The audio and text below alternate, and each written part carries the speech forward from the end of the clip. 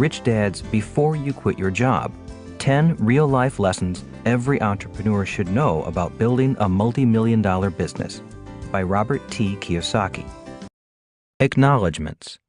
Entrepreneurship is as much a spirit as it is a calling. It's a fire that burns deep inside, a fire that fuels the leaders among us to defy the odds, hold fast to our dreams, and invent the future. Before You Quit Your Job is a tribute to entrepreneurs around the world who refuse to back down from their dreams. I acknowledge all those who have inspired me to never lose my passion to be a catalyst of change, to challenge the status quo, and to stay the course. Thank you. Robert T. Kiyosaki. Introduction. What makes entrepreneurs different? One of the most frightening days of my life was the day I quit my job and officially became an entrepreneur. On that day, I knew there were no more steady paychecks, no more health insurance or retirement plans, no more days off for being sick or paid vacations. On that day, my income went to zero. The terror of not having a steady paycheck was one of the most frightening experiences I had ever experienced. Worst of all, I did not know how long it would be before I would have another steady paycheck. It might be years. The moment I quit my job, I knew the real reason why many employees do not become entrepreneurs. It is fear of not having any money, no guaranteed income, no steady paycheck. Very few people can operate for long periods of time without money. Entrepreneurs are different, and one of those differences is the ability to operate sanely and intelligently without money. On that same day, my expenses went up.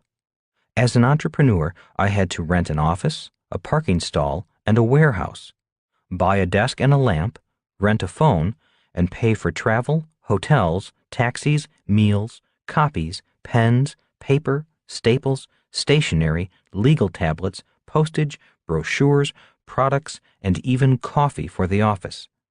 I also had to hire a secretary, an accountant, an attorney, a bookkeeper, a business insurance agent, and even a janitorial service.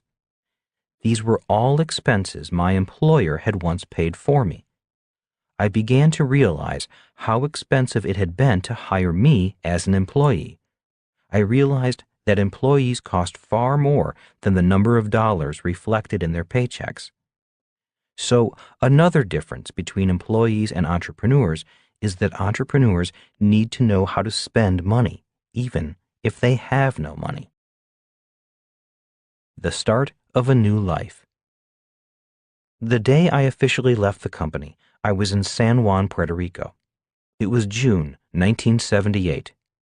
I was in Puerto Rico because I was attending the Xerox Corporation's President's Club celebration, an event recognizing the top achievers in the company. People had come from all over the world to be recognized. It was a great event, a gala I will always remember. I could not believe how much money Xerox was spending just to recognize the top salespeople in the company. But even though it was a celebration, I was having a miserable time. Throughout the 3-day event, all I could think about was leaving the job, the steady paycheck, and the security of the company. I realized that once the party in San Juan was over, I was going to go on my own. I was not going back to work at the Honolulu branch office or the Xerox Corporation. When leaving San Juan, our plane experienced some kind of emergency. In preparing to land at Miami, the pilot had us all brace, cradle our heads, and prepare for a possible crash. I was already feeling bad enough about this being my first day as an entrepreneur, but now I had to prepare to die on top of it? My first day as an entrepreneur was not off to a very good start. Obviously, the plane did not crash, and I flew on to Chicago, where I was going to do a sales presentation for my line of nylon surfer wallets. I arrived at the Chicago Mercantile Mart late because of the flight delays, and the client I was supposed to meet, a buyer from a large chain of department stores, was already gone. Once again, I thought to myself, this is not a good way to start my new career as an entrepreneur. If I don't make this sale, there will be no income for the business, no paycheck for me, and no food on the table. Since I like to eat, having no food disturbed me the most. Are some people born entrepreneurs? Are people born entrepreneurs, or are they trained to be entrepreneurs? When I asked my rich dad his opinion on this age-old question, he said, "Asking if people are born or trained to be entrepreneurs is a question that makes no sense. It would be like asking if people are born employees or trained to become employees." He went on to say, people are trainable. They can be trained to be either employees or entrepreneurs. The reason there are more employees than entrepreneurs is simply because our schools train young people to become employees. That is why so many parents say to their child, "Go to school so you can get a good job." I have yet to hear any parent say, "Go to school so you can become an entrepreneur." Employees are a new phenomenon. The employee is a rather new phenomenon. During the agrarian age, most people were entrepreneurs. Many were farmers who worked the king's lands. They did not receive a paycheck from the king. In fact, it was the other way around. The farmer paid the king a tax for the right to use the land. Those who were not farmers were tradespeople, aka small business entrepreneurs. They were butchers, bakers, and candlestick makers. Their last names often reflected their business. That is why today many people are named Smith for the village blacksmith, baker for bakery owners, and farmer because their family's business was farming. They were entrepreneurs, not employees. Most children who were raised in entrepreneurial families followed in their parents' footsteps and also became entrepreneurs. Again, it is just a matter of training. It was during the industrial age that the demand for employees grew. In response, the government took over the task of mass education and adopted the Prussian system, upon which most Western school systems in the world are modeled. When you research the philosophy behind Prussian education, you will find that the stated purpose was to produce soldiers and employees, people who would follow orders and do as they were told. The Prussian system of education is a great system for mass-producing employees. It is a matter of training. The most famous entrepreneurs. You may also have noticed that many of our most famous entrepreneurs did not finish school. Some of those entrepreneurs are Thomas Edison, founder of General Electric; Henry Ford, founder of Ford Motor Company; Bill Gates, founder of Microsoft; Richard Branson, founder of Virgin; Michael Dell, founder of Dell Computers; Steve Jobs, founder of Apple and Pixar; and Ted Turner, founder of CNN. Obviously, there are other entrepreneurs who did well in school, but few are as famous as these. The transition from employee to entrepreneur. I know I was not born a natural entrepreneur. I had to be trained. My rich dad guided me through a process of starting as an employee to eventually becoming an entrepreneur. For me, it was not an easy process. There was a lot I had to unlearn before I could begin to understand the lessons he was trying to teach me. It was difficult hearing what my rich dad had to say because what he said was exactly opposite from the lessons my poor dad was trying to teach me. Every time my rich dad talked about entrepreneurship, he was talking about freedom. Every time my poor dad talked to me about going to school to get a job, he was talking about security. The clash of these two philosophies going on in my head was confusing me. Finally, I asked Rich Dad about the difference in philosophies. I asked, "Aren't security and freedom the same thing?" Smiling, he replied, "Security and freedom are not the same. In fact, they are opposites. The more security you seek, the less freedom you have. The people with the most security are in jail. That is why it is called maximum security. He went on to say, if you want freedom, you need to let go of security. Employees desire security. Entrepreneurs seek freedom. So the question is, can anyone become an entrepreneur? My answer is yes. It begins with a change in philosophy. It begins with a desire for more freedom than security. From caterpillar to butterfly. We all know that a caterpillar spins a cocoon and one day emerges as a butterfly. It is a change so profound it is known as a metamorphosis. One of the definitions of metamorphosis is a striking alteration in character. This book is about a similar metamorphosis. This book is about the changes a person goes through when transitioning from employee to entrepreneur. While many people dream of quitting their job and starting their own business, only a few actually do it. Why? Because the transition from employee to entrepreneur is more than changing jobs. It is a true metamorphosis. Entrepreneur books written by non-entrepreneurs. Over the years, I have read many books about entrepreneurs and entrepreneurship. I studied the lives of entrepreneurs such as Thomas Edison, Bill Gates, Richard Branson, and Henry Ford. I also read books on different entrepreneurial philosophies and what makes some entrepreneurs better than others. In every book, good or bad, I found some priceless bit of information or wisdom that has helped me in my quest to become a better entrepreneur. Looking back at the books I have read, I noticed that they fall into two basic categories: books written by entrepreneurs and books written by non-entrepreneurs. Most of the books are written by non-entrepreneurs, people who are professional authors, journalists, or college professors. While I have gotten something important from every book, regardless of who wrote it, I did find something missing. What I found missing was that down in the gutter, kicked in the gut, stabbed in the back, terrifying mistakes and horror stories that almost every entrepreneur goes through. Most of the books paint a picture of the entrepreneur as a brilliant, suave, cool business person who handles every challenge with ease. The books about great entrepreneurs often make it sound like they were born entrepreneurs. And granted, many of them were. Just as there are natural and gifted athletes, there are natural and gifted entrepreneurs. And most books are written about such people. Books on entrepreneurship written by college professors have a different flavor.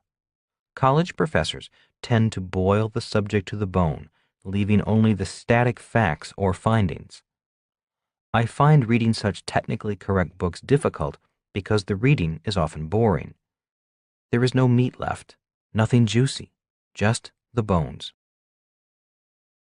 How this book is different. This is a book about entrepreneurship written by an entrepreneur who has experienced the ups and downs, the successes and failures of the real world. Today, the Rich Dad Company is an international business with products in 42 different languages, doing business in over 55 countries. But it all started as a company that my wife Kim and I started in 1997. Our initial investment was $1,500. My first book, Rich Dad, Poor Dad, has been on the New York Times bestseller list for over 4.5 years, an accomplishment shared by only 3 other books. Maybe, as you listen to this book, it will still be on the list. Rather than tell you how smart I am at business, which I am not, I thought it better to write a different type of book on entrepreneurship. Rather than tell you how I brilliantly sailed over the tallest peaks and made millions, I thought you might learn more from how I dug many deep holes, fell into them, and then had to dig my way out. Rather than tell you about all my successes, I believe you will learn more from my failures. Why write about failures? Many people do not become entrepreneurs because they are afraid of failing. By writing about the things many people are afraid of, I hope to help you better decide if becoming an entrepreneur is for you. My intent is not to frighten you off.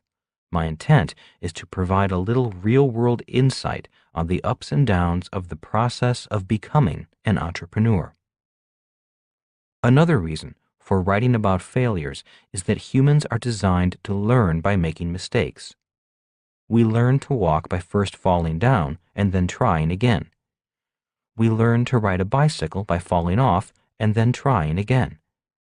If we had never risked falling, we would go through life crawling like caterpillars. One of the missing elements I have found in reading many of the books about entrepreneurship, especially those written by college professors, is that they do not go into the emotional trials and tribulations an entrepreneur goes through.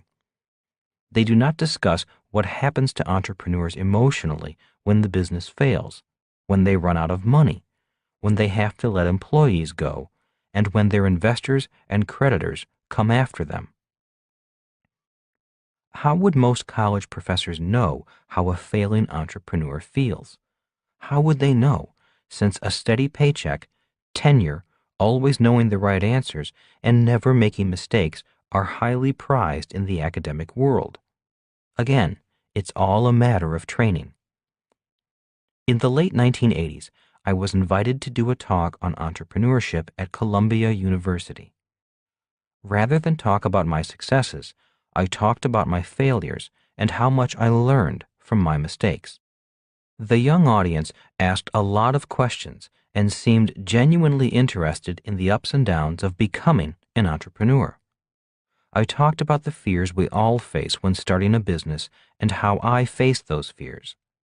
I shared with them some of the more stupid mistakes I made and how those mistakes later became valuable lessons I would never have learned if I had not made the mistakes. I talked about the pain of having to shut a business down and lay people off because of my incompetence. I also shared with them how all my mistakes eventually made me a better entrepreneur, very rich, and, most important, financially free, never needing a job again. All in all, I thought it was an objective and realistic talk on the process of becoming an entrepreneur. A few weeks later, I found out that the faculty member who had invited me to speak at the university was called into her department head's office and reprimanded. His final words to her were, "We do not allow failures to speak at Columbia." What is an entrepreneur? Now that we have torn into college professors, it is time to give them some credit. One of the better definitions of an entrepreneur is from Howard H. Stevenson, a professor at Harvard University. He says, entrepreneurship is an approach to management that we define as follows: the pursuit of opportunity without regard to resources currently controlled. In my opinion, this is one of the most brilliant definitions of what an entrepreneur is. It is bare bones and brilliant. The power of excuses.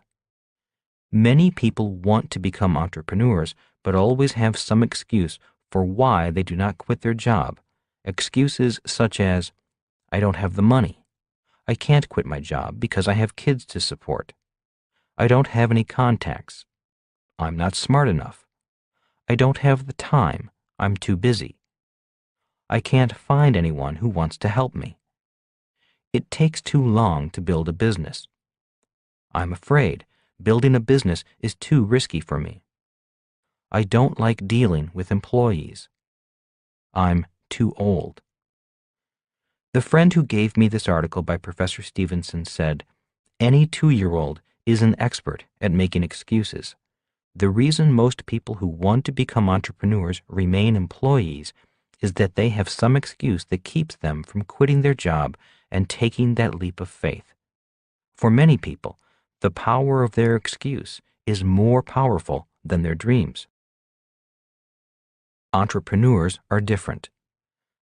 Mr. Stevenson had many other bare-bone gems in his article, especially when he compared promoters, entrepreneurs, to trustees, employees, as he labels them.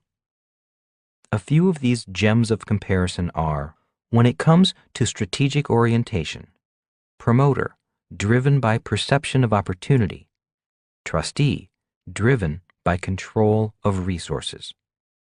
In other words, entrepreneurs are always looking for the opportunity without much regard to whether they have resources. Employee-type persons focus on what resources they have or do not have, which is why so many people say, "How can I start my business? I don't have the money." An entrepreneur would say, "Tie up the deal and then we'll find the money." This difference in mindsets is a very big difference between an employee and an entrepreneur. This is also why my poor dad often said, "I can't afford it." Being an employee, he looked at his resources.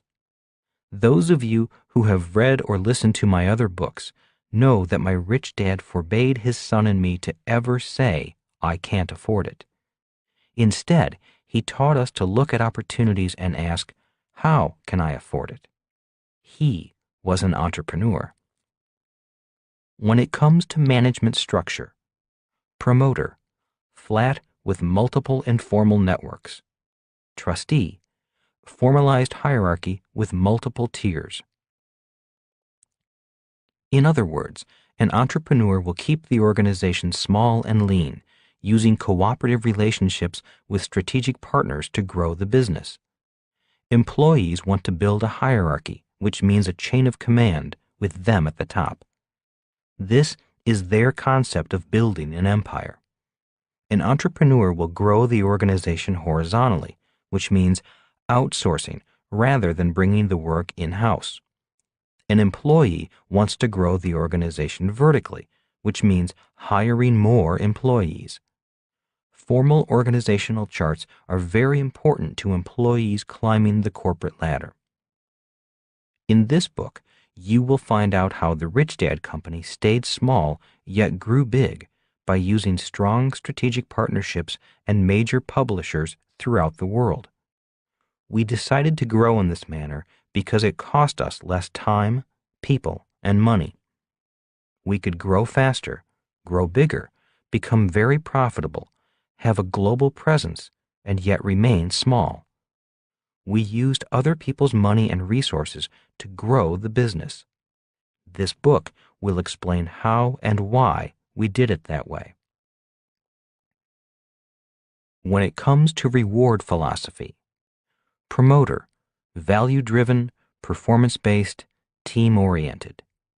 Trustee, security-driven, resource-based, job promotion-oriented.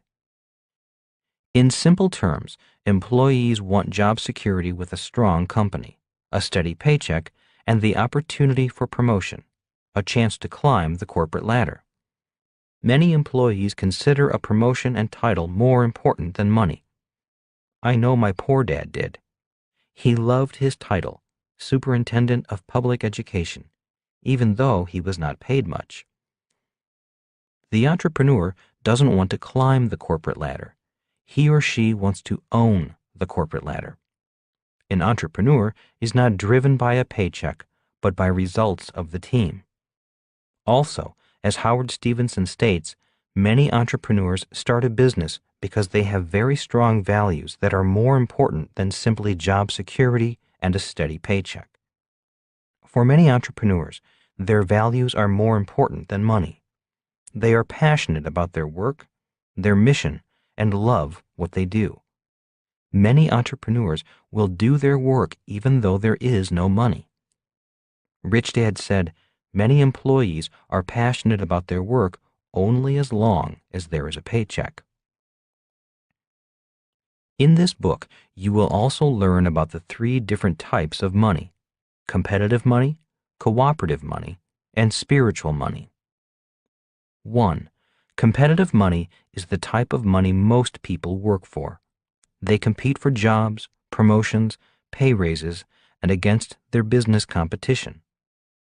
2. Cooperative money is achieved by networking instead of competing. In this book, you will find out how the Rich Dad Company expanded rapidly with very little money, simply by working for cooperative money. 3. A significant part of this book is dedicated to the mission of a business, the values. While we all know that there are many entrepreneurs who are opportunists, working only for competitive money, there are others who build a business on a strong mission, working for spiritual money, the best of all money. Different styles of management. There are two other points in the article that are refreshing, especially from a college professor. Howard Stevenson acknowledges that many people say that entrepreneurs are not good managers. Instead of agreeing with this commonly accepted point of view, he writes, "The entrepreneur is stereotyped as egocentric and idiosyncratic and thus unable to manage. However, although the managerial task is substantially different for the entrepreneur, the management skill is nonetheless essential." Right on, Howard. In other words, entrepreneurs manage people differently. The next point explains why there are differences in management style between entrepreneurs and employees. Know how to use other people's resources. The other point Stevenson makes correlates closely with his definition of an entrepreneur. The definition is, entrepreneurship is an approach to management that we define as follows: the pursuit of opportunity without regard to resources currently controlled. He states, entrepreneurs learn to use other people's resources well. This is what causes the difference in management style. Employees want to hire people so they can manage them. It puts them in direct control over them. They will do as they are told, or they are fired. This is why employee types want to build vertical hierarchies. They want the Prussian style of management. They want people to jump when they say jump. Since entrepreneurs are not necessarily managing employees, they need to manage people differently. Very simply put, entrepreneurs need to know how to manage other entrepreneurs. If you say jump to an entrepreneur, he or she usually responds with some rude comment or gesture.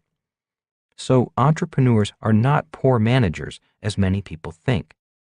They simply have a very different management style because they are managing people they cannot tell what to do or fire. This difference in management style also explains why employee types work for competitive money, and entrepreneurs tend to work for cooperative money. Entrepreneurs looking for employees. Some of the more common complaints heard from new entrepreneurs are, "I can't find good employees," or "employees just don't want to work," or "all employees want is more money." This is a problem for a new entrepreneur with a confused management style. Management style is a matter of training. Again, compliments to Howard Stevenson, a college professor, for getting to the bare bones differences between entrepreneur and employee. Don't wait until all lights are green.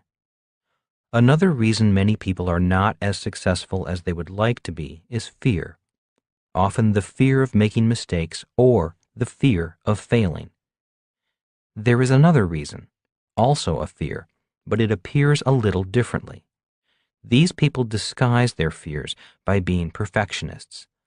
They are waiting for all the stars to line up before starting their business. They want all the lights to be green before they will pull out of the driveway. When it comes to entrepreneurship, many of these people are still stuck in the driveway with their engine idling. 3 parts of a business deal. One of the best entrepreneurs I have ever known is a friend and business partner of mine. I have formed several companies with him, 3 that went public and have made us millions of dollars. He believes that there are 3 parts to putting a business deal together. 1. Finding the right people. 2. Finding the right opportunity. 3. Finding the money. He explained, rarely do all three pieces come together at the same time. Sometimes you have the people, but you do not have the deal or the money. Sometimes you have the money, but no deal or people. He also said, the most important job of an entrepreneur is to grab one piece and then begin to put the other two pieces together. That may take a week or it may take years, but if you have one piece, at least you've gotten started. In other words, an entrepreneur does not care if 2 out of 3 lights are red. In fact, an entrepreneur does not care if all 3 lights are red. Red lights do not prevent an entrepreneur from being an entrepreneur. Anything worth doing is worth doing poorly. Have you ever noticed that software, such as Microsoft Windows, comes in different versions? That means they have improved their product and now want you to buy the better version. In other words, the first product they sold you was not perfect. They may have sold it to you knowing that it had flaws and bugs and needed to be improved. Many people fail to get to market because they are constantly perfecting their product. Like the person who was waiting for all the lights to be green, some entrepreneurs never get to market because they are looking for or working on perfecting their product or writing the perfect business plan. My rich dad often said, anything worth doing is worth doing poorly. Henry Ford said, thank God for my customers. They buy my products before they are perfected. In other words, entrepreneurs start and continue to improve themselves, their businesses, and their products. Many people will not start unless everything is perfect. That is why many of them never start. Knowing when to introduce a product into the marketplace is as much an art as it is a science. You may not want to wait for a product to be perfect. It may never be perfect. It just has to be good enough. It merely has to work well enough to be accepted in the marketplace. However, if the product is so flawed that it doesn't work for its intended purpose, or otherwise does not meet marketplace expectations or causes problems, it can be very difficult to reestablish credibility and a reputation for quality. One of the marks of a successful entrepreneur is being able to assess the expectations of the marketplace and know when to stop developing and start marketing. If the product is put on the market a little prematurely, then the entrepreneur can simply improve it and take steps to maintain goodwill in the marketplace. On the other hand, delay in introducing a product can mean opportunities irretrievably lost, a window of opportunity missed. For those of you who remember the early versions of Windows, you'll recall how frequently your computer crashed. There were some who said that Windows was so full of bugs that it should have come with a can of insecticide. If an automobile broke down as frequently as Windows did, it would not have been acceptable in the marketplace.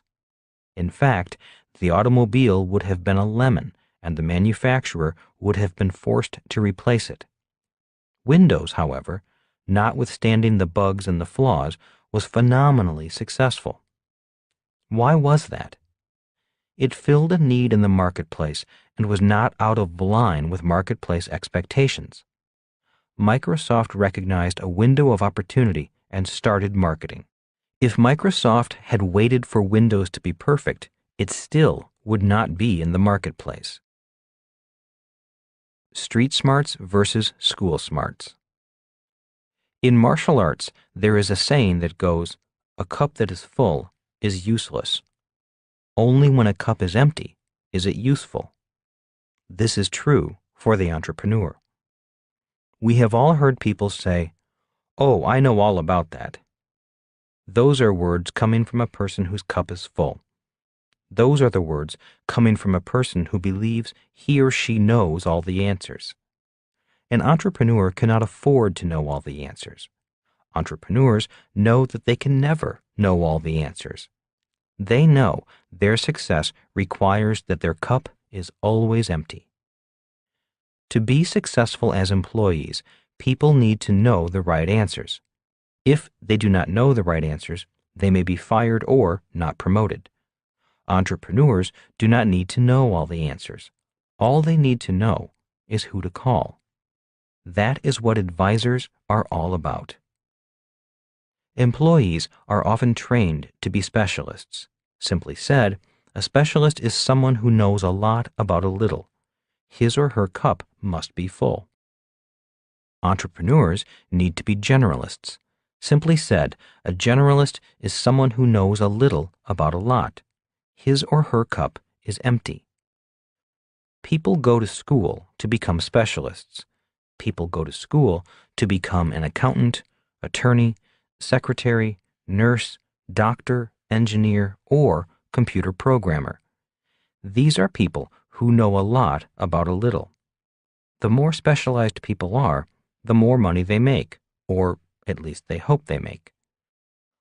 What makes an entrepreneur different is entrepreneurs must know a little about accounting, the law, engineering systems, business systems, insurance, product design, finance, investing, people, sales, marketing, public speaking, raising capital, and dealing with different people trained in different specialties.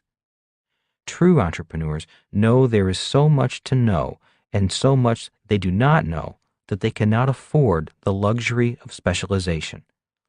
That is why their cup must always be empty. They must always be learning. No graduation day. This means the entrepreneur must be a very proactive learner. Once I crossed the line from employee to entrepreneur, my real education began. I was soon reading every book on business I could get my hands on, reading financial newspapers and attending seminars. I knew I did not know all the answers. I knew I had to learn a lot and learn it fast. Today, nothing has changed. I know that my education as an entrepreneur will never have a graduation day. I will always be learning. In other words, when I am not working, I am reading or studying, and then applying what I learn to the business. Over the years, this constant study and then application to the business has been one of my most important habits for success. As I said, I was not a natural entrepreneur as some of my friends were, but as in the race between the turtle and the hare, I slowly but surely caught up with and passed some of my friends whose cups became full when they achieved success. A true entrepreneur has no graduation day. Over-specialized. In Rich Dad's Cash Flow Quadrant, the second book in the Rich Dad series, the E stands for employee. The S stands for self-employed, small business, or specialist. The B stands for big business owner. The I stands for investor. One of the reasons so many entrepreneurs are in the S quadrant rather than the B quadrant is that they are overly specialized. For example, medical doctors in private practice are technically entrepreneurs, but may find it hard to migrate from the S quadrant to the B quadrant because their training is too specialized. Their cup is full. For a person to move from S to B, he or she will need more generalized training and must always have an empty cup. Here's a side note on the cash flow quadrant. One of the reasons why Rich Dad recommended I become an entrepreneur in the B and I quadrants is that the tax laws are most favorable in those quadrants. The tax laws are not as favorable for employees or self-employed people, the E and S quadrants. The tax code offers greater incentives, or loopholes, for people who either hire a lot of people in the B quadrant or invest in projects the government wants growth in, investments such as low-income housing. In summary, taxes are different in different quadrants. This book will go into the differences in each quadrant and how an entrepreneur can migrate from one quadrant to another, especially from the S quadrant to the B quadrant. A list of differences.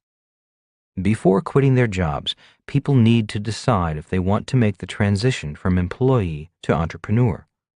The transition, or metamorphosis, requires a change to some of the following traits: a mindset of freedom instead of security, the ability to operate without money, the ability to operate without security, a focus on opportunity rather than resources, different management styles to manage different people, the ability to manage people and resources they do not control, a focus on team and value rather than pay or promotion, an active learner, no graduation day, generalized education rather than specialized, the courage to be responsible for the entire business. You may notice that farmers, possibly our earliest entrepreneurs, have had to develop most of these traits in order to survive as farmers. Most had to plant in the spring in order to harvest in the fall. Most had to pray that the weather was in their favor and that pests, diseases, and insects left enough for their family to live on through a long, hard winter. Rich Dad said, "If you have the mindset and toughness of a farmer, you will be a great entrepreneur." A pot of gold at the end of the rainbow. While this book starts off describing the process of becoming an entrepreneur as a painful and time-consuming process, I also want to let you know that there is a pot of gold at the end of the rainbow. As with any learning process, even learning to walk or ride a bicycle, the start of the process is always the hardest. You may recall that my first official day as an entrepreneur was not a good day. But if you stick with the learning process, your world will change, just as your world changed when you finally learned to walk or ride a bike. The same is true with entrepreneurship. For me, the pot of gold at the end of the rainbow has been greater than my wildest dreams. The process of becoming an entrepreneur has made me far richer than I could have become as an employee. Also, I have become somewhat famous and recognized throughout the world. I doubt if I would have become famous as an employee. Most important, our products have reached people throughout the world and in some ways have helped to make their lives a little better. The best part of learning to be an entrepreneur is being able to serve more and more people. Being able to serve more people has been my primary reason for becoming an entrepreneur. The philosophy of an entrepreneur. Becoming an entrepreneur began with a change of philosophy. The day in Puerto Rico that I left the Xerox Corporation, my philosophy shifted from the philosophy of my poor dad to the philosophy of my rich dad. The shift looked like this: from a desire for security to a desire for freedom, from a desire for a steady paycheck to the desire for great wealth, from seeing value in dependence to seeing value in independence, to make my own rules rather than obey someone else's rules, from a desire to give orders rather than take orders, a willingness to be fully responsible rather than say, "It's not my job," to determine the culture of a company rather than try to fit into some other company's culture, to make a difference in this world rather than complain about the problems of the world, to find a problem and turn it into a business opportunity, to choose to be an entrepreneur rather than an employee. The new super entrepreneurs. In 1989, the world went through perhaps the biggest change in history. In 1989, the Berlin Wall came down and the Internet went up. In 1989, the Cold War ended and globalization started to take off. The world went from walls to web, from division to integration.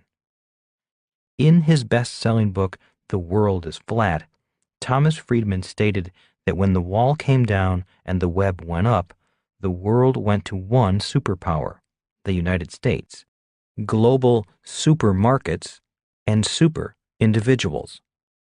My prediction is there will soon be new super entrepreneurs whose wealth will dwarf the wealth of today's mega-rich entrepreneurs. In the 1980s, Bill Gates and Michael Dell were the hot young billionaire entrepreneurs. Then Sergey Brin and Larry Page, founders of Google, and Mark Zuckerberg of Facebook became the hot new billionaire entrepreneurs. My prediction is the next super entrepreneurs will not be from the United States. Why? Once again, the answer is that walls have turned into webs. In 1996, the Telecom Reform Act and money from Wall Street gave rise to such companies as Global Crossing, a bankrupt company that did one important task. It linked the world with fiber optics. Once this fiber optic network was in place, brain power from countries such as India did not need to emigrate to Silicon Valley to find work. The brain power of India could now work from home for much lower wages. Due to the power of fiber optic cables and the internet, my prediction is that the next Bill Gates or Sergey Brin will come from outside the United States, possibly from India, China, Singapore, Ireland, New Zealand, or Eastern Europe. Brainpower, innovation, technology, and access to the world's supermarkets will create the next teenage multi-billionaire or trillionaire entrepreneur. Today, many Americans are panicked at the idea that our high-paying jobs are being outsourced, shipped not only to India, but all over the world. Today, even tasks performed by accountants, lawyers, stockbrokers, and travel agents can be performed somewhere else in the world for a lower price. No more high-paying jobs. So what does this do to the industrial age advice, go to school so you can find a good secure job with high pay, or work hard and climb the corporate ladder? In my opinion, this old industrial age advice is toast. Many employees will have less work to find, much less, since the person competing for their job lives thousands of miles away. Most of us know that wages have not gone up for many workers. How can their wages go up when someone else is willing to work for so much less? One big difference between an entrepreneur and an employee is that an entrepreneur is excited about the changes that the shift from wall to web is bringing. Many employees are terrified of the changes. One last difference. The last difference I will mention is the difference in pay between employees and entrepreneurs. Some of the most famous CEOs, like Steve Jobs and Warren Buffett, have the lowest salaries. Could it be because CEOs who are employees work for a paycheck, and CEOs who are entrepreneurs work for some other kind of pay? Are you an entrepreneur? As you can tell, there are differences between employees and entrepreneurs. The purpose of this book is to go deeper into those differences so you can decide, before you quit your job, if being an entrepreneur is the path for you. In conclusion, in my opinion, the biggest difference between an entrepreneur and an employee is found in the differences between the desire for security and the desire for freedom. My rich dad said, if you become a successful entrepreneur, you will come to know a freedom very few people will ever know. It is not simply a matter of having a lot of money or free time. It is freedom from the fear of fear itself. Freedom from the fear of fear? I asked. Nodding, he continued. When you look under the covers of the word security, you find fear hiding there. This is the reason most people say, get a good education. It's not out of the love of study or scholarship. It is out of fear, the fear you won't get a good job or be able to earn money. Look at how a teacher motivates students in school. It is motivation by fear. They say, if you don't study, you will fail. They use the fear of failing to motivate students to study. When the student graduates and gets a job, once again, the motivation is fear.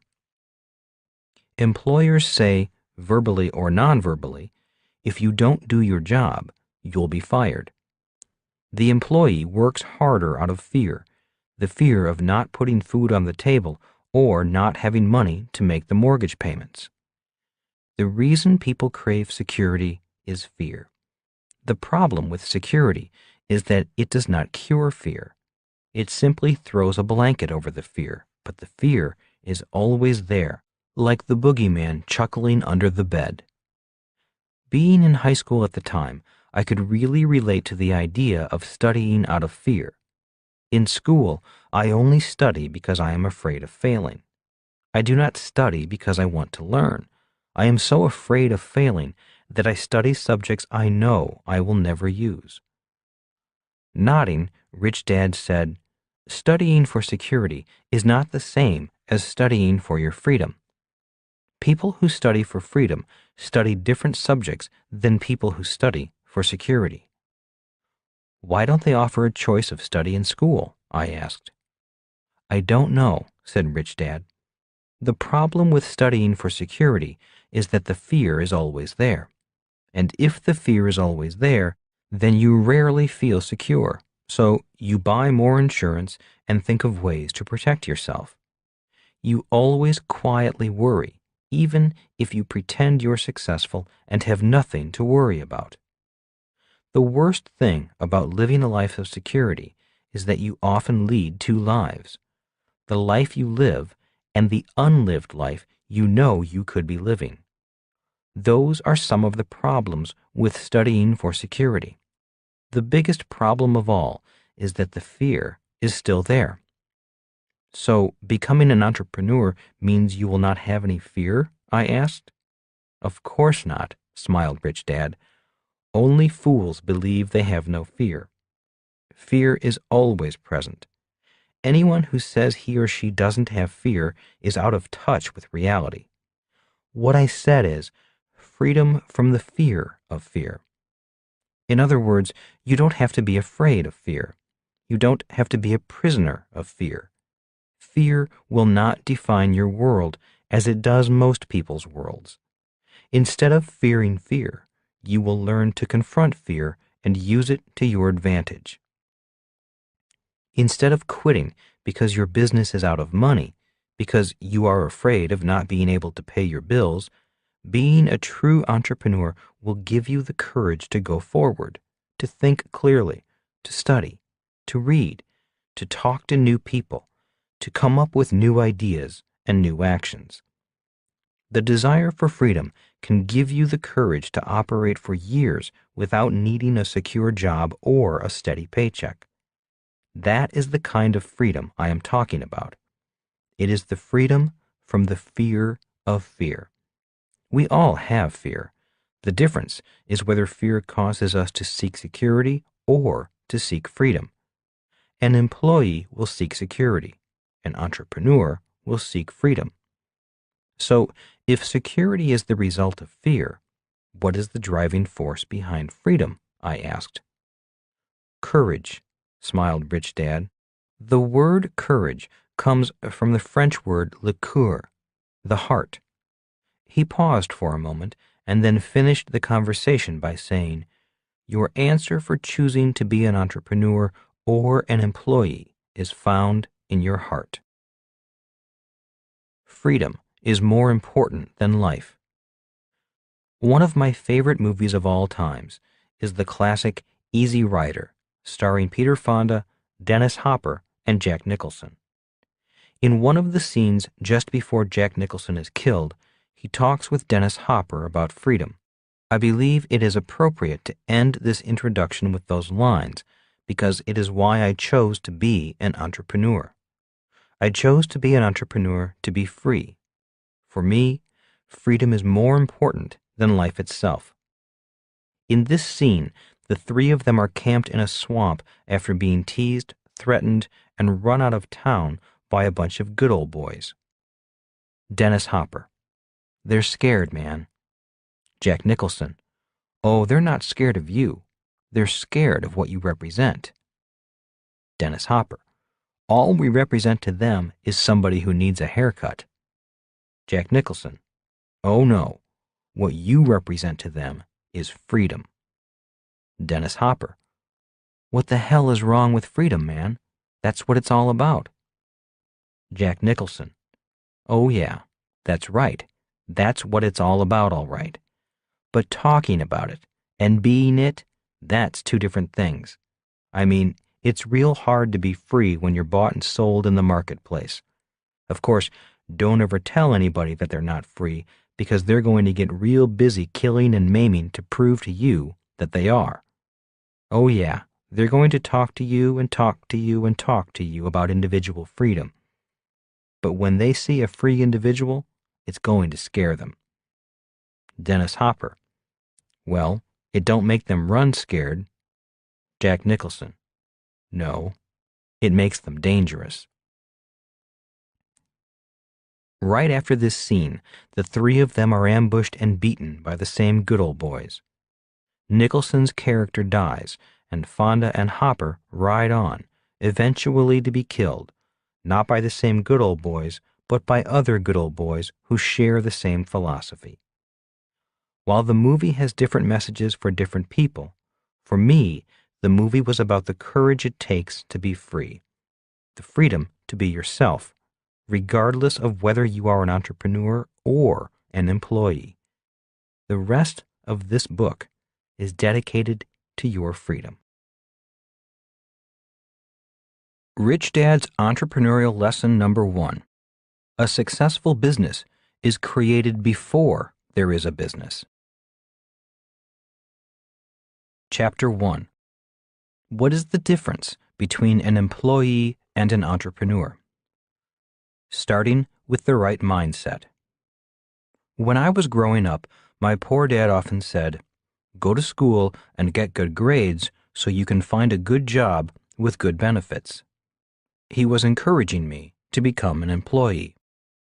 My rich dad often said, "Learn to build your own business and hire good people." He was encouraging me to become an entrepreneur. One day, I asked my rich dad what the difference was between an employee and an entrepreneur. His reply was, "Employees look for a job after the business is built. An entrepreneur's work begins before there is a business." 99% failure rate. Statistics show that 90% of all new businesses fail within the first 5 years. Statistics also show that 90% of the 10% that survive the first 5 years fail before their 10th anniversary. In other words, approximately 99% of all startup businesses fail within 10 years. Why? While the reasons are many, the following are some of the more critical ones. Our schools train students to be employees who look for jobs rather than train entrepreneurs who create jobs and businesses. The skills to be a good employee are not the same skills required to be a good entrepreneur. Many entrepreneurs fail to build a business. Instead, they work hard building a job that they own. They become self-employed rather than business owners. Many entrepreneurs work longer hours and are paid less per hour than their employees. Hence, many quit out of exhaustion. Many new entrepreneurs start without enough real-life experience and without enough capital.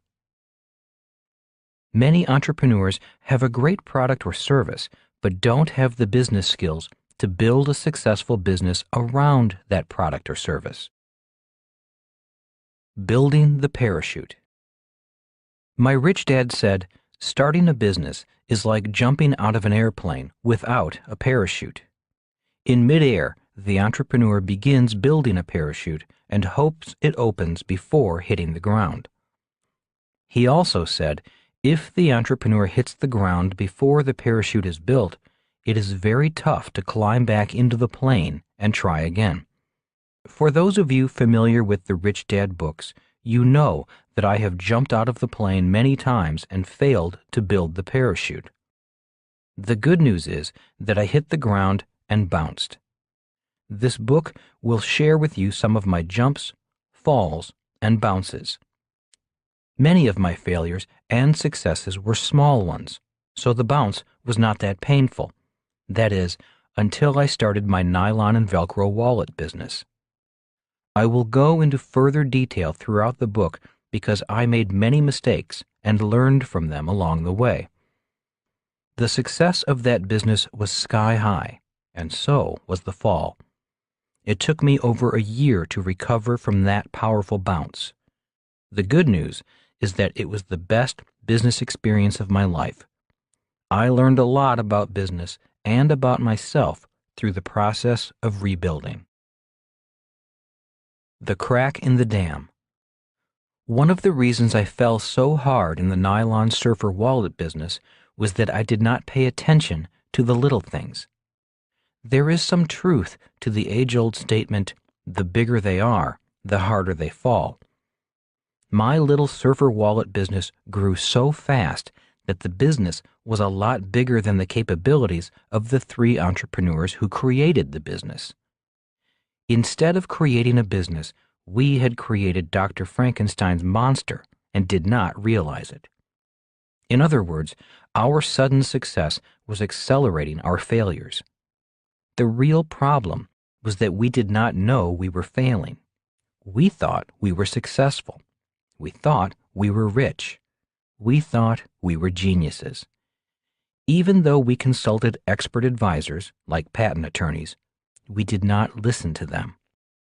As 3 successful entrepreneurs in our late 20s and early 30s, we took our minds off the business and partied into the night.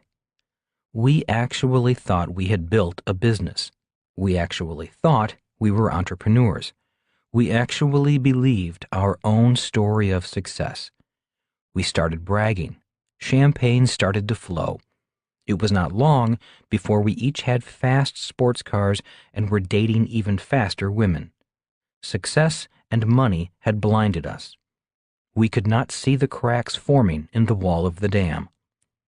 Finally, the dam broke. The house of cards started tumbling down around us.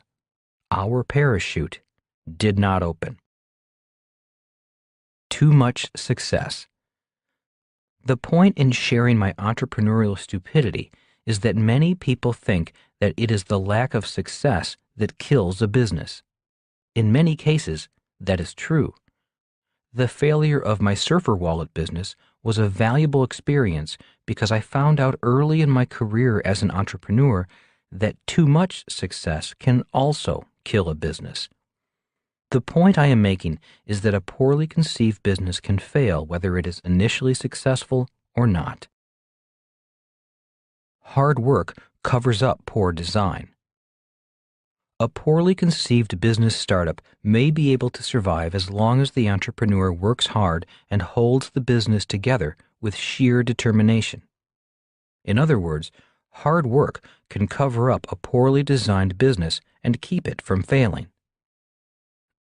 The world is filled with millions of small business entrepreneurs who are able to keep their leaky business afloat with hard work, sheer willpower, duct tape, and baling wire. The problem is, if they stop working, the business breaks apart and sinks. All over the world, entrepreneurs kiss their families goodbye and head off to their own businesses, their pieces of the rock. Many of them go to work, thinking that working harder and longer will solve their business problems. Problems such as not enough sales, unhappy employees, incompetent advisors, not enough cash flow to grow the business, increases in suppliers' prices, rising insurance premiums, increases in landlords' rent, changing government regulations, government inspectors, increasing taxes, back taxes, unhappy customers, non-paying customers, and not enough time in the day, to name a few. Many entrepreneurs do not realize that many of the problems their businesses face today began yesterday, long before there was a business. One of the primary reasons for the high failure rate of small businesses is sheer exhaustion. It's tough to make money and keep going when so much of your time is tied up in activities that do not make you any money or that cost you money without offsetting income. If you are thinking about starting your own business, before you quit your job, you might want to talk to some entrepreneurs about how much time they spend on non-income producing activities to run their business and how they handle this challenge. As a friend of mine once said, "I'm so busy taking care of my business that I don't have time to make any money." Do long hours and hard work guarantee success? A friend of mine quit his high-paying job with a large bank in Honolulu and opened a tiny lunch shop in the industrial part of town. He had always wanted to be his own boss and do his own thing. As a loan officer for the bank, he saw that the richest customers of the bank were entrepreneurs, and he wanted a piece of the action. So he quit his job and went for his dream. Every morning, he and his mom would get up at 4 o'clock to begin preparing for the lunch crowd. The two of them worked very hard, scrimping and cutting corners in order to serve great-tasting lunches with generous portions at low prices. For years, I would stop by, have lunch, and find out how they were doing. They seemed very happy, enjoying their customers and their work. "Someday we'll expand," said my friend. "Someday we'll hire people to do the hard work for us." The problem was that someday never came. His mom passed away, the business closed, and my friend took a job as manager of a fast food franchise restaurant. He returned to being an employee. The last time I saw him, he said, "The pay isn't great, but at least the hours are better." In his case, his parachute did not open. He hit the ground before he built a business. Now, I can hear some of you saying, "At least he went for it," or "It was just bad luck. If his mom had lived, they might have expanded and gone on to make a lot of money," or "How can you criticize such good, hard-working people?" And I agree with these sentiments. My intent is not to criticize them.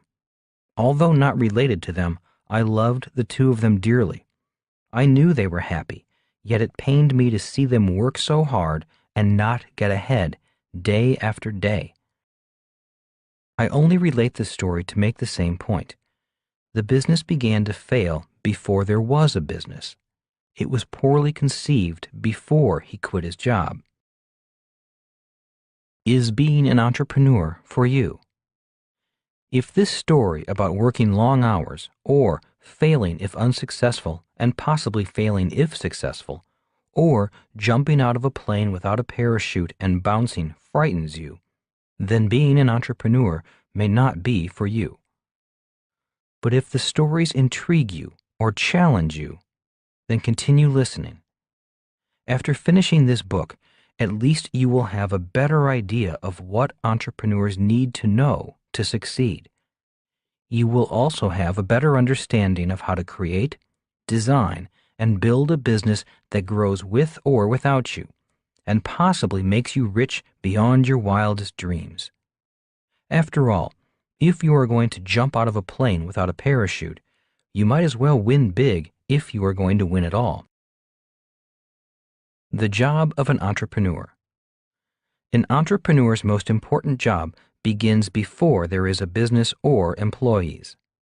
The job of an entrepreneur is to design a business that can grow, employ many people, add value to its customers, be a responsible corporate citizen, bring prosperity to all those who work on the business, be charitable, and eventually no longer need the entrepreneur. Before there is a business, a successful entrepreneur is designing this type of business in his or her mind's eye. According to my rich dad, this is the job of a true entrepreneur. Failure leads to success. After one of my demoralizing business failures, I went to Rich Dad and asked, "So, what did I do wrong? I thought I designed it well." "Obviously you didn't," Rich Dad said with a smirk. "How many times do I have to do this? I'm the biggest failure I know." Rich Dad said, "Losers quit when they fail. Winners fail until they succeed." Shuffling the papers at his desk for a moment, he then looked up at me and said, "The world is filled with wannabe entrepreneurs. They sit behind desks, have important sounding titles like vice president, branch manager, or supervisor, and some even take home a decent paycheck. These wannabe entrepreneurs dream of someday starting their own business empire. Maybe someday some of them will. Yet I believe most will never make the leap. Most will have some excuse, some rationalization such as, when the kids are grown, or I'll go back to school first, or when I have enough money saved." "But they never jump from the plane," I said, finishing his thoughts. Rich Dad nodded. What kind of entrepreneur do you want to be? Rich Dad went on to explain that the world is filled with different types of entrepreneurs. There are entrepreneurs who are big and small, rich and poor, honest and crooked, for-profit and not-for-profit, saint and sinner, small town and international, successful and failing. He said, "The word entrepreneur is a big word, and it means different things to different people." The cash flow quadrant. As I mentioned in the introduction, the cash flow quadrant explains that there are 4 different types of people who make up the world of business. They are often different people technically, emotionally, and mentally. E stands for employee. S stands for self-employed or small business owner. B stands for big business owner. I stands for investor. For example, employees will always say the same words, whether they are the president of the company or the janitor. An employee always says, "I'm looking for a safe, secure job with benefits." The operative words are safe and secure. In other words, the emotion of fear often keeps them boxed in that quadrant. If they want to change quadrants, not only are there skills and technical things to learn, but in many cases, they also have emotional challenges to overcome. A person in the S quadrant may say, "If you want it done right, do it yourself." In many cases, this person's challenge is learning to trust other people to do a better job than he or she can. This lack of trust often keeps them small, since it's hard to grow a business without eventually trusting other people. If S quadrant people do grow, they often grow as a partnership, which in many cases is a group of S's binding together to do the same job. B quadrant people are always looking for good people and good business systems. They do not necessarily want to do the work themselves. They want to build a business to do the work. A true B quadrant entrepreneur can grow his or her business all over the world. An S quadrant entrepreneur is often restricted to a small area, an area he or she can personally control. Of course, there are always exceptions. I quadrant people, investors, are looking for smart S's or B's to take care of their money and grow it. Rich Dad trained his son and me to first build a successful S quadrant business that had the capability of expanding into a successful B quadrant business. That is what this book is about. What kind of business do you want to build? As part of my entrepreneurial training with Rich Dad, he encouraged his son and me to go out and study as many different types of business systems as we could. He said, "How can you be an entrepreneur designing a business if you do not know about the different types of businesses and entrepreneurs?" Self-employed entrepreneurs. Rich Dad was adamant in explaining that many entrepreneurs are not business owners, but self-employed entrepreneurs who own a job, not a business. He said, "You are probably self-employed if your name is the name of the business, if your income stops if you stop working, if clients come to see you, or your employees call you if there is a problem. You may also be self-employed if you are the smartest, most talented, or the best educated person in your business." He had nothing against self-employed entrepreneurs. He simply wanted us to know the difference between entrepreneurs who own businesses and those who own jobs. Consultants, musicians, actors, cleaning people, restaurant owners, small shop owners, and most small business people fall into the S quadrant and own jobs instead of businesses. The main point Rich Dad was making about the difference between a self-employed entrepreneur and a big business entrepreneur is that many self-employed businesses have a tough time growing into a big business. In other words, they have a real challenge going from the S quadrant to the B quadrant. Why? Again, the answer is that the business was poorly designed before there was a business. It was doomed before it even started. Rich Dad himself started out as a self-employed entrepreneur in the S quadrant, yet in his mind, he was designing a very large business, run by people much smarter and more capable. Before he started his business, he designed his S quadrant business to be able to grow into the B quadrant. Professionals and tradespeople. He also wanted us to know that many professional people, such as doctors, lawyers, accountants, architects, plumbers, and electricians, start a self-employed style of business based on a profession or a technical trade. Many of these professions and trades require government licenses to operate. Also included in this category are professional salespeople, many of whom are licensed independent consultants, such as real estate, insurance, and securities salespeople. Many of these types of people are technically self-employed entrepreneurs, aka independent contractors. The problem with this type of business is that there is not really a business to sell because there really isn't a business outside of the individual owner. In many cases, there really isn't an asset. The business owner is the asset. If he or she does sell, he or she will not typically get the higher multiples a true B quadrant business can command. In addition, he or she may have to agree to stay on for the successful continuation of the business. In essence, they go from being the owner to the buyer's employee. In my rich dad's mind, it made no sense to work hard and not build an asset. This is why he advised his son and me against ever wanting to become employees. He said, "Why work hard and build nothing?"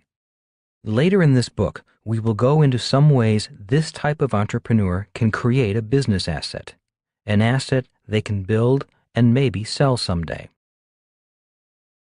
Mom and pop operations. A very large category of entrepreneurs is often referred to as mom and pop businesses. This type of business gets its name because many small businesses are family businesses. As an example, my mom's mother owned a little convenience store that the family took turns working in. The challenge for growth in a mom and pop operation is nepotism. Many people put their children in charge of the business even though their children may be incompetent because blood is thicker than water. Often, the children don't share the passion for the business that their parents had, or they don't have the entrepreneurial drive to lead the business. Franchises. A franchise, such as McDonald's, is in theory a turnkey operation. The entrepreneur sells a ready-made business to a person who does not want to go through the creative and development phase of starting a business. It's like being an instant entrepreneur. One advantage to some franchises is that banks are more inclined to lend money to someone who wants to buy a franchise than to a person who wants to start a business from scratch. The banks are more comfortable with the successful track record of similar franchises, and the banks value the mentoring programs that most franchises have to assist the new entrepreneur. One of the biggest problems with big-name franchises is that they are generally more expensive to get into and have little flexibility for a budding entrepreneur. Franchises are the type of businesses that typically face legal issues and often end up in court. These fights are some of the most vicious fights in the business world.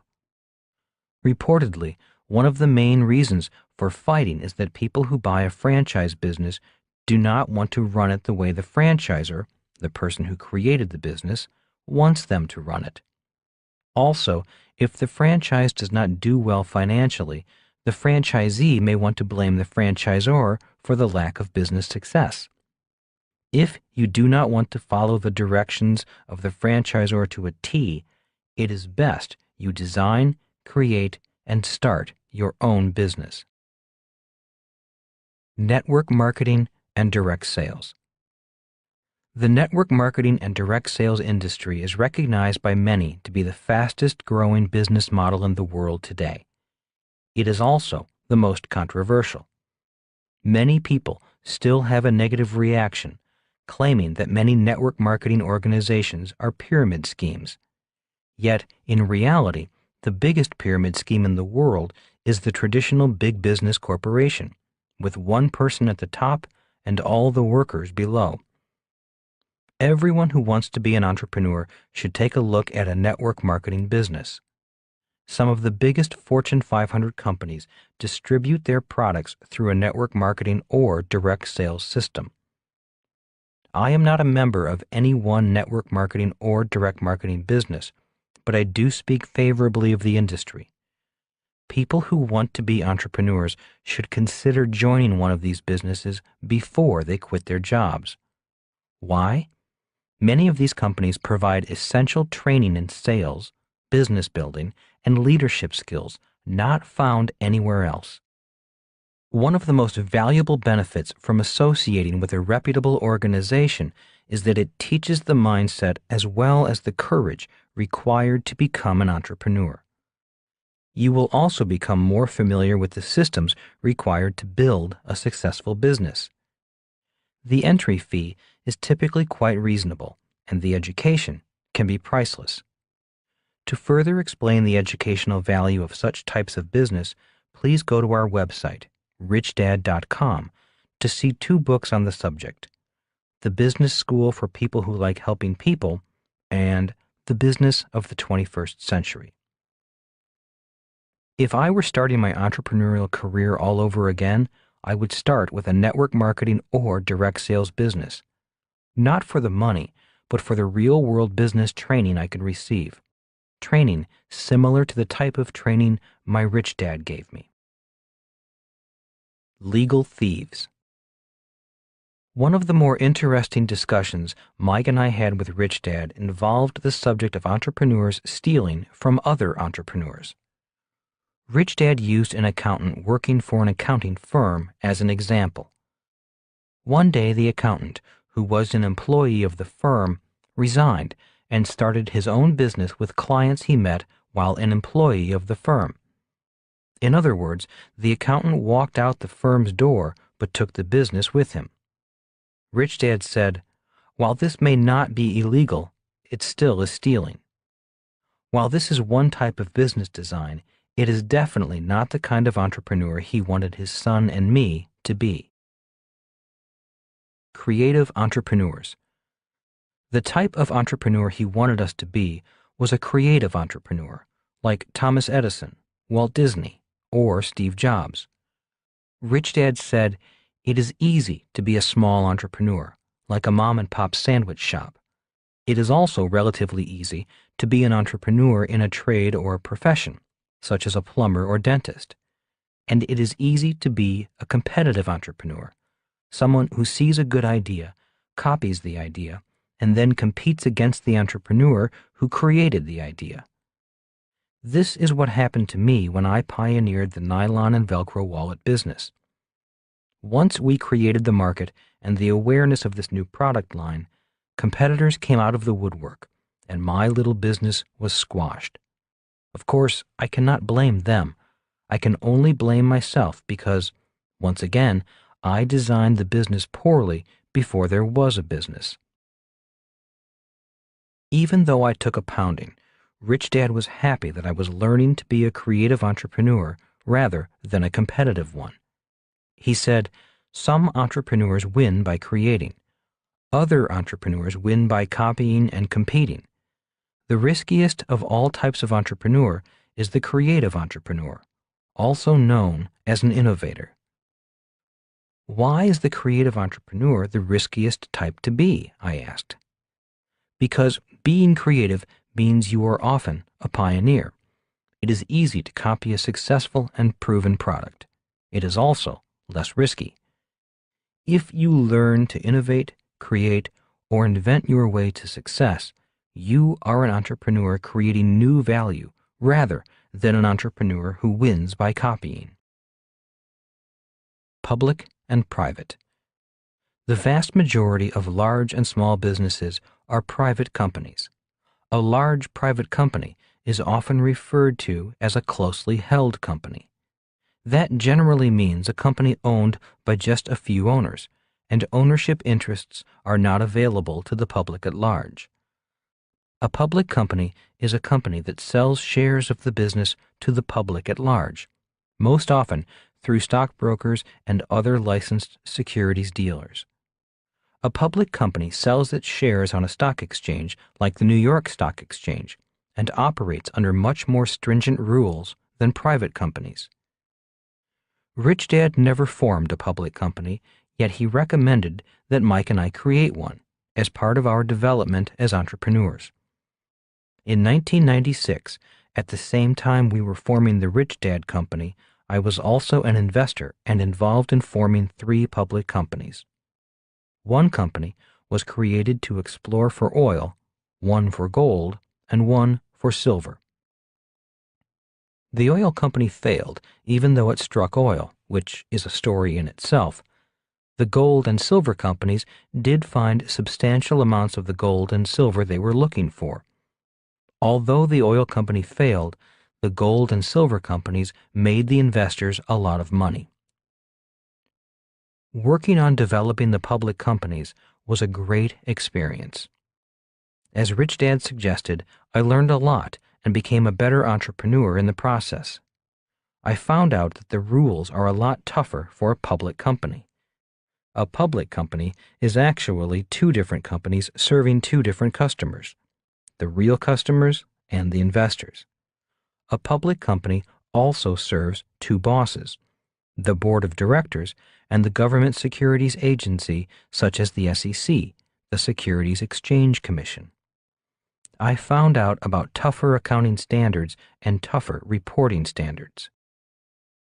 When I was first starting out as an entrepreneur, Rich Dad said, "The dream of many entrepreneurs is to see the company they formed listed on the stock exchange." Yet, after the Enron, Arthur Andersen, WorldCom, and Martha Stewart scandals, the rules became tighter and the compliance requirements much more complicated and expensive. The government was breathing down public companies' backs. Building a public company business wasn't as much fun as I had expected. Even though I learned a lot, made myself and our investors a lot of money, became a better entrepreneur, learned how to design a public company, and was glad I went through the learning process, I doubt if I will ever form a public company again. That type of business is for a different type of entrepreneur. I can make more money and have more fun in small, closely held private businesses. Can anyone be an entrepreneur? Rich Dad wanted his son and me to understand that anyone can be an entrepreneur. Being an entrepreneur is not that special. He did not want the idea of being an entrepreneur to go to our heads. He did not want us looking down on anyone or thinking we were better than other people, if we became successful entrepreneurs. To this, he said, anyone can be an entrepreneur. Your neighborhood babysitter is an entrepreneur. So was Henry Ford, founder of the Ford Motor Company. Anyone with a little initiative can be an entrepreneur. So don't think entrepreneurs are special or better than other people. Your job is to decide which entrepreneur you most want to be like, the babysitter or Henry Ford. They both provide a valuable product or service. Both are important to their customers. Yet they operate in very different spectrums, different bandwidths of entrepreneurship. It's like the difference between sandlot football, high school football, college football, and professional football. With that example, I understood the point Rich Dad was making. When I was in college in New York playing college football, our team had the opportunity to practice with a few players from a professional football team, the New York Jets. It was a very humbling experience. It was soon obvious to all of us on the college football team that, while we played the same game as the pro players, we were playing at a completely different level of play. As a linebacker, my first rude awakening was trying to tackle a New York Jets running back coming through the line. I doubt if he even knew I hit him. He ran right over me. It felt like I was trying to tackle a charging rhino. I did not hurt him, but he definitely hurt me. That running back and I were about the same size, but after trying to tackle him, I realized the difference was not physical. It was spiritual. He had the heart, the desire, and the gift of natural talent to be a great player. The lesson I learned that day is that we both played the same game, but we were not playing at the same level of play. The same is true in the business world and the game of entrepreneurship. We can all be entrepreneurs. Being an entrepreneur is not that big a deal. A better question in designing a business is, at what level of play do you want to play the game? Today, older and wiser, I do not have illusions that I would ever be as great an entrepreneur as Thomas Edison, Henry Ford, Steve Jobs, or Walt Disney. Yet, I can still learn from them and use them as mentors and role models. And that is Rich Dad's entrepreneurial lesson number 1. A successful business is created before there is a business. The most important job of an entrepreneur is to design the business before there is a business. Designing your business. Most new entrepreneurs get excited about a new product or an opportunity they think will make them rich. Unfortunately, many of them focus on the product or opportunity rather than invest the time designing the business around the product or opportunity. Before quitting your job, it might be a good idea to study the lives of entrepreneurs and the different types of businesses they created. You might also want to find a mentor who has been an entrepreneur. All too often, people ask business advice from people who have business experience as an employee, but not as an entrepreneur. Later in this book, we will introduce the BI triangle, which outlines what components are required to create any business, regardless if it is big or small, franchise or individually owned, mom and pop, or publicly owned. Once a person understands the different components that make up a business, it becomes much easier to design businesses as well as evaluate good ones and bad ones. I recommend keeping your daytime job while you start a part-time business, not for the money, but for the experience. That means even if your part-time business does not make any money, you are gaining something far more important than money: real-life experience. Not only will you learn about business, you will learn a lot about yourself. Rich Dad's entrepreneurial lesson number 2: How to turn bad luck into good luck. Chapter 2: Dumb and Dumber Get rich and richer. My first business. My first business failed in 1956. I was 9 years old. My second business succeeded in 1956. I was still 9 years old. If not for the failure of my first business, my second business would not have succeeded. Failing as a strategy. Failing in business early in life was a defining experience. It was instrumental in developing a success strategy for my future. At the age of 9, I started to realize that making mistakes was the best way for me to learn about business. Although I did not make much money, I realized that the smarter I became by failing and learning from those failures, the richer I would become. Today, in business, I will often do something knowing I might fail. Why? Because at the age of 9, I learned that failing was essential to succeeding. There are two primary reasons why entrepreneurs fail. One is that the would-be entrepreneurs are so afraid of failing that they freeze and then do nothing. They get up and go to work, always with some excuse why they are not ready to quit their jobs and start their businesses. The usual excuses include not enough money, too risky, the time is not right, kids to feed, and many others. The second reason entrepreneurs fail is that they do not fail enough. Many small business owners and self-employed business owners succeed to a point and then stop growing. The business plateaus or begins to die. The business reaches a certain size and then fails to grow. Once again, the entrepreneur needs to risk failing before the business can begin growing. Fear of failing is the primary reason why so many people do not succeed in life or are not as successful as they would like to be. This occurs not only in business, but in all aspects of life. I remember in high school never going on a date because I was so afraid of being rejected. Finally, just before graduating, I asked a beautiful classmate for a date to the senior prom. To my surprise, she said yes. We had a miserable time, but at least I was making progress. Another difference between an employee and an entrepreneur. Recently, during a radio interview, I was called a risk taker by a radio host. I replied, "In today's rapidly changing world, the people who are not taking risks are the risk takers. People who are not taking risks are falling behind." The program was a half-hour show that regularly interviewed different people from different walks of life. The show could have been called The Secret to My Success. When the host asked me for my secret, I told her about my first business failure at the age of 9 and how that failure led to the success of my second business.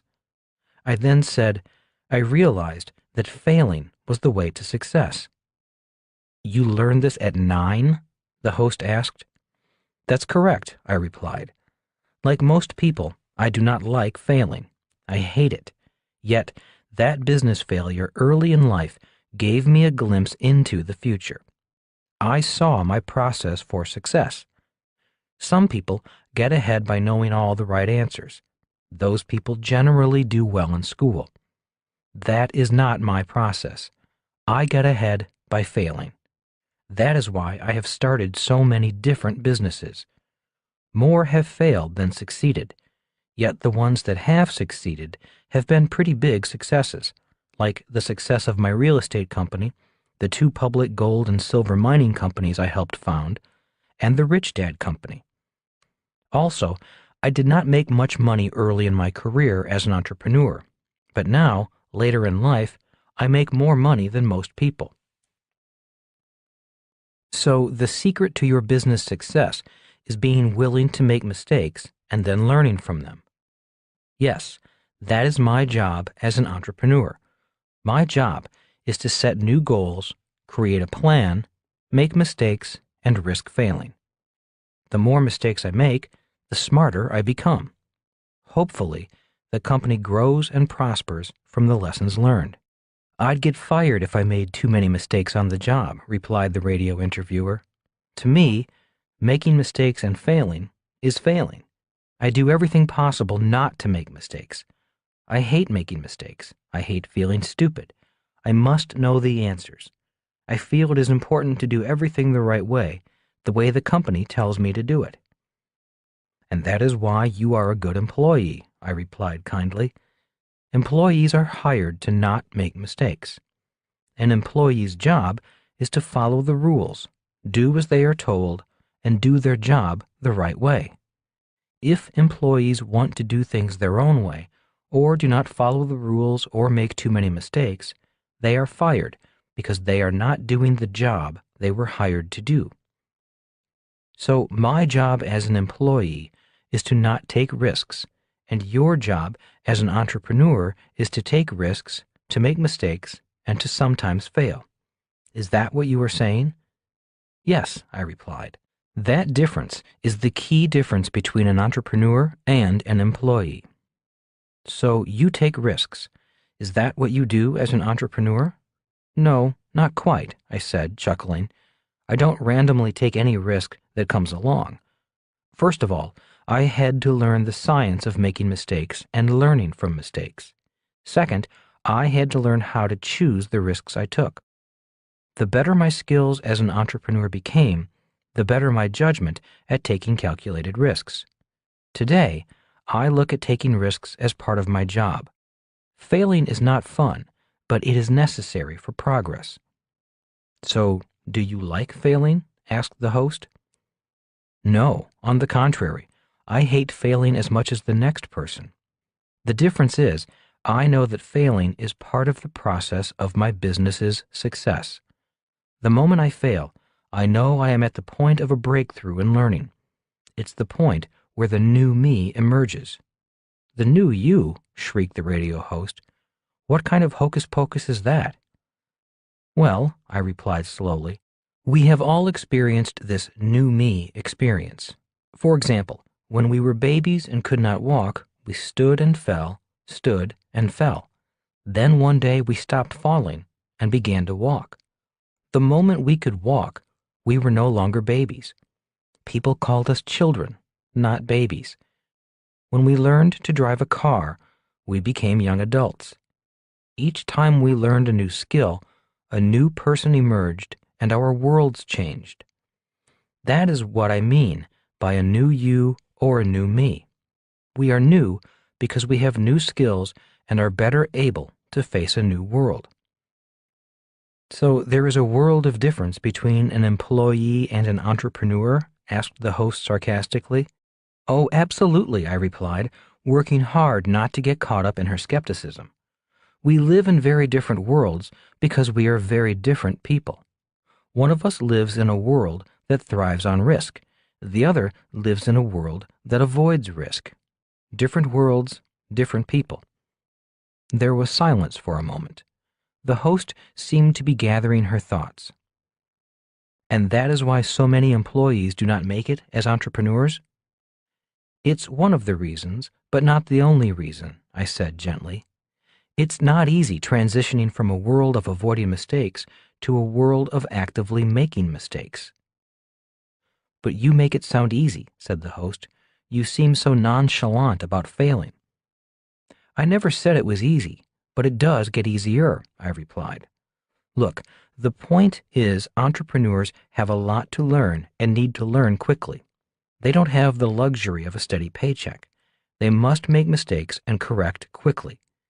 If entrepreneurs avoid making mistakes, or if they pretend they haven't made a mistake or blame someone else for their mistakes, the learning process will overwhelm the entrepreneur and the business fails.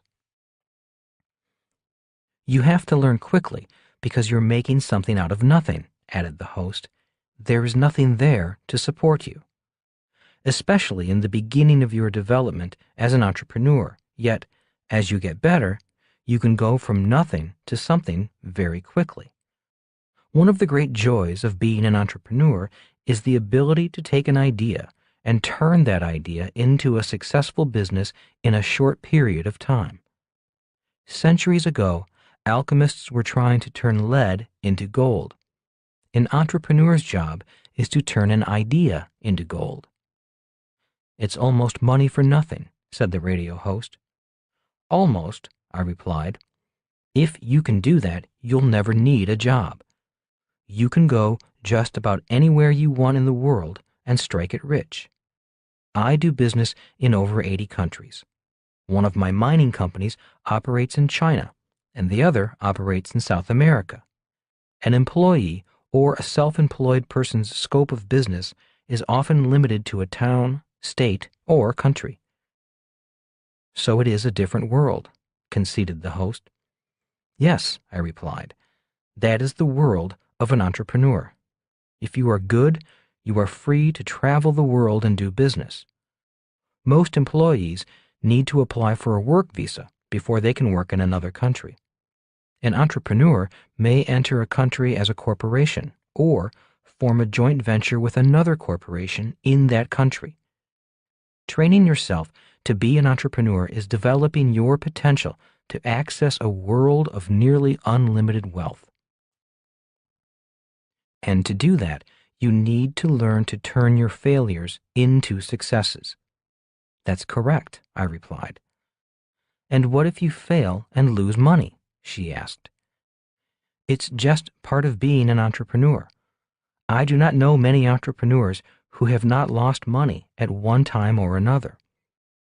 But if an employee lost the company's money, the employee would be fired, said the host with an edge in her voice. In many companies they would be, I replied quietly. My point is that it is the fear of losing money that costs people the most money. They are so afraid of losing, they lose. They settle for a steady paycheck. They may not lose much money in their life, but they lose out on the potential for great wealth. Truth during the commercial break. I need to take a commercial break, said the host as she shut down the studio. The sound engineer then took over and began to play the commercials that supported the show. I've wanted to quit my job for years, said the host, feeling safer in her soundproof room and not broadcasting to the world. But you are paid too much to quit, I said, completing her thoughts. Nodding, she said, Yeah, that's it. I'm not paid a lot, just enough so I won't quit and go somewhere else. I need my paycheck. My husband and I make a lot of money, but with 4 kids in school, there is no way we can do what you are talking about. Although I did not agree with her point of view, I did let her know I understood how she felt. So, what would you say to me? How do I break out? I need that paycheck. I need this job, even if it doesn't pay much. I feel I am trapped in a room with walls that are closing in around me. What can I do? Taking a moment to collect my thoughts, I finally asked, Do you remember the example I used of the baby learning to walk? Yes, I do, said the host. And once they can walk, the baby becomes a child. And once they learn to drive, they become a young adult. And that is how we learn anything in life. We learn by first having a desire for a change. We want something better. You may have enjoyed your work at one time, but now you know it is time for a change. It's time to move on, just as a baby somehow knows it is time to change. It's time to stop crawling. At some magical point in time, the baby knows when the time is right, when it's time to do something different. The baby begins by clinging to something, like a parent's pants leg or the leg of a table. Babies wobble as they are learning to bridge the gap between crawling and walking. They do this repeatedly, and then one day they let go and fall down. The baby failed. Instead of quitting, which is what many adults would do, the baby repeats the process again and again. Then one day, the baby's mind, body, and spirit come into alignment and the baby can stand. Soon after standing, the baby learns to walk. The baby becomes a child. Then come bicycles, and then come cars, said the host. Babies become children, and children become adults. I completed the thought by saying, yes, and the process is similar for entrepreneurship. I just happened to start at age 9, failed at 9, and succeeded at 9. You can do the same if you are willing to risk going through your learning process. So you are confident in your skills as an entrepreneur? Asked the host. No, not really. I am confident in my ability to make mistakes, correct, and improve my business. I am a better entrepreneur today, and I plan on getting better. But no, I am never fully confident in my skills as an entrepreneur because I do not rest on my laurels or my past successes. I constantly put myself in situations where I am beyond my skills. I am always on edge, always tentative, always testing myself. That is the way I continually get better. And that is why you start new businesses, even if you fail? Asked the host. I start new businesses even if I succeed. That is why I have so many businesses that run without me. That is my secret to great wealth.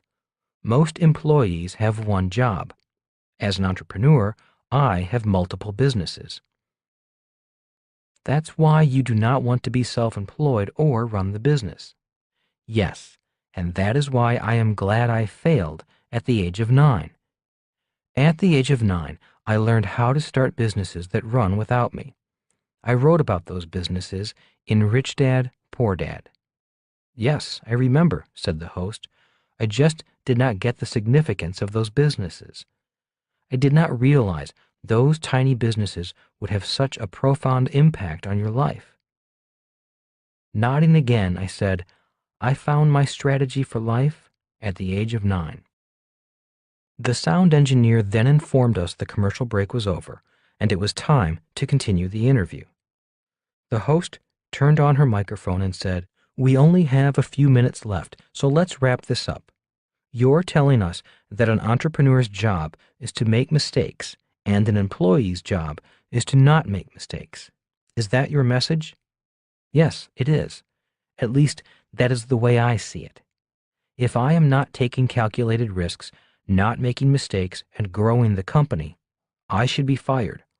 If my employees make too many mistakes, I might have to let them go. That is why I hire smart employees who hate making mistakes. They do their job, I do mine. That is why we say to our kids, go to school so you can get a good job, said the host. Schools are training our kids to be employees. Yes, I replied. If you do well in school, you'll probably do well in the corporate world or in government. Did you like school? Asked the host. Not really, I replied. I did not do well in school because I made too many mistakes. I was a C, D, and on several occasions, an F student. So in school, I figured out that since I was already good at making mistakes, I might as well become an expert at making mistakes. That is why I'm an entrepreneur, not an employee. I am not that academically smart. No one would hire me for a high-paying job. I don't like following orders, so I'd probably never be promoted. I like changing things and doing things my way rather than doing what I am told to do. You would definitely not get a job at this radio station, said the host. I might not get a job here, but I do know how to buy this radio station and hire people smarter than me to run it for me, I added with a hint of humor in my voice. Okay, we have to wrap this up, said the host. Do you have any other examples that show that making mistakes and failing are essential to being an entrepreneur? Is there another example besides you that can support this point of view? Oh, sure, I replied. Thomas Edison was asked to leave school because teachers complained that he was addled or scatterbrained. Later in life, he was criticized for having failed over 1,000 times before inventing his version of the electric light bulb. When asked how he felt about failing over 1,000 times, he said something to the effect of, "I did fail over 1,000 times. I believe it was 1,014 experiments that failed before we finally succeeded. It takes at least 1,000 failures to qualify you to invent a light bulb." What does he mean that it takes at least 1,000 failures to qualify you to invent the light bulb? The host asked. It means if you or I wanted to invent a light bulb today, instead of just buying one from the store, we would probably fail at least 1,000 times before we knew how to make a light bulb. So he was labeled a scatterbrain in school and failed 1,000 times before inventing the light bulb, said the host. That means he is an inventor. How does that make him an entrepreneur? Do you know what company he founded? I asked. No, I do not. He founded General Electric, one of the most powerful companies in the world. It was originally known as Edison General Electric, one of the original 12 members of the Dow Jones Industrial Average. Of the original 12, only GE has survived to this day. Not bad for an addle-minded scatterbrain who failed a lot. The interview was over. Learn from your mistakes. My rich dad believed in learning from your mistakes. He did not view mistakes as bad, but simply as opportunities to learn something about business and yourself. He said, mistakes are like stop signs. Mistakes say to you, hey, time to stop, take a moment, you don't know something, it's time to stop and think. Rich Dad also said, a mistake is a signal that it's time to learn something new, something you did not know before. Along that line of reasoning, he also said, too many people are too lazy to think. Instead of learning something new, they think the same thoughts day in and day out. Thinking is hard work. When you are forced to think, you expand your mental capacity. When you expand your mental capacity, your wealth increases. So, every time you make a mistake, stop and take the opportunity to learn something new, something you obviously need to learn. When something does not go your way, or something goes wrong, or you fail, take the time to think. Once you find the hidden lesson, you will be thankful for the mistake. If you are upset, angry, ashamed, blaming someone else for the mistake, or pretending you haven't made a mistake, you haven't been thinking hard enough. Your mental capacity hasn't expanded enough. You haven't learned the lesson, so keep thinking. Poor Dad's philosophy on mistakes. My poor dad, being an educator, had a different point of view on mistakes.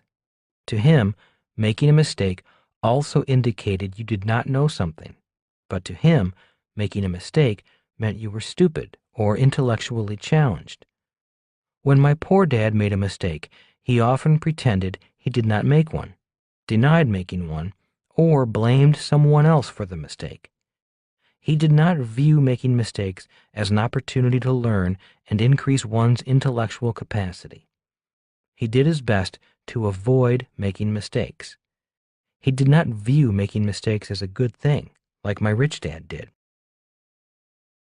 Bad luck to good luck. Lesson number 2, turning bad luck into good luck, is the second lesson because of the differences I noticed between my rich dad and my poor dad when it came to making mistakes. In my opinion, it was each man's personal philosophy on the subject of mistakes that determined his ultimate success in life. His first big failure. In earlier books, I talked about coming home from the Vietnam War and having to decide in which dad's footsteps I would follow. I was about 25 at the time, and both my dads were just turning 50. My poor dad had just lost his bid as the Republican candidate for lieutenant governor of the state of Hawaii. Since he ran for office against his boss, the governor, my dad was informed that he would never work in state government again. so he was unemployed and out of work at the age of 50. The problem was, all he knew was the world of education. He entered the academic world at the age of 5 and did not leave that world until the age of 50. Out of work, he had to take early retirement. He took his retirement money, entered the world of business as a reluctant entrepreneur, and purchased a big-name ice cream franchise. He purchased this big-name franchise because he thought it was a cannot-fail business. In less than 2 years, the cannot-fail franchise failed, and my father was once again out of work and now out of money. Blaming instead of learning. My poor dad was angry, depressed, upset, and blaming the franchisor as well as his partners for the failure of the business and the loss of his money. It was during this period that I understood why my rich dad stressed the importance of stopping, thinking, learning, and correcting. It was obvious from my dad's mental and emotional state of mind that he had gone through many stop signs and was blaming instead of learning. He was continuing to think with the mental capacity of an employee, not an entrepreneur. Within just a few months of opening his ice cream business, my dad knew it was in trouble. Once friends stopped coming by to buy a cone, the store was virtually empty. My dad would sit there for hours, all by himself, without customers.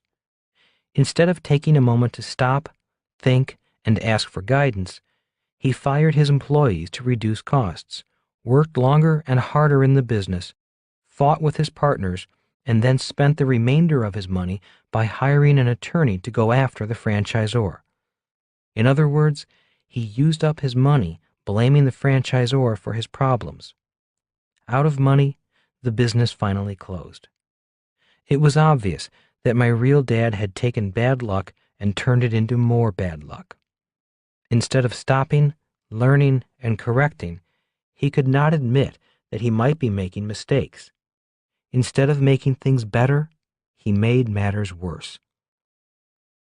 With his political campaign loss and the loss of his first and only business, he remained angry and defeated until he died, nearly 20 years later.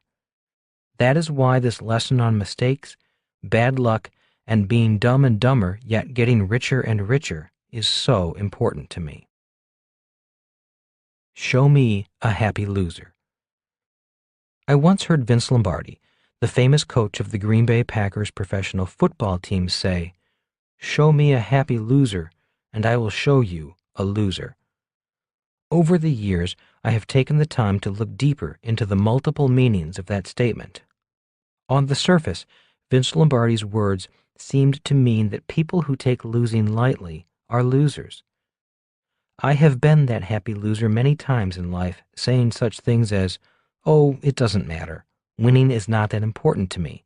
It's how I played the game that matters." On the surface, I may have appeared nonchalant or happy about losing, but truthfully, deep down inside, I hated losing.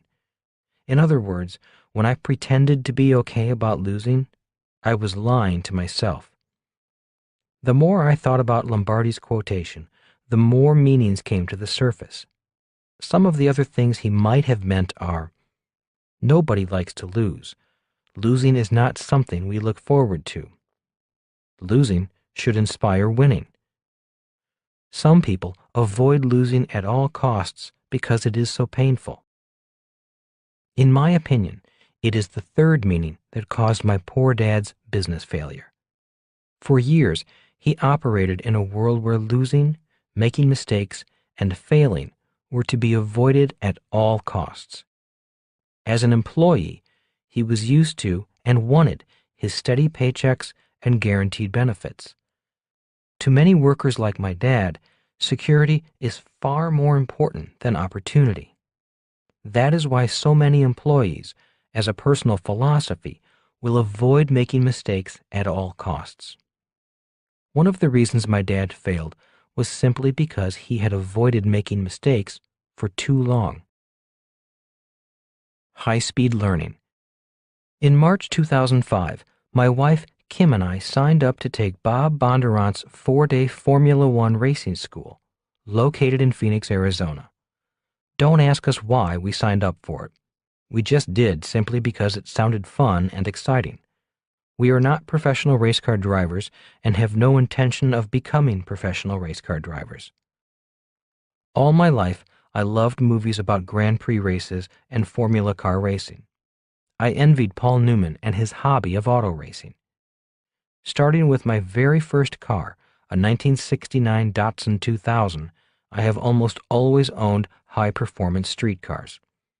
After the Datsun, I purchased a Corvette, several Porsches, and a Ferrari.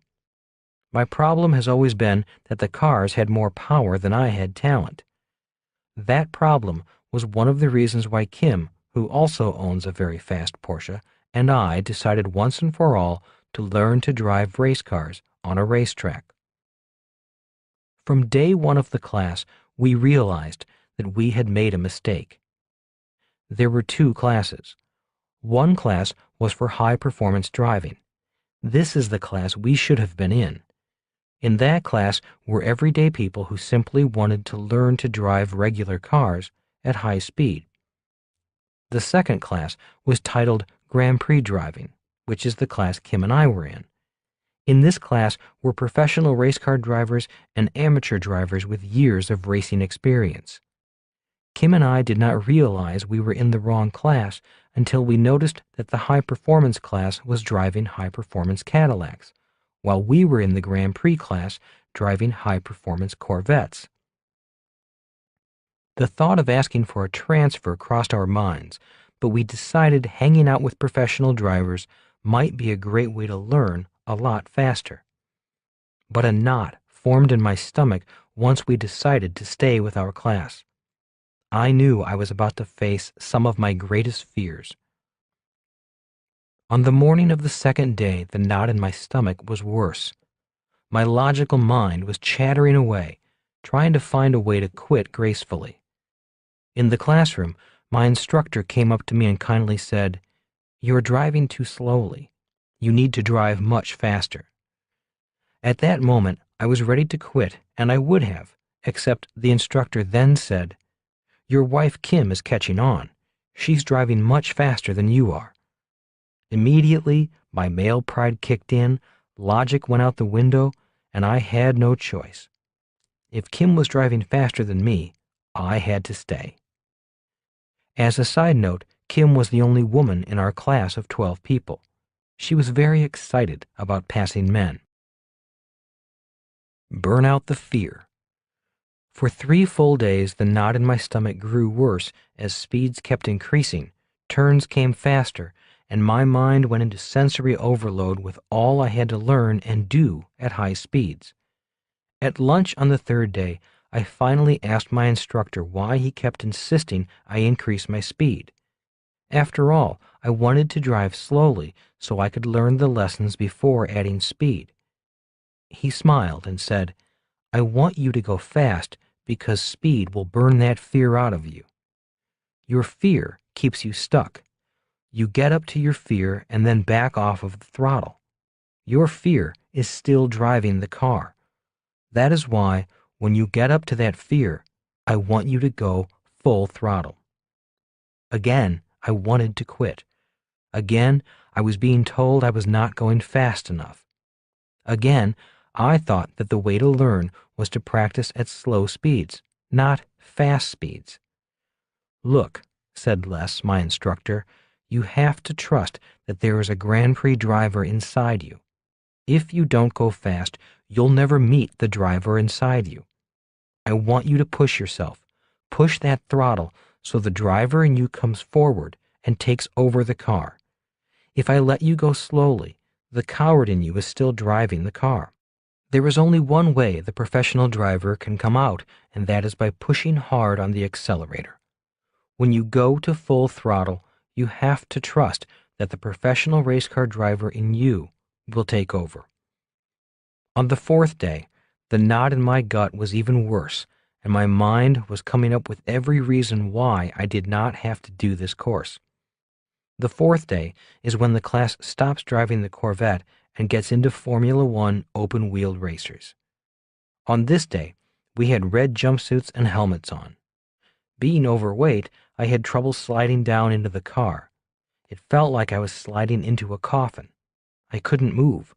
Again, the coward in me almost took over. I wanted to quit. I could hear my mind saying, "You don't need to do this. You don't have anything to prove. You'll never be a race car driver. Why are you doing this? This is nuts." In less than an hour, I was happier than I have been in years.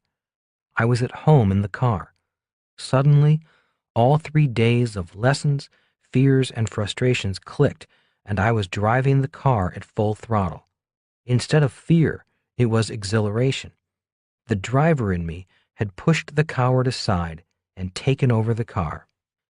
As we left the class late that afternoon high as kites, one of the students who was in the high-performance sedan driving course instead of the Formula One racing class we were in came over to us and said, "I loved the class I was in, but I really wish I was in your class." I replied, "That's funny, because up until today, I was wishing I was in your class." Two different worlds. The reason I mentioned the driving school is not to brag about my new driving skills. I mention it because the school is about a process very similar to an employee becoming an entrepreneur, a process of going from one world to another. One of the first lessons I learned is that what I need to do on the streets and highways is opposite to what I have to do on the racetrack. For example, on the highway, if you see a wreck directly in front of you, most people step on their brakes. In the driving school, we were taught to step on the throttle. In the real world, when a car begins to skid, most people step on their brakes. In driving school, we have to know when to step on the brake and when to step on the throttle.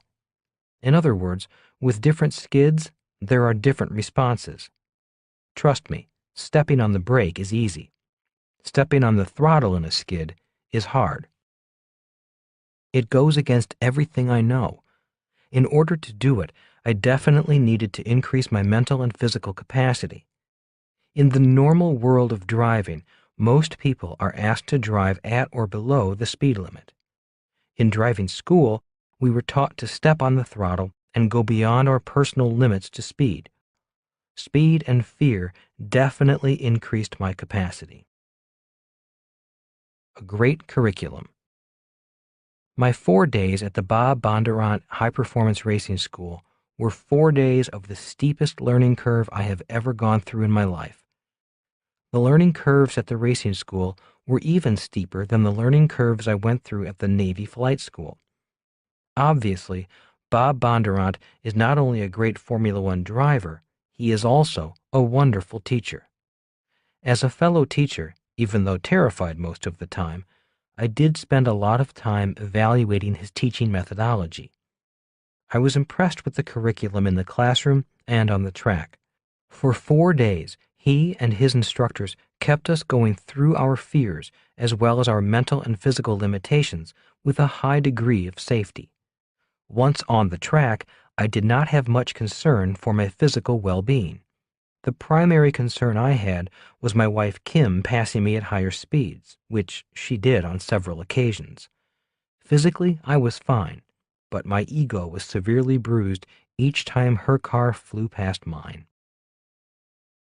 The entrepreneurial process.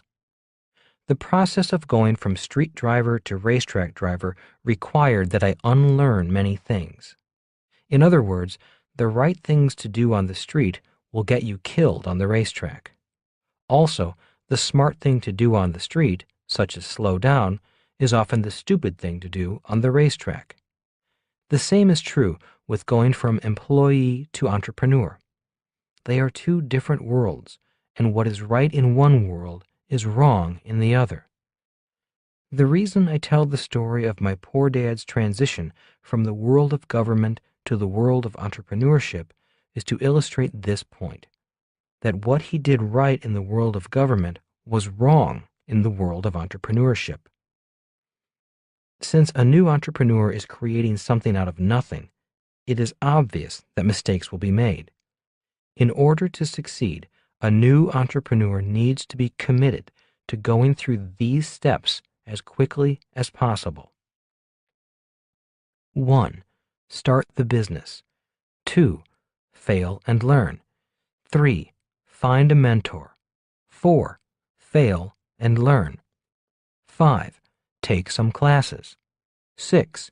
Keep failing and learning. 7. Stop when successful. 8. Celebrate. 9. Count your money, the wins and the losses. 10. Repeat the process. The dreaded disease. In my estimation, 90% of wannabe entrepreneurs do not get to step 1. They may have a plan.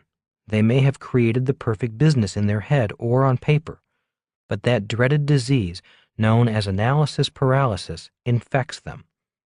Instead of going forward, I have seen many wannabe entrepreneurs design and redesign their plan, or they find some excuse why the time or the plan is not right. Instead of taking action and failing, they work hard at trying not to fail. They enter the world of analysis paralysis. It is impossible to become an entrepreneur without starting a business. It would be like trying to learn how to ride a bicycle without a bicycle, or wanting to learn to be a race car driver without a race car and a track. My rich dad said, "The main reason to start a business is to have a business to practice on. If you do not have a bicycle to practice on, how can you learn to ride a bike? If you do not have a business to practice on, how can you learn to be an entrepreneur?" Different schools of thought. At the Bondurant High Performance Driving School, the course curriculum did not focus on doing things right. The course focused on making driving mistakes at higher and higher speeds. As our ability to make mistakes and to correct them at high speeds increased, our confidence went up. On the 4th day of the course, I could make a horrible mistake at high speed, lose control of the car in a turn, regain control, get the car back on the track, get back to full throttle, and continue the race. If I had attempted that on the first day, I would probably be in the hospital. Once again, I mentioned this driving school because it reflects a contrast in different schools of thought. My poor dad came from the school of thought that focused on the avoidance of mistakes. That is why he was a good employee. My rich dad came from the school of thought that encouraged making mistakes. That is why he was a good entrepreneur. Dumb and Dumber. This chapter is entitled Dumb and Dumber, Get Rich and Richer, as a tribute to Jim Carrey. For those of you who have ever watched a Jim Carrey movie, you may have noticed that the dumber he is on screen, the richer he becomes. The same is true with entrepreneurship.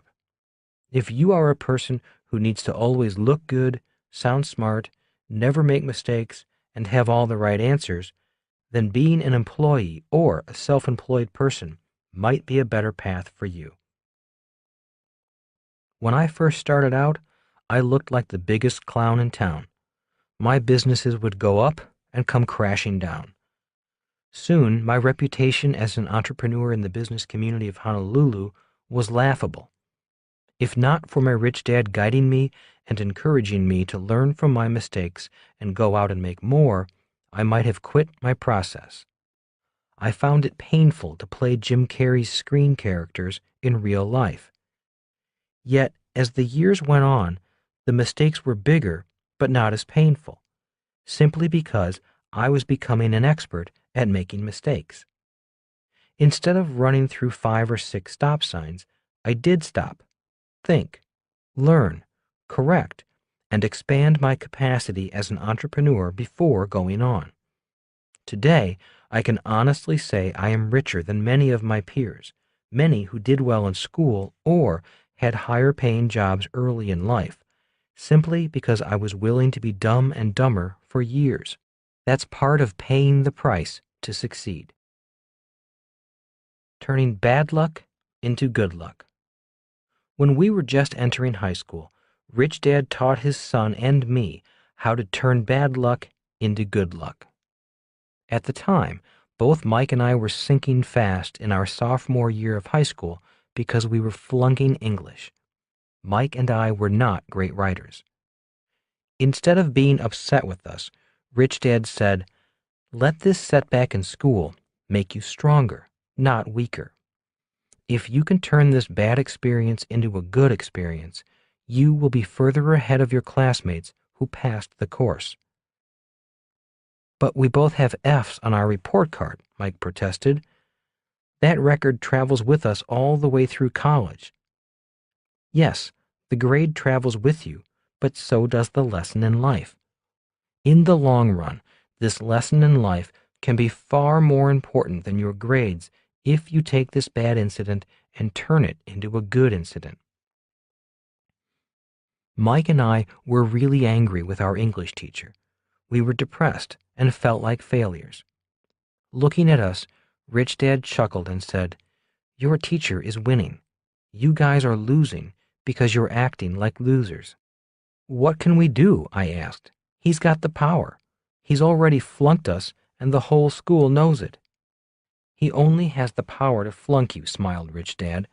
"You have the power to take your anger and do something even more stupid, like slash the tires on his car, which I suspect has crossed your minds, or do something good, like take your anger and do well in school or do well in football or in surfing. Take your anger and turn it into greatness. Then you will win. If you take your anger and slash the tires on his car, you will take a bad situation and make it worse. You'll probably spend time in jail if you do what you are thinking." The power of emotions.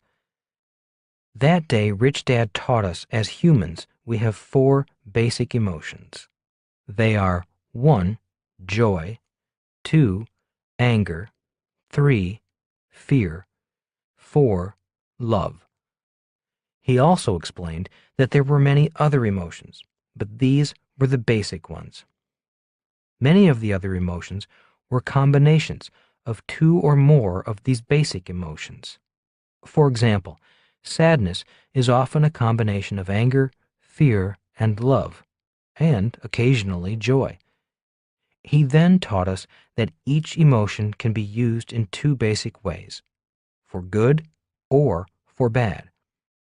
For example, I could feel joy and use the joy to go out and drink heavily, which would be using the emotion of joy for a bad purpose. I could also use the emotion of joy and send thank you notes to everyone who helped me in life. The same is true with all 4 basic emotions, even love. Today, I still do not like my English teacher, yet I am grateful that he flunked me. If not for that F, I might not have studied harder to get through college, and I might never have become an international best-selling author. In other words, that F at the age of 15, combined with my first business failure at the age of 9, has made me a millionaire over and over again. Best of all, not only did I learn many lessons about life and myself, but I learned to turn my anger into joy. And I learned that being dumb and dumber can make me become richer and happier. And that is one of the steps in turning bad luck into good luck. As Rich Dad said, if you can turn bad luck into good luck, you will be twice as lucky in love, life, health, and money. Rich Dad's entrepreneurial lesson number 3. Know the difference between your job and your work. Chapter 3. Why work for free? The difference between work and a job. "Do you know the difference between your job and your work?" asked Rich Dad one day. Puzzled, I asked, "Aren't they the same thing? Isn't a job the same as work?" Rich Dad shook his head and said, "If you want to be successful in life, you need to know the difference. "What's the big deal?" asked Mike as he and I shrugged our shoulders and waited for the lesson we knew was coming, whether we wanted it or not. "What does your dad always say to you about getting a job?" asked Rich Dad. Thinking for a moment, I replied, "He says things like, go to school and work hard so you can get a good job." "Does he say, do your homework so you can get a good job?" "Yeah," I replied. "He does say things like that." "So what is the difference between your job and your work?" asked Rich Dad again. "I don't know," I replied. "It all sounds like work to me." "Oh, I get what you're saying," said Mike. "A job is something I get paid for. I do not get paid for work, such as my homework. Work is what I do to prepare me for my job." Rich Dad nodded. "That's it. That's the difference between your work and your job. You get paid for a job, but you do not get paid for doing your work." Looking at me, he asked, "Do you get paid for doing yard work at home, or does your mom get paid for doing her housework?" "No," I replied. "Not in my family. I don't even get an allowance." "Do you get paid to do your homework?" asked Rich Dad. "Does your dad give you money to read books?" "No," I replied a little sarcastically. "Are you saying that my homework is what prepares me for my job?" "That is what I am saying," Rich Dad smiled. "When it comes to money, the more homework you do, the more money you earn on your job. People who do not do their homework make less money, regardless if they are an employee or an entrepreneur." Thinking for a long while, I finally asked, "So is it true that if I do not do my homework at school, I won't get a high-paying job?" "Yes, I would say that is true," said Rich Dad. "At least, if you don't do your homework, you will not become a medical doctor, accountant, or lawyer. If you are an employee, it's tough to get promoted and earn more money if you don't have a trained skill or a college degree. And if we want to be entrepreneurs, we need to do a different type of homework?" I asked. Rich Dad nodded and said, "Many entrepreneurs quit their job without doing their homework. That is why so many small businesses fail or struggle financially. So you're having us do our homework to become entrepreneurs." "Exactly," Rich Dad said, "and that is why I am not paying you.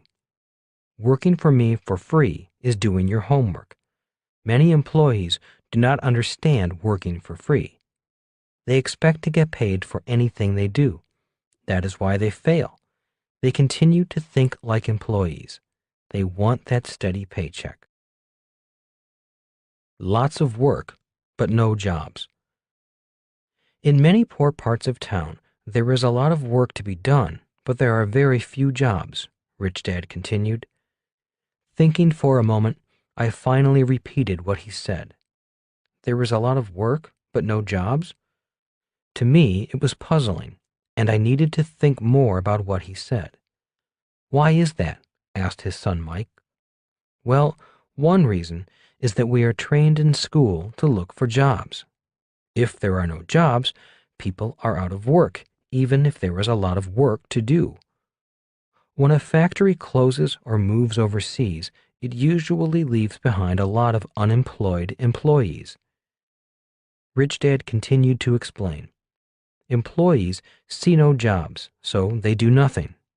On the other hand, an entrepreneur sees a lot of opportunity. The entrepreneur knows that the jobs will come if the work is done. So they need to be retrained. They need to do their homework," I added. "That's the work that needs to be done." "That is some of the work," said Rich Dad. "Look, the point I am making is that too many people confuse work with their job. Too many people expect to get their job training for free. Even if a person has a job, too many employees expect their employers to provide them with training and pay them at the same time." "They want the company to pay for their education?" I asked. Being a teenager and not having worked in a big company The idea of expecting to be paid for training was strange to me. Many people also expect the government to provide them with job training for free, added Rich Dad. And that is why you say they are poor people, said Mike. It's more than financial. It is a poor attitude toward the value of education, training, and preparing oneself to have a skill people will pay for. Rich Dad agreed. I've seen employees attending training classes while keeping one eye on their watch. At quitting time, they jump up and leave the class, even if the instructor has not finished the lesson. Or I've seen employees who are outside, smoking and gossiping, or drinking in the bar and watching sports on TV, or flirting with other workers rather than attending the class the employer is paying them to attend.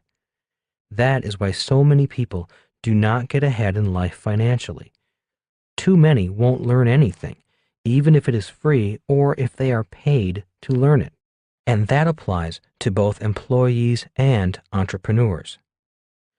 Since I came from a family of government educators who believed in free education, I asked, would you explain a little further the relationship between work and jobs? Doctors worked for free. Sure, said Rich Dad. Medical doctors spend a lot of money and a lot of time learning to be doctors before they get paid as a medical doctor. That is one reason why they earn more money than most people.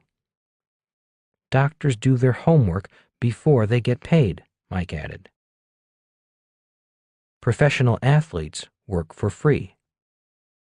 They certainly did, said Rich Dad, but also look at great athletes who earn a lot of money.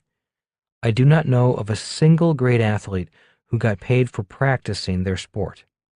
Most professional athletes started young and practiced longer and harder than the average athlete. Most professional athletes practiced for years and put in many hours long before they got paid. They had to do their homework before they got their jobs as pros. That is why you don't pay us, I said softly. We work for you for free. Rich Dad smiled. Even the Beatles worked for free before they became world famous and rich.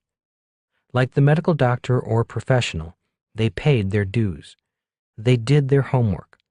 They did not ask for a guaranteed record contract, a steady paycheck, or medical benefits before they began practicing. I've bought a lot of their records, said Mike. I've helped make them rich. They made themselves rich, said Rich Dad with a smile. Doing your homework applies to more than just money. It also applies to your health. Many people are unhealthy because they do not work out. They don't exercise, I said, so they have poor health. Notice the word poor? Asked Rich Dad. Poor financially and poor in health.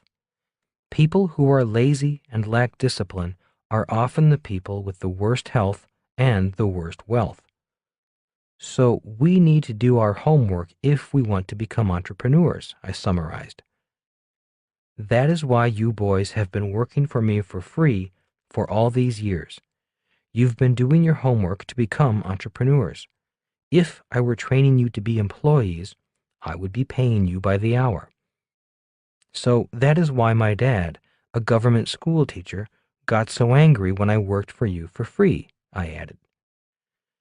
Chuckling and nodding again, Rich Dad said, Your father thinks like an employee. That is why he thinks I should pay you. He does not understand working for free. He does not understand that you are receiving a priceless education. It's just not the kind of education he values. The type of education an employee needs is different from the type of education an entrepreneur requires. That is why he thinks you're cheating us, I added. I know, smiled Rich Dad. Look, years from now, you'll be a lot richer because of what I am teaching you. What you are learning is much more valuable than a small paycheck. Why a business struggles. Before quitting your job, you will need to find out how many different jobs make up a business. Rich Dad said, Even if a person is a highly successful employee, let's say in sales, that does not mean he or she will be successful in business.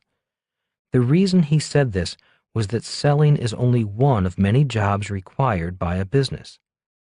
His other point was that a struggling business is a business where a job or several jobs are not being done at all or are not being done well. He said an entrepreneur may be working hard, but only working hard at one job at a time. That is why so many self-employed business owners struggle or eventually burn out from overwork. They may be working hard, but they may not be doing all the jobs a business requires. The basic jobs of a business. In the third book of the Rich Dad series, Rich Dad's Guide to Investing, the BI triangle is introduced. The B and I refer to the business and investor quadrants of the cash flow quadrant. Rich Dad said to me, if you are going to be an entrepreneur or an investor, fully understanding the BI triangle is essential to your success. As a teenager, I did not really believe or appreciate Rich Dad's respect for the importance of the BI triangle. Today, I do. A great new product. Many times, individuals will say, I have an idea for a great new product. As you can tell from the BI triangle, the product is only the tip of the iceberg. Job descriptions for a successful business. You can think of the different aspects of a business as job descriptions. To be successful, the business needs someone with the skills to fulfill each of those functions. Starting with the product level, you will see the list of jobs required to bring the product to market. In simple terms, product, legal systems, communications, and cash flow are technically all the elements required for a business to function successfully. If one or more of these elements is missing or is being done poorly, the business will struggle and often will fail. When my poor dad's ice cream business began to fail, it was not because it was not selling a good ice cream product. In fact, it was a great ice cream product. In my opinion, the reason the business failed was that my dad was not a good sales or marketing person. He was a great communicator as a speaker, yet he failed to fill the job description known as communications.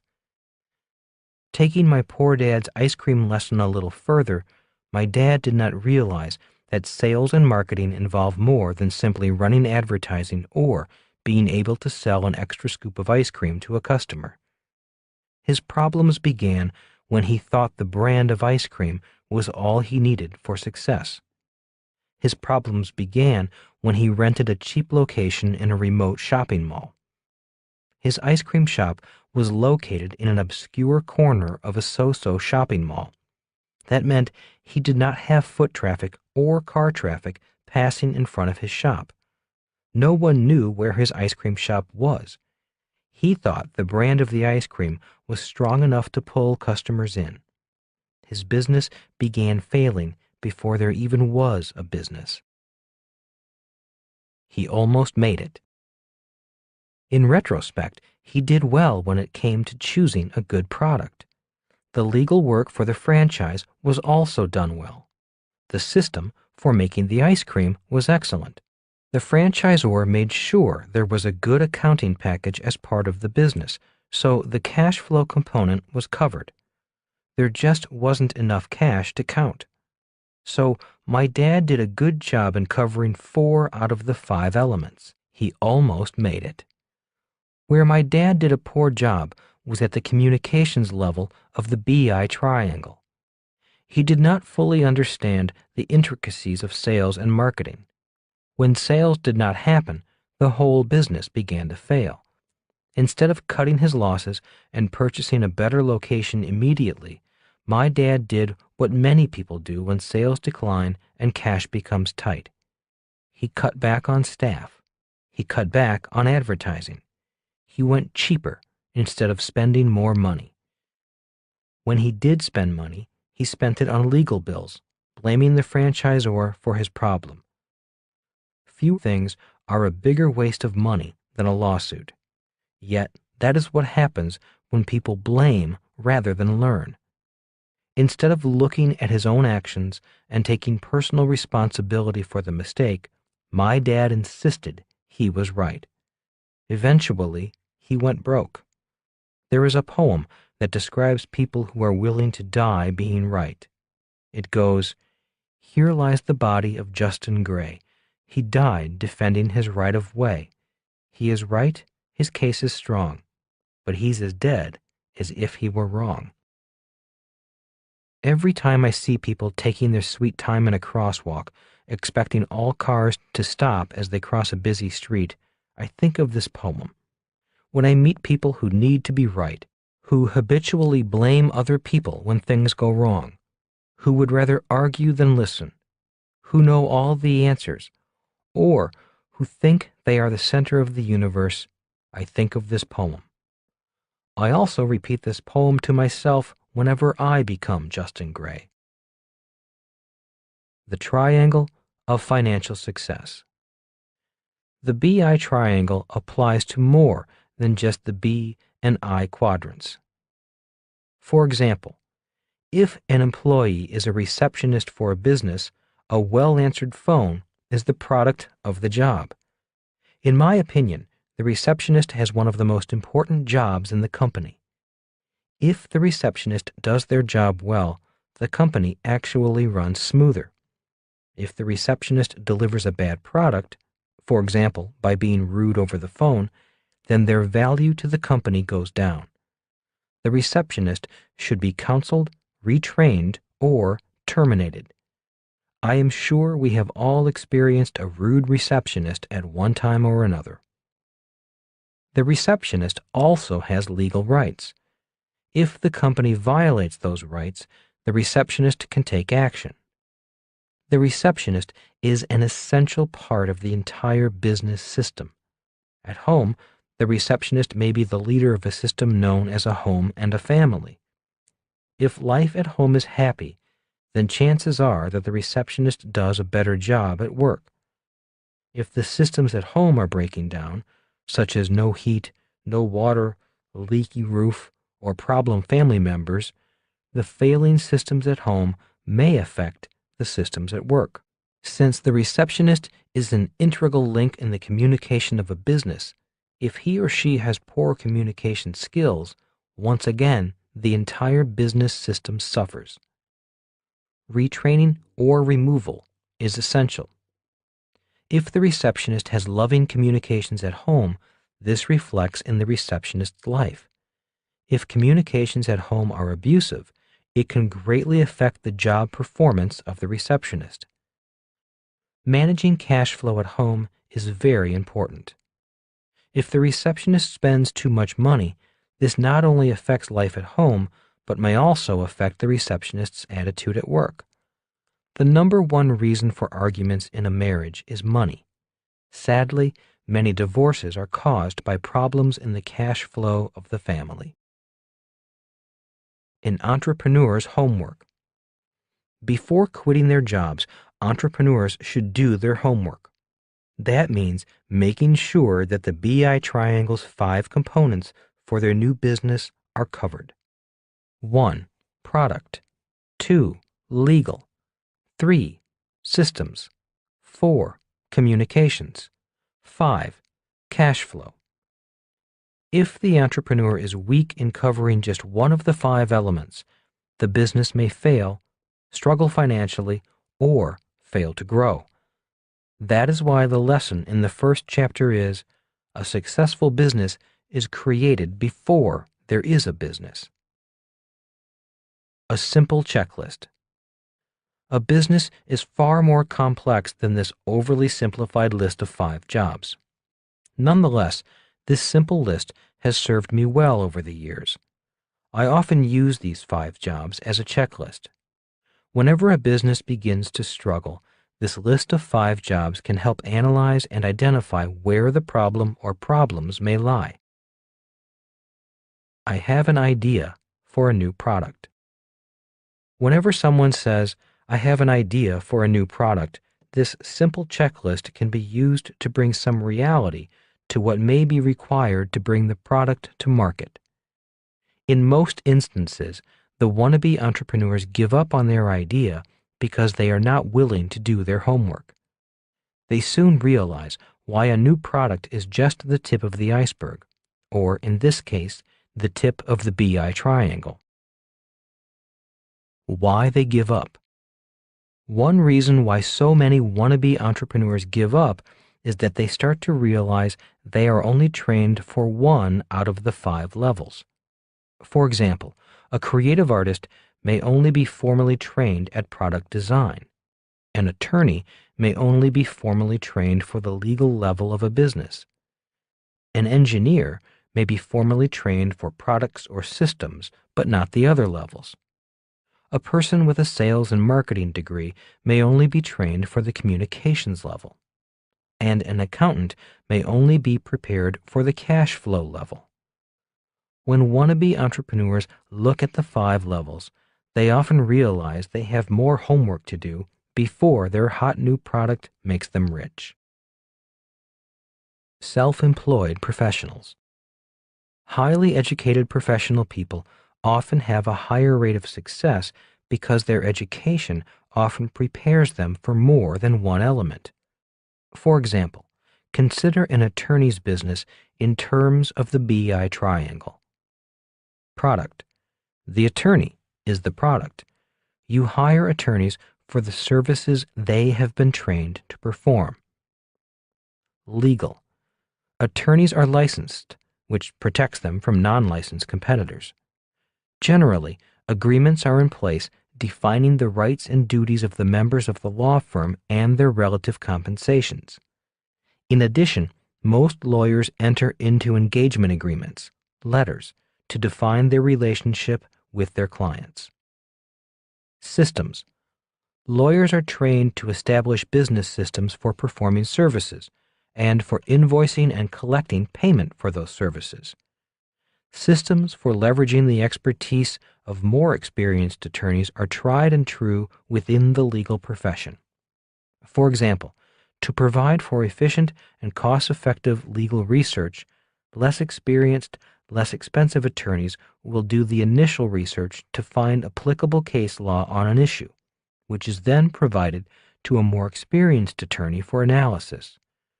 Commercially available software packages are often used to implement billing and collection systems. Communications. Attorneys understand that to be successful, they need to maintain a good reputation and a good relationship with their clients. Most law firms market through word of mouth, although some are now resorting to advertising. Most people have an understanding of what an attorney does, which means they need to communicate less or explain less. Cash flow. People expect to pay for an attorney's services. However, this does not mean an attorney can ignore issues of cash flow. Very often, services are not invoiced until the end of the month during which they are provided, and clients often delay paying attorneys' fees.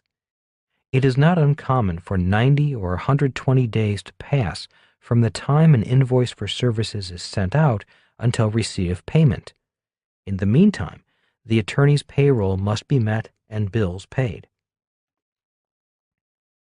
Again, this is oversimplified, yet it does explain why people such as attorneys, accountants, medical doctors, dentists, plumbers, electricians, truck drivers, cab drivers, and babysitters may have an easier time setting up a business. There is a market in need of their services and willing to pay for their services. For professionals such as school teachers and social workers, the road to becoming highly paid self-employed entrepreneurs may be a little tougher.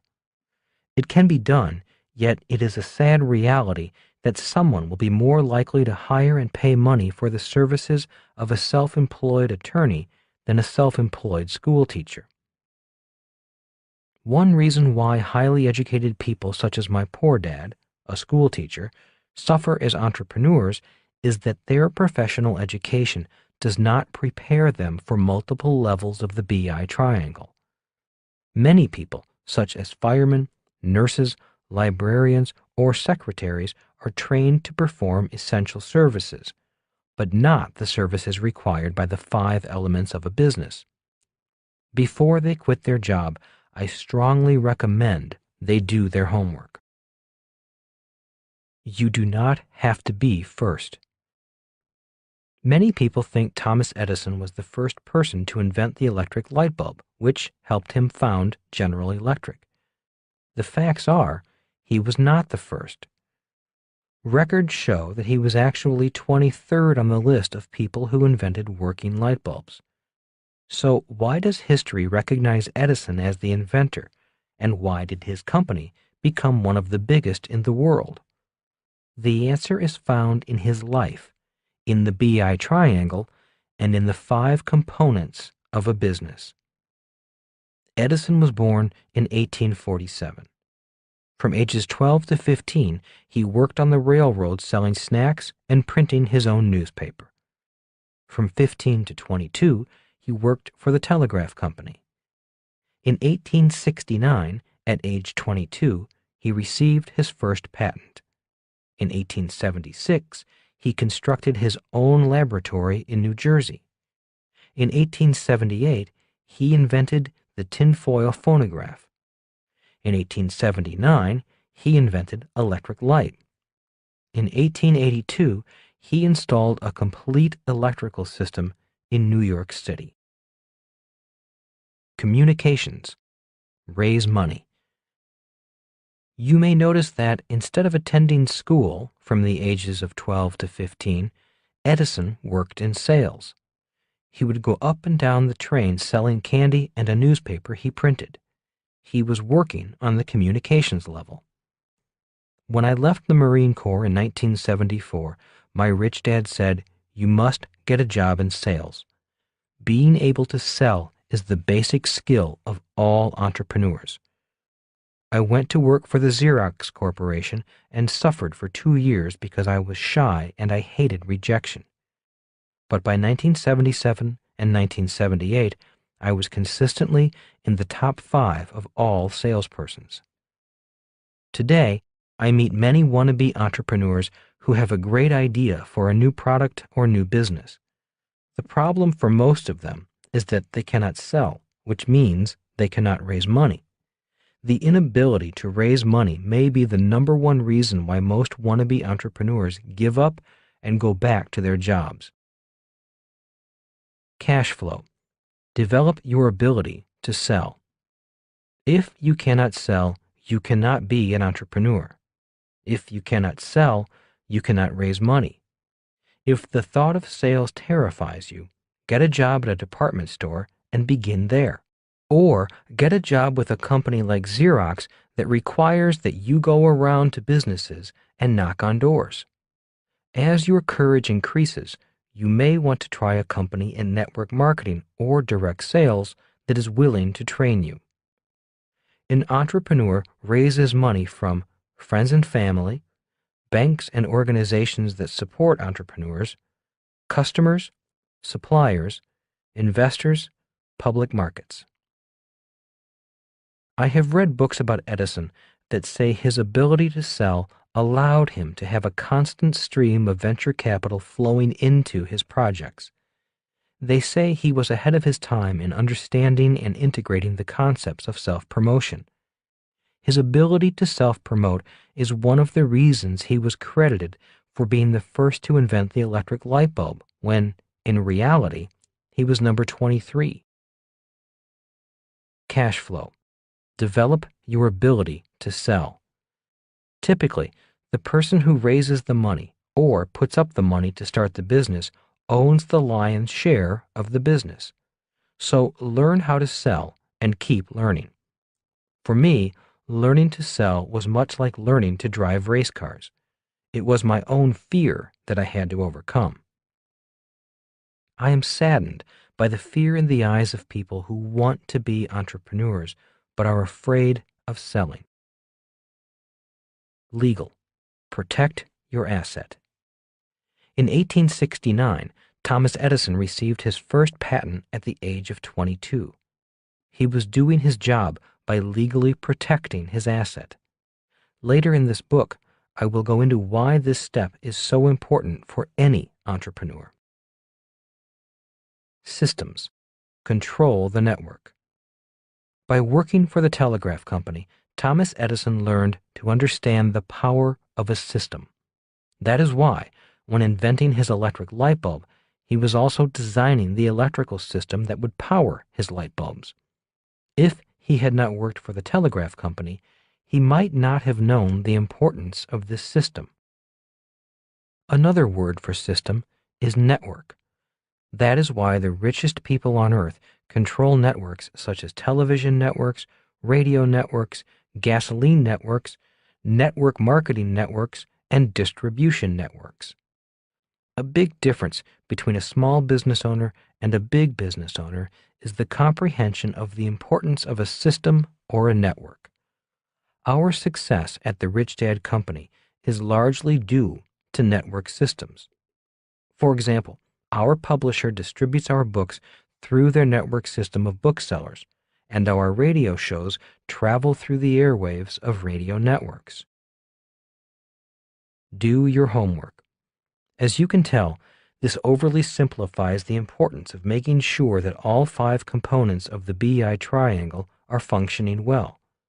Once again, if one or more of the 5 components is not being done, the business suffers.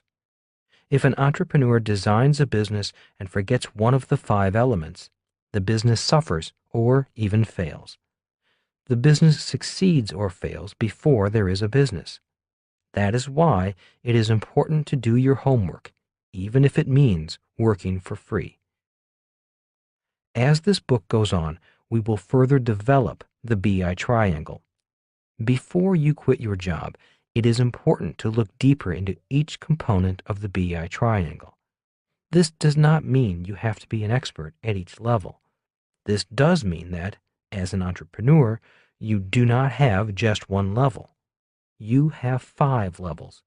So, before quitting your job, spend a little time learning more about each level. Rich Dad's Entrepreneurial Lesson Number 4. Success reveals your failures. Chapter 4. Street Smarts versus School Smarts. Good grades in the real world. If I do well in school, will I do well in the real world? I asked my rich dad. That depends upon what you define as the real world. The BI triangle became more meaningful to me after my poor dad shut down his ice cream franchise. He was in his 50s when he took his early retirement money and life savings and lost it all. Instead of rebounding, which many entrepreneurs do after the loss of a business, my dad seemed to go downhill. Rather than start a new business, he took a job as the head of the teachers union and went after his ex-boss, the governor of Hawaii, demanding better wages and benefits for teachers. Rather than learning from his mistakes and becoming a better entrepreneur, he once again became an employee and an advocate for employee rights. One reason why he did not rebound was because he was out of money. Instead of learning to raise capital for his next business venture, he just took a job. He went back to the world of employees where he felt more comfortable. In effect, he went back to doing what he knew, working for and saving money, rather than learning something new, such as how to raise money. My education continues. Realizing that it was the lack of skill in the communications level that brought my dad down, I applied for a job in sales at IBM and the Xerox Corporation. It was not the paycheck, but the sales training that I was applying for. Rich Dad had told me that if I wanted to be an entrepreneur, I had best do my homework at the communications level of the BI triangle. After 2 interviews, it was obvious that IBM was not the company for me, and I am certain they knew that I was not the employee for them. After 5 interviews at Xerox, however, I was on the short list of 10 candidates applying for 4 positions. The final interview was with the Honolulu branch manager. On that day, 6 of the 10 finalists sat outside his office. The other 4 candidates had already been interviewed. At the time of the interview, I was still in the Marine Corps and was dressed in my Marine Corps uniform. Sitting outside the branch manager's office, I nervously surveyed my competition. All of them were younger than I was, fresh out of college, very attractive men and women, and dressed like corporate executives. The Vietnam War was still on and very unpopular in some circles, which meant men in uniform were unpopular in those circles as well.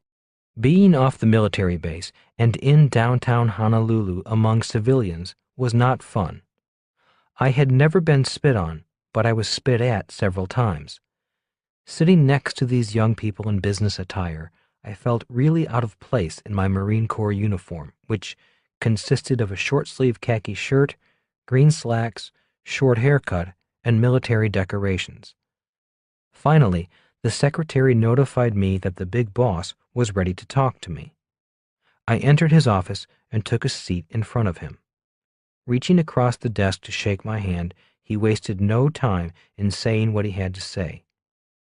"I've reviewed your file. You come highly recommended by the rest of my staff who interviewed you. They believe you could be a valuable asset to our sales team." With that, I took a deep but quiet breath and waited for the good or the bad news. Although he was saying nice things, I noticed that he had trouble looking at me. His eyes were constantly buried in my file folder.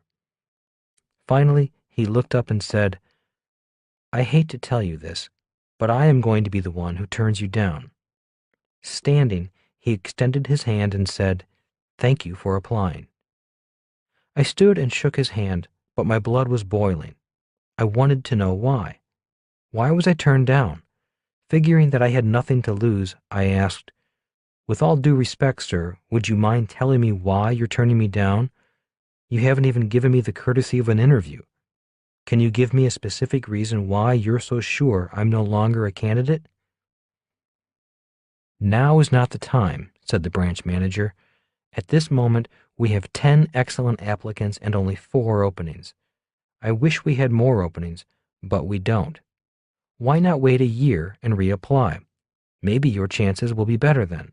Now, if you'll excuse me, I need to continue interviewing the other candidates." Looking directly at him, I said, "Just give me a reason. How can you tell which one of us is better than the other without an interview? Besides, I believe this is a very rude way to treat me. You have me come all the way over here and then do not even have the courtesy to interview me. So just tell me how you can make a decision without an interview.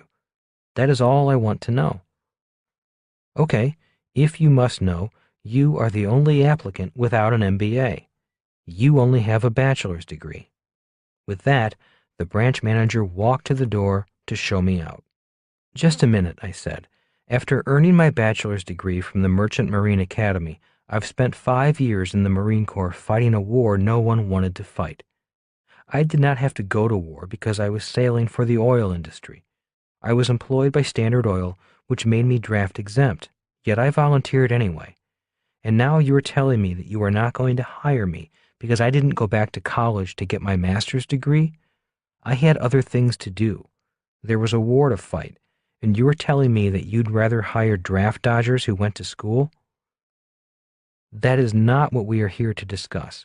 We are not here to discuss the war or our political inclinations," said the manager, who was about my age. "And yes, I am hiring people who went back to school. The job market is tight. We have many qualified applicants, so we can afford to be choosy. Right now, we are only hiring applicants with MBAs. That is how we are making our decision. Go back, get your MBA, and maybe then we'll talk." "So why wasn't I told this earlier?" I asked. "Why let me go through this process only to tell me now?" "We make exceptions for exceptional people," said the manager. "Even though you do not have a master's degree, our screeners thought you might have other qualities we are looking for. So far, my other managers thought you were good, but not exceptional. At that moment, I decided to become exceptional, or at least memorable. The manager held the door open and once again extended his hand for a weak handshake with a weak smile. Refusing to shake his hand, I asked in a loud voice, "Tell me something. What does a college degree have to do with sales?" With those words, all the other applicants with their MBAs turned their heads and stared at the open door. It shows character.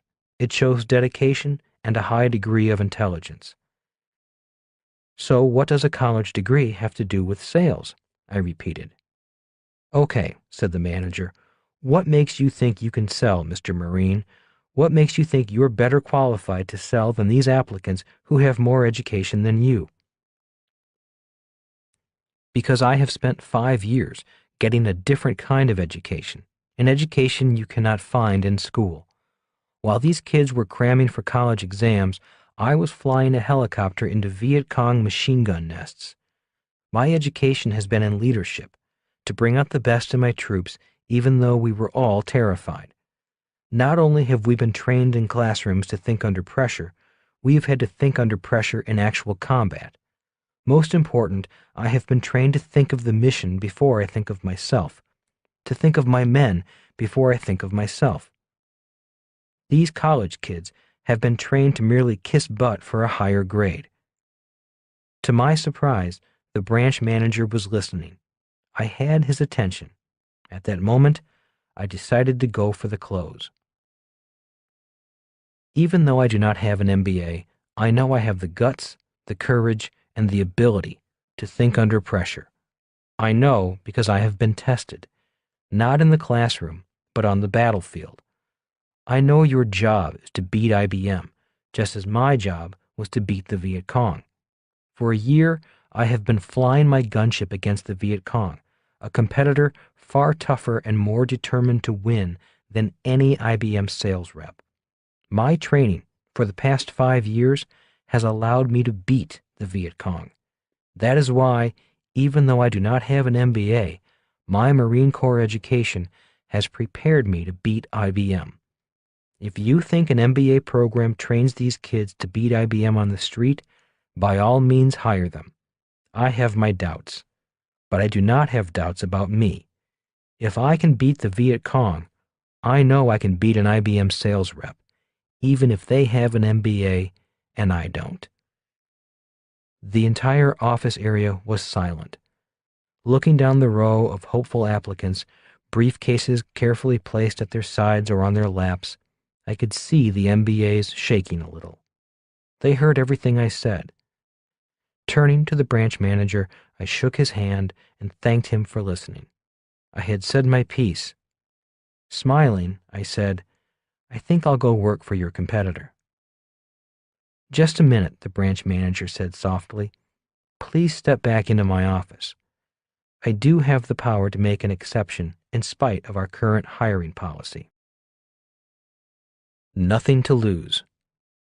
After being hired, I went to Rich Dad's office to tell him the news.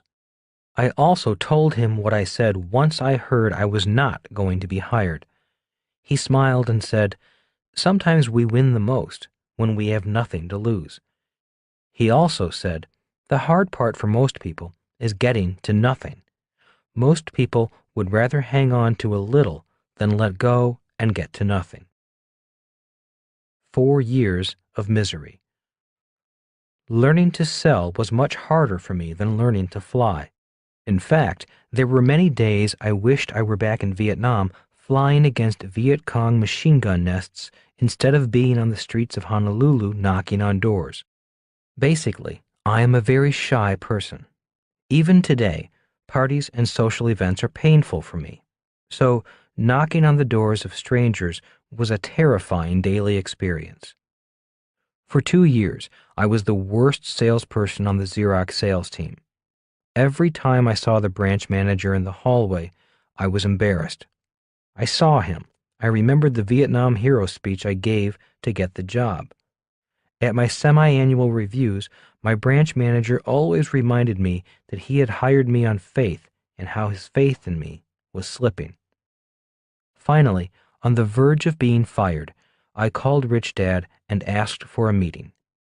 Over lunch, I explained to him that I was failing. My sales numbers were down, my income was down, and I was always at the bottom of the list of salespeople. What do you think my problem is?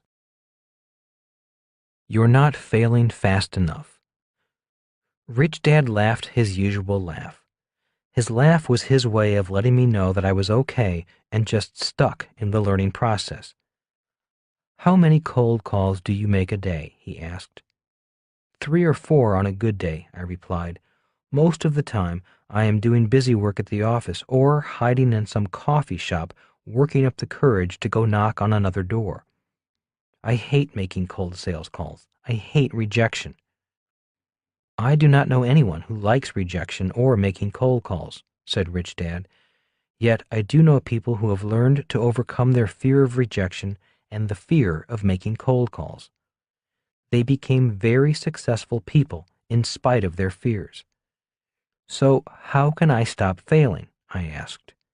Again, Rich Dad laughed and said, the way to stop failing is to fail faster. Fail faster? I whined. Are you kidding me? Why would I want to fail faster? If you don't fail faster, you'll fail anyway, smiled Rich Dad. Look, you're in the middle of a learning process. The process requires that you make many mistakes and learn from those mistakes. The faster you make mistakes, the faster you get through the process and get to the other side. Or you can quit. Then the process spits you out. Rich Dad was saying the same thing Thomas Edison had said about failing 1,000 times before inventing the electric light bulb. Rich Dad was saying the same thing my driving instructor was saying to me when I was learning how to drive a race car at high speed. They were saying that if I wanted to get through the process faster, I had to be willing to fail faster. Failing at failing faster. For a few weeks, I took Rich Dad's advice to heart and did my best to make more cold calls. I knocked on door after door at high speed. The problem was, I was still not getting in front of the person I needed to talk to. Their secretaries were very skilled at keeping pesky salespeople like me away from their bosses. Now that I was failing at failing faster, I called Rich Dad again and asked for advice. I called him because I realized I was even failing at failing. Again, he laughed and said, keep your daytime job and find a sales job at night, but find a sales job that will let you fail faster. Naturally, I whined and complained. I didn't want to work at night. I was single, and this was Hawaii. I wanted to be at the Waikiki nightclubs. I did not want to be selling at night. After listening to me moan and complain, Rich Dad simply asked, how badly do you want to be an entrepreneur? The number one skill of an entrepreneur is their ability to sell. If you do not get through this part of the process, you'll be better off as an employee. It's your life. It's your future. It's your choice. You can fail now, or you can fail later. It was an old lesson. I had listened to the same lesson before. The subject changed. This time, it was the subject of sales. But the lesson was always the same. The lesson was that if I wanted to succeed, I had to be willing to fail. With my own dad's business failure still fresh in my mind, I knew this lesson about sales was especially important. I knew that if I wanted to become an entrepreneur in the B quadrant, I had to learn to sell. But I hated knocking on doors. I dreaded it, day in and day out. One day, after hearing 4 replies of, "We're not interested," and one, "If you do not get out of my office, I'll call the cops," I hit the depths of depression. I went home rather than back to the office. Sitting in my little apartment in Waikiki, I contemplated quitting. I even considered going back to school and getting my law degree. But I lay down, took a couple of aspirin, and that idea soon passed. It was time to fail faster in a new way. Working for free. Rather than find a job at night, I remembered Rich Dad's advice that it was easier to find work if you were willing to work for free. I found a charity that needed people to dial for dollars at night. Leaving my job at Xerox, I would go uptown and dial for dollars from 7 to 9:30 p.m. For 2.5 hours, I failed as fast as I could over the phone. Instead of making only 3 to 7 sales calls during the day, I was sometimes making over 20 sales calls in 2.5 hours at night. My rejection rate and failure rate went up. But curiously, as my failure rate went up, so did my success in raising money. The more calls I made, the better I became at handling the rejections. I learned what worked with the calls that succeeded and started changing my pitch based on the rejections and the successes. The faster I failed at night for charity, the more I succeeded at Xerox by day. Soon, I was climbing up the list of salespeople rather than being at the bottom of the list. Even though I was not being paid at night, my income by day was going up. Working those extra hours even had an impact on my fun hours. The higher the number of rejections at the charity, the more fun I had in the nightclubs of Waikiki. Suddenly, I was not as afraid to talk to the pretty women in the clubs. I was less awkward, less terrified about being rejected. Soon, I was even becoming cool and popular, and women were actually hanging around me. After 4 years at an all-male military school and then years in the Marine Corps, being around so many pretty women was quite a treat. It was a lot better than being the lonely nerd at the end of the bar, staring at the pretty women from a distance. From 10 p.m. to 1 in the morning, I was the disco duck, just like John Travolta in the movie Saturday Night Fever. I even had a white suit, long-collared shirts, disco boots on my feet, and shells around my neck. Everywhere I went, I walked to the sounds playing in my head of the Bee Gees song, Staying Alive. My hours were ridiculous, and I am sure I looked ridiculous, but it worked. I was failing fast and doing my homework at the communications level of the BI triangle. Failing pays off. In my 3rd and 4th years at Xerox, instead of being at the bottom of the sales pack, I was at the top of the pack. I was also making a lot of money. My failing was paying off. In the 4th year, I was consistently number 1 in sales. Once I made it to the top, I knew it was time to move on. My school days in sales were over. It was time to learn something new. But little did I know that my success in sales was setting me up for the biggest business failure of my life. The 4 business schools. Rich Dad explained to his son and me that there are 4 different types of business schools. They are 1. Traditional business schools. These schools are located at accredited colleges and universities and offer degreed programs, such as an MBA program. 2. Family business schools. Many family businesses, such as my Rich Dad's business, are great places to get a business education, if you are a member of the family. 3. Corporate business schools. Many businesses offer intern programs for promising young students.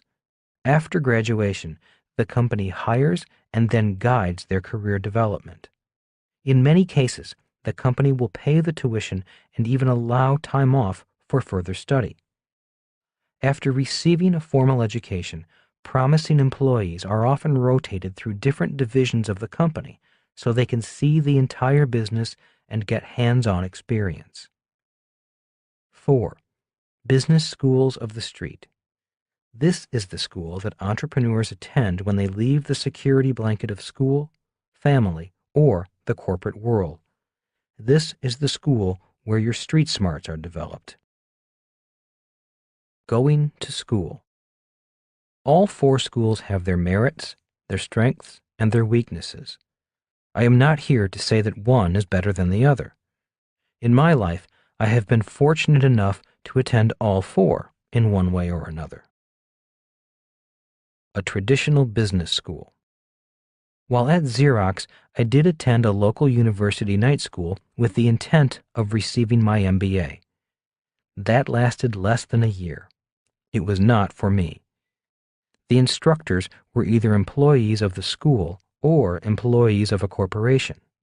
The students, for the most part, were seeking to become high-paid, well-educated employees, just like their instructors.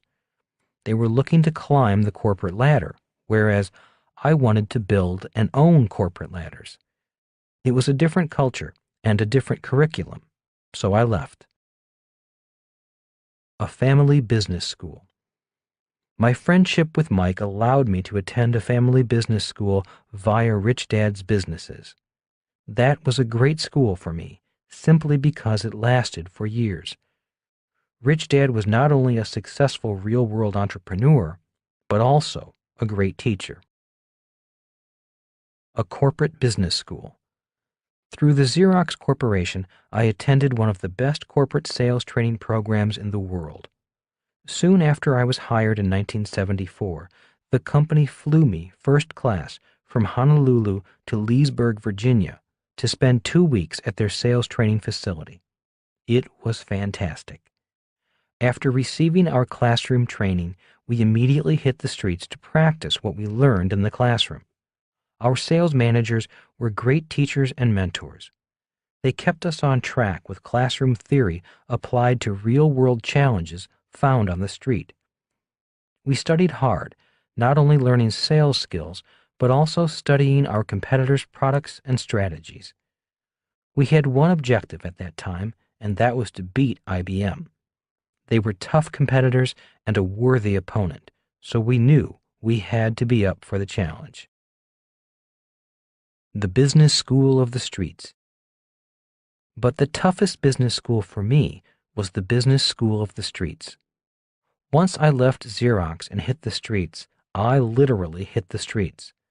The business school of streets was a horrible school, a harsh teacher, and tough on grades. Many times I came face to face with my greatest fears and the depths of personal self-doubt. Yet it was also the best business school for me. It was just what I needed. Instead of A's and B's as grades, street grades are measured in dollars earned or dollars lost. Graduation Day. In 1978, I graduated from the Xerox Corporate Business School and entered the Business School of the Streets. It was an emotionally tough transition for me. I went from the world of flying first class, having nice offices, a steady paycheck, and everything paid for by the company, to a world where I paid for everything, including paper clips, travel, and other people's salaries and benefits. Before I left the corporate business school, I had no idea how much running a business cost. For 2 years, in order to reduce expenses, my 2 partners and I did not take salaries. Once again, I was working for free. I knew then why Rich Dad had insisted that his son and I work for him for free. He was preparing us for the world of entrepreneurship, a world where everyone else gets paid first and you get paid last, if you get paid at all. Success reveals your failures. Another of Rich Dad's lessons was, success reveals your failures. In other words, your strengths will reveal your weaknesses. Again, I did not know what he meant until my own business had become successful. Our nylon surfer wallet business was successful in 2 out of the 5 levels. We were successful at the communications level and the product level. The 3 partners had trained for years to be successful at those levels. The problem was that we were too well trained at those 2 levels, and our success was too great too soon. It was like hooking up a plastic garden hose to a fire hydrant. As soon as international success put pressure on the system, the whole business blew. Our strong points blew out through our weak points. Our strengths had revealed our weaknesses. Our success had revealed our failures. We had failed to strengthen the legal, the systems, and the cash flow components of the BI triangle. We had them covered, but we failed to strengthen them as our success increased. Back to the drawing board. After our venture collapsed, 2 of my partners left the business. I wanted to quit also, but Rich Dad said, "Rebuild the business. It will be the business school you have been waiting for." For the next 6 years, I went back to the drawing board many times. Each failure was less painful, and the recovery was quicker. Each time I failed, I knew what to work on. I knew what I had to study next. The business school of the streets was guiding me. Each failure was actually making me smarter and more confident. Each failure made me less afraid of failing and more excited about learning what I needed to learn next. Each failure was a challenge, the door to the next world. If I was successful, the door to the next world opened. If I failed and the challenge beat me, the door slammed in my face. If the door slammed in my face, it meant I needed to get smarter. I needed to think harder. I needed to use my creativity to find a way to get into the next door. In many ways, it was like being a salesman on the street again, knocking on doors once more. When people ask me how we survived through all those years without money, my answer is, I do not know. I simply took it one day at a time. After my first 2 partners left and things looked bleakest, 2 new partners showed up. One of them was my brother, John. They brought in some money, but more important, they brought in a new vitality and new skills. One new partner, Dave, brought experience in the systems level of the business. He was excellent at manufacturing. My brother John came in to handle the cash flow level. He was excellent at keeping our creditors happy and suppliers supplying. We also brought in a new advisor, a retired senior auditor from an accounting firm, to help us straighten out our mess. He was happy to work for free since his wife wanted him out of the house anyway. He was happy to have an office to go to. I also believed he found our struggles entertaining. He would chuckle a lot as my 2 new partners and I moaned and groaned about our problems. More than work for free and straighten out our mess, he also helped us raise more capital by teaching us how to raise capital in a more professional manner. As I said, we survived by taking it one day at a time. All I knew was that I did not want to go back to a job as my poor dad had done once his ice cream business failed. In many ways, my philosophy was, I had gone too far to turn back. Rich Dad was correct. It was the best 10-year business school I could have attended. I started with Xerox in 1974 and finally built a successful business by 1984. It was a 10-year process of building, failing, correcting, rebuilding, and failing. For me, it was the best way to learn. Many times, I felt like I was building a race car instead of a business. Our team would work on the business, take it out to the racetrack, step on the gas, blow an engine or hydraulic line, and return to the shop. A system of systems. In many ways, building a business is very much like building a car.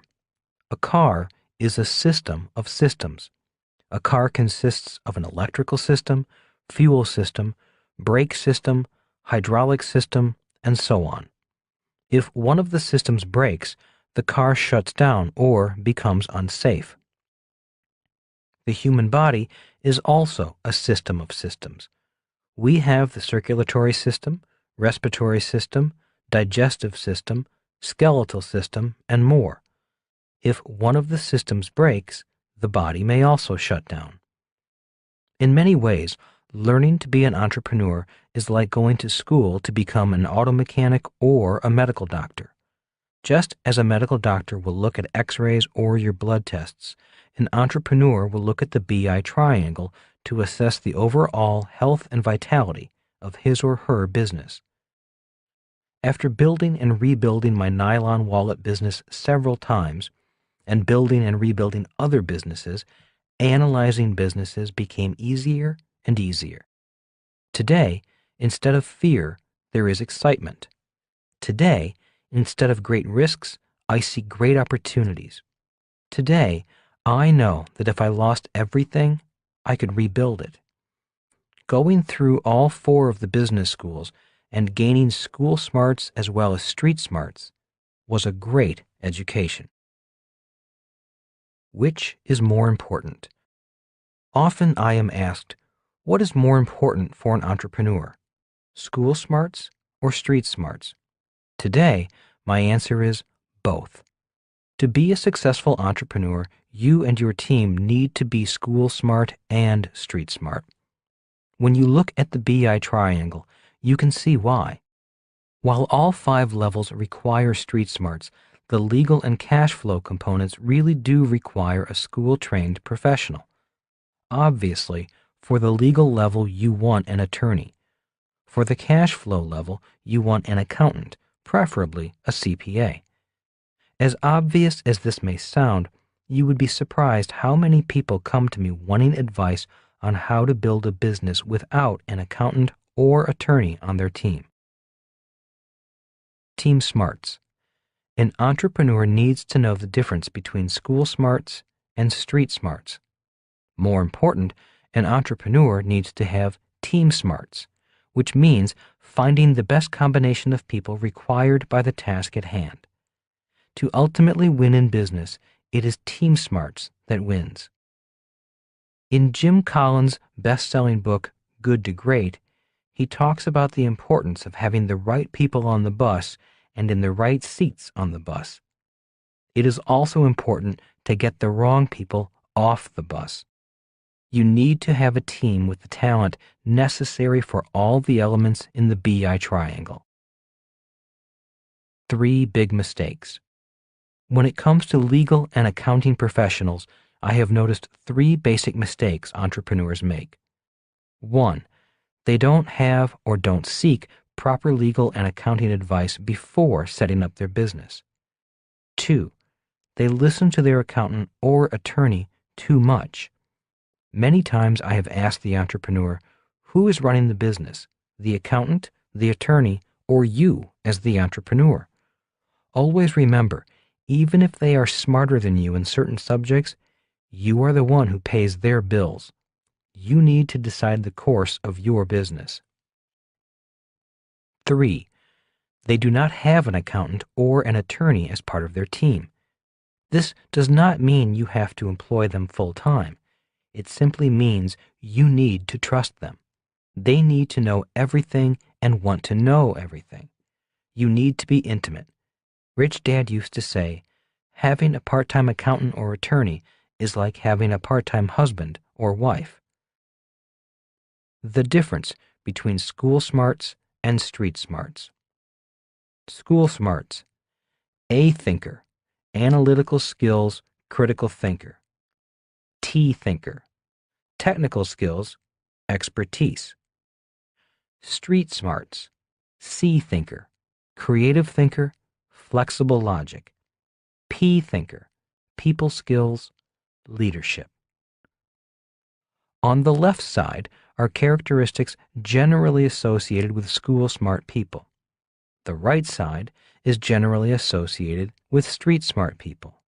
My rich dad said, if you are to develop as an entrepreneur, you will need to develop all 4 areas.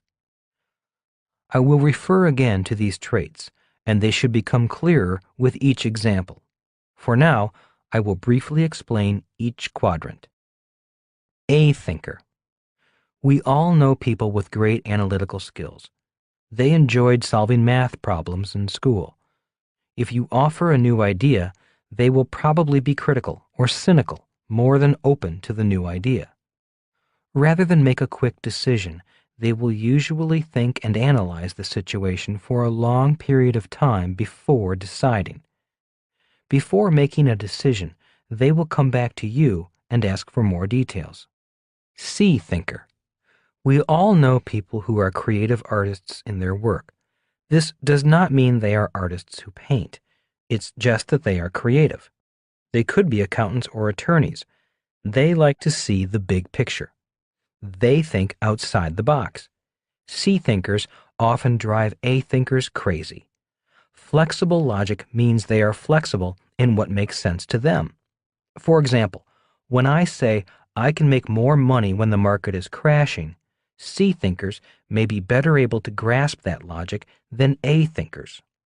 In other words, C thinkers can take something illogical and make it fit their logic. They are more open-minded. A thinkers often just reject anything that does not fit their way of thinking. T thinker. We all know people who are technical wizards. They may be computer wizards who speak a language found only on Mars. Or they may be motorheads who think everyone knows how to drop a transmission and fix it. T thinkers are often the exact opposite of P thinkers. Why? Because T thinkers seem to be most comfortable with people who enjoy the same technical subject they do. They attend computer conventions just to meet other computer geeks. They hang out in auto parts stores just to meet someone they can talk to. P thinker. In high school, the strongest P thinkers often ran for student body officer or were voted most popular. Unlike the T thinker, P thinkers can start a conversation with anyone. At a party, P thinkers are the stars. Everyone invites them to their parties because they make the party fun. In business, the staff and employees love this person. They will do anything for a P thinker. In business, P thinkers can make great leaders if they also possess the necessary business skills. When they speak, people listen. Different thinker, different entrepreneur. As you may have already guessed, each different type of thinker will be attracted to different types of entrepreneurial businesses. For example, a T thinker motorhead may enjoy opening an auto parts store. An A thinker lawyer may like opening a law practice. A C thinking medical doctor may want to become a cosmetic surgeon. And P thinkers may become perpetual politicians, always running for office. They may also become pastors, ministering to their flock, or they may become entertainers, getting paid to be the center of attention. All four are important. Rich Dad said, all four types of thinkers are important for a business. Small businesses stay small or fail because they lack one or more of the different types of thinkers. One of the reasons why my nylon surfer wallet business failed was that we were too strong in the C and P categories and very weak in the A and T categories. Many self-employed entrepreneurs are very strong in the A or T category. A person may be a great lawyer in the A category or a great electrician in the T category. These people are very smart experts in one market niche and do best on their own. They may struggle to grow because they are weak in the C or P category. In the world of investing, an A or T person will invest differently from a C or P person. A and T people want a precise formula to follow. They want to see the numbers and analyze them repeatedly. C or P investors are more interested in exotic deals or want to know who the other players are in the deal. Notice the word player, which means people are important in the investment equation. This is important for P thinkers. When I give my classes on investing, I will often have a group of people ask, "Tell me what to do. What is the formula you followed?" When I hear such questions, I know they are probably A or T thinkers. It drives them crazy when I say, "We just created the investment. We got together with a group of people and put the deal together and made a lot of money." It drives them crazy because our way of investing does not fit their logic system. It is easy for A and T thinkers to follow a formula such as save money, get out of debt, invest for the long term, and diversify. This formula soothes their need for a logical formula for investing, even though it is not the greatest investment formula. They may get frustrated with my formulas since they may not have minds that allow flexible logic. Rich Dad's advice. Rich Dad was concerned about my becoming an entrepreneur because I was weak in all four categories.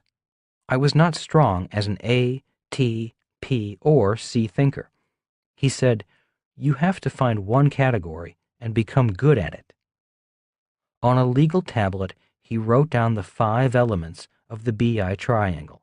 1. Product. 2. Legal. 3.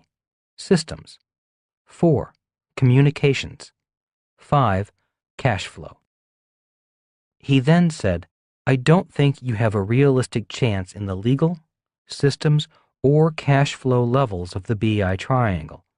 You have not done well in school, and you probably never will. I don't think you'll ever go back to school and become a lawyer, accountant, or engineer. That leaves the product level and the communications level. Choose one and commit the rest of your life to being the best at that level." And that is how I decided to leave the Marine Corps and work for the Xerox Corporation. In 1974, I decided my best chance for success as an entrepreneur was to be an expert at communicating to people. I was not a natural P thinker, but I decided it was a category I was willing to study for the rest of my life. Today, I have tremendous respect for people with school smarts, people who are creative and can design products, or legal minds who have made the study of law their life, or engineers who are great at systems. I have tremendous respect for smart accountants who know how to keep track of where the cash has been flowing. Become an expert at only one level. When I asked my rich dad why I should become an expert at one level, his reply was, "If you want to have the best team around you, you need to be the best at something as well. If you are only mediocre at communications, then you will never need the best attorneys, engineers, designers, or accountants. You will only need mediocre ones because you are mediocre." Build a team of experts. Some self-employed people do not do as well as they could because they feel they have to be experts at all 5 levels. They are often smart and good at all 5 levels, but they may not be strong at all levels. This may be why they often stay in the S quadrant. If you want to be a success in the B quadrant, you need to be the best at one of the levels, and then build a team of experts around you that fill in the rest of the levels. As I overcame my shyness, I would say I became pretty good at sales, marketing, writing, speaking, and creating informational products. If not for years of training at the communication level and developing my P-thinking abilities, I doubt if the Rich Dad Company would have become as successful as it has become. Today, the Rich Dad Company has strong product design teams, aggressive and smart legal teams, and established international distribution systems. It also has marketing communication systems throughout the world and a world-class accounting team that keeps the cash flowing. As a business, we have thousands of people throughout the world working for us or our products. As the old saying goes, the Rich Dad Company was an overnight success, but it took years to get there. Develop yourself. The business school of the streets is a very tough school. I still have memories of walking around New York City, running out of money, knocking on doors, hoping to find someone who would say yes to my nylon wallets. I love New York City, yet I always know that it can be a very cruel city if you are poor, unsuccessful, and unknown. Although the Rich Dad Company's offices are in Arizona, the engines of the business are located in New York City and cities all over the world. It is exciting to have access to the offices of some of the most powerful companies in the world, such as American Express, ABC, NBC, CBS, Fortune, Business Week magazine, Forbes magazine, the New York Times, New York Post, and CNN. It is even more exciting to do, or propose to do, business with them. Yet, as successful as we have become over the last few years, I always remember the streets of New York and how cold the city can become if one of the components of the BI triangle becomes weak. So, before quitting your job, know that your most important job is to develop yourself. If you will dedicate yourself to becoming a great entrepreneur, you will find it easier to find great people to be members of your team. If you can put together a great team, you will find it easier to be successful wherever you are. Just remember, it is very important to strive to be as smart as you can be, both in street smarts and in school smarts. Rich Dad's Entrepreneurial Lesson Number 5. The process is more important than the goal. Chapter 5. Money Talks. We were rich for 6 months, I said. Money was pouring in, and then the roof caved in. Well, at least you were millionaires, even if it was only for 6 months, said Rich Dad, chuckling. Many people will never know what it feels like to be rich. Yes, and now I'm financially ruined, I whined. 6 months of success and years to pay it back. Well, at least you had a taste of the good life, Rich Dad smiled, doing his best to cheer me up. Most people will never know what it feels like to build an international business and be an international success. Most people will never know what it feels like to have money pouring in the door. And most people will never know what it feels like to be an international failure with money pouring out the door, I said, now beginning to laugh. So, why are you laughing? Asked Rich Dad. I don't really know, I replied. I guess I am laughing because, as painful as it is right now, I would not trade this experience for anything. As you said, I caught a glimpse of a different world, a world very few people will ever see, a world I would like to see again. It was all so very exciting for a while. Rich Dad leaned back in his chair. For a long period of time, he seemed to sit there silently reflecting upon his life, the battles won and battles lost. Finally, he came out of his thoughts and said, Most people dash from home to work seeking security from this world. For many, work and home are where they hide from the harsh realities of a competitive world. All they want is a steady paycheck and a place to call home away from home. Rich Dad again paused and then said, and others seek something else. You mean something more than just security and money? I asked. With a wistful look in his eye, Rich Dad said, yes, if all I wanted was a secure job, a steady paycheck, and a home away from home, I would never have become an entrepreneur. And what were you looking for beyond security and money? I asked. A different world, a different way of living. As you know, I came from a very poor family. I wanted more than just a lot of money. I wanted more than just a big house and nice cars. I wanted a life few people ever live. I knew I faced greater chances of failing than succeeding. I knew there would be highs and lows as an entrepreneur. And like everyone else, I was concerned by the highs and lows. Yet, it was the thought of a different level of life that made the risks seem worthwhile. It was not just about making money. It was about a life's adventure.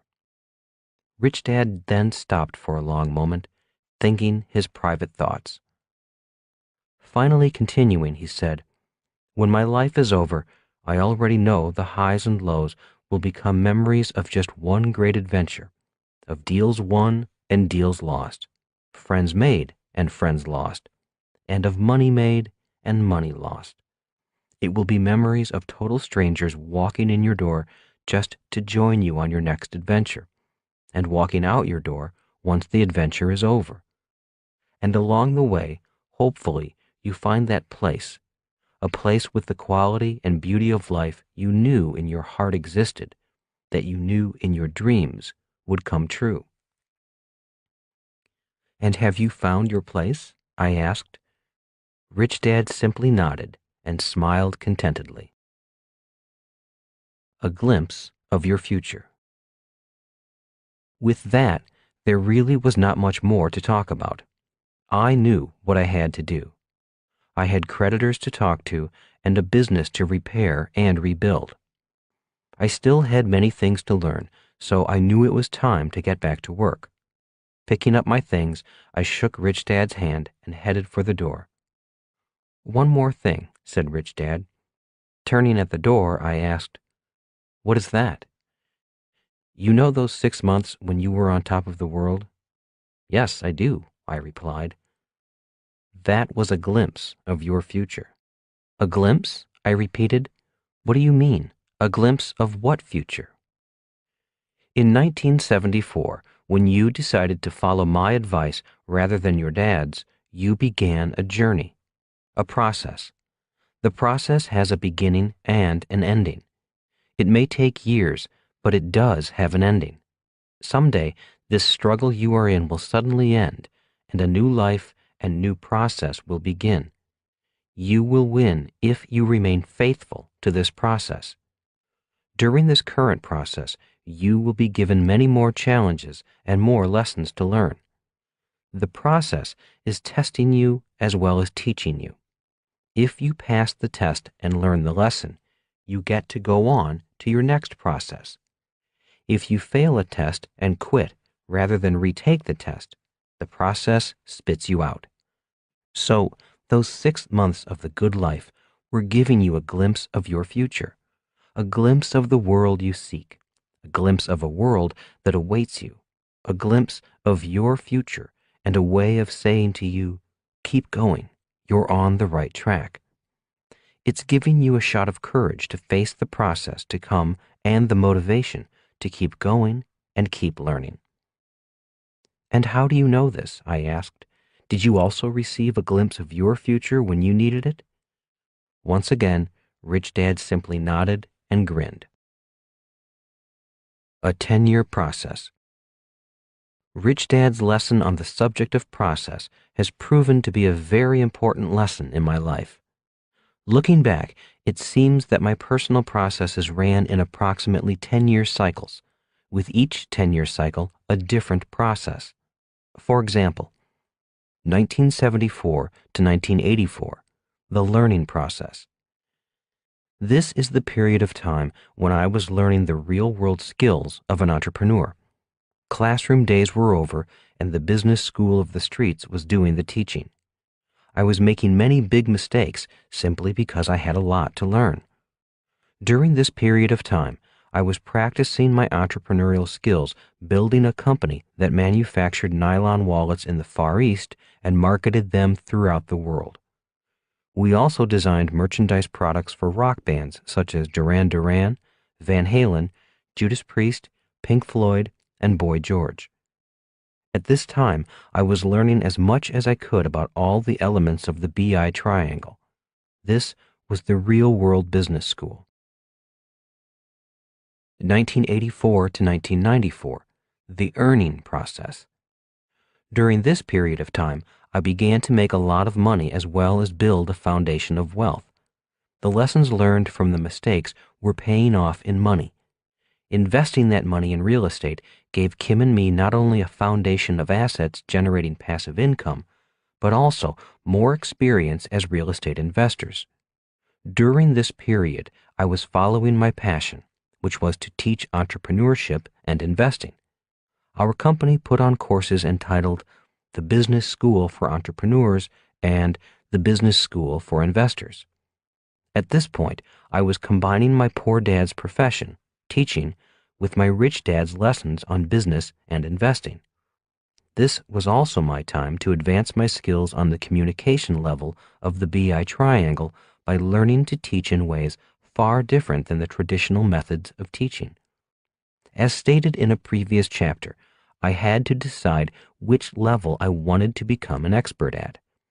After learning the basics of all 5 levels, I decided that my best chance of developing my skills was at the communication level.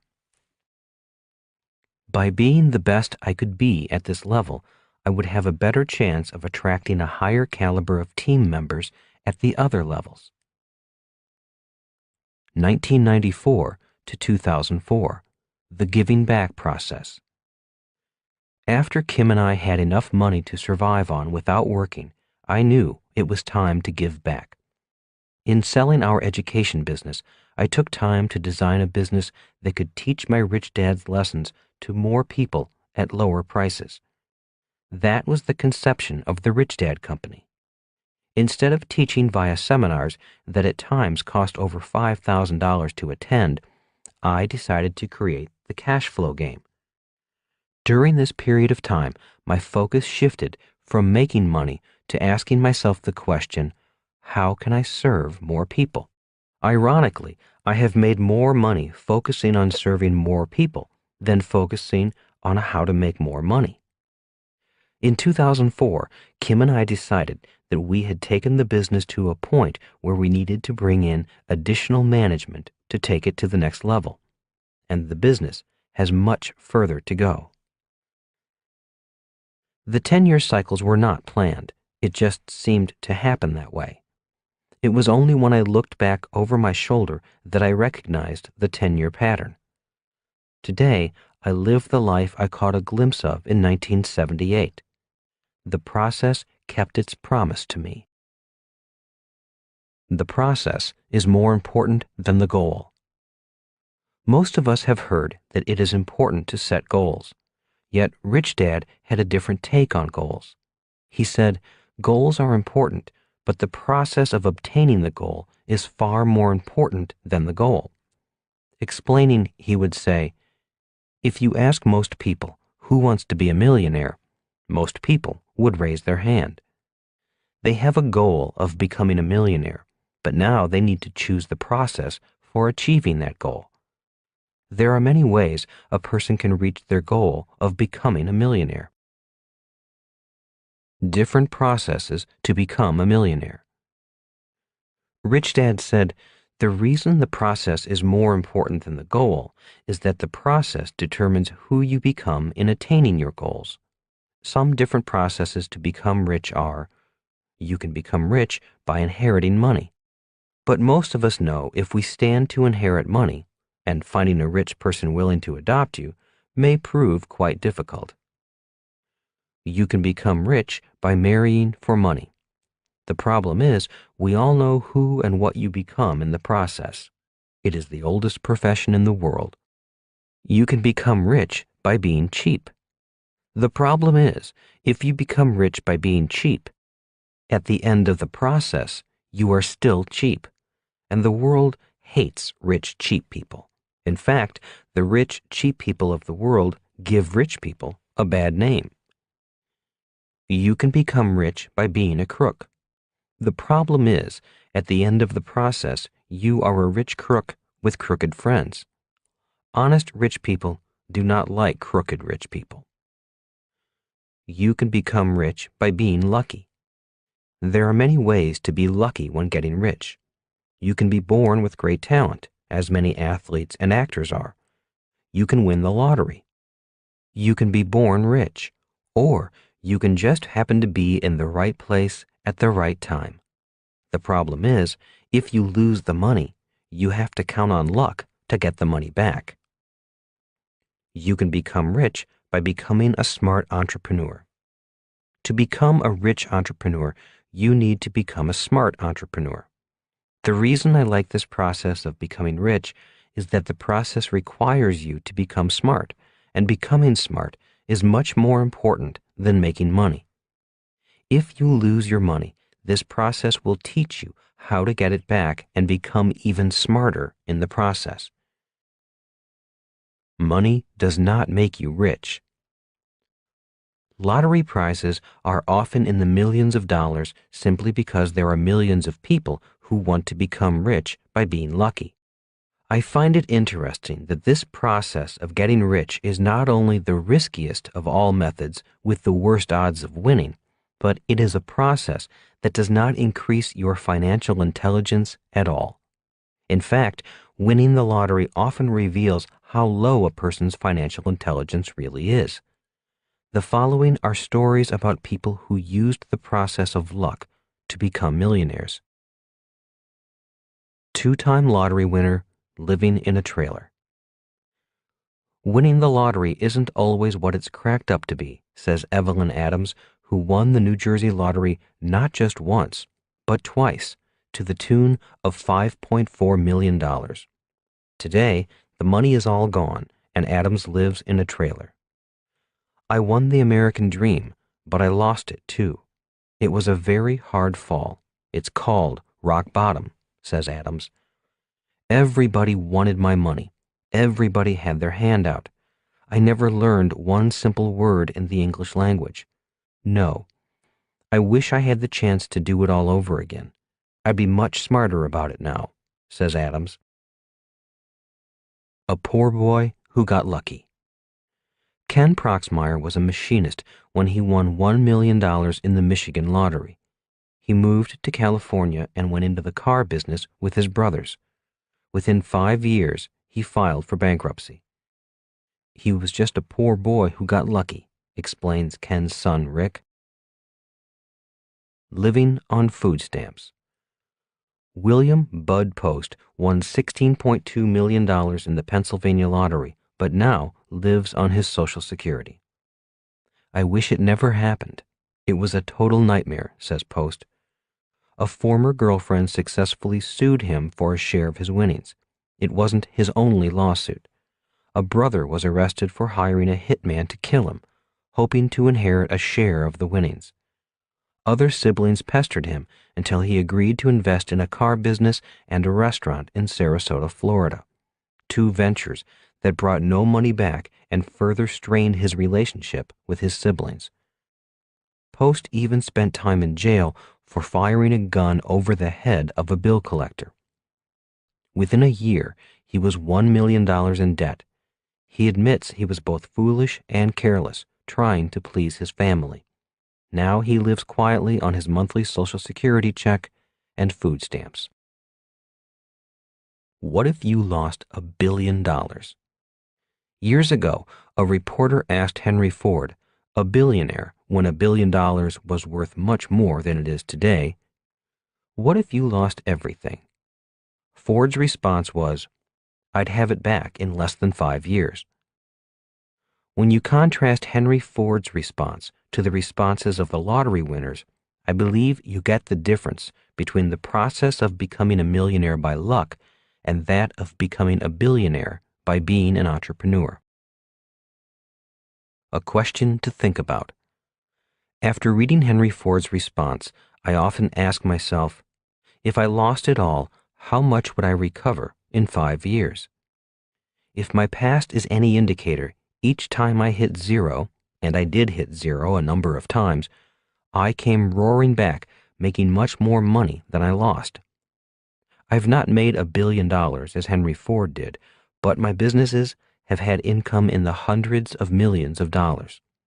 In my opinion, the entrepreneur's process is the best process to get rich because it is also an educational process to achieving great wealth, if you have the heart, mind, and stamina for it. Pouring the foundation.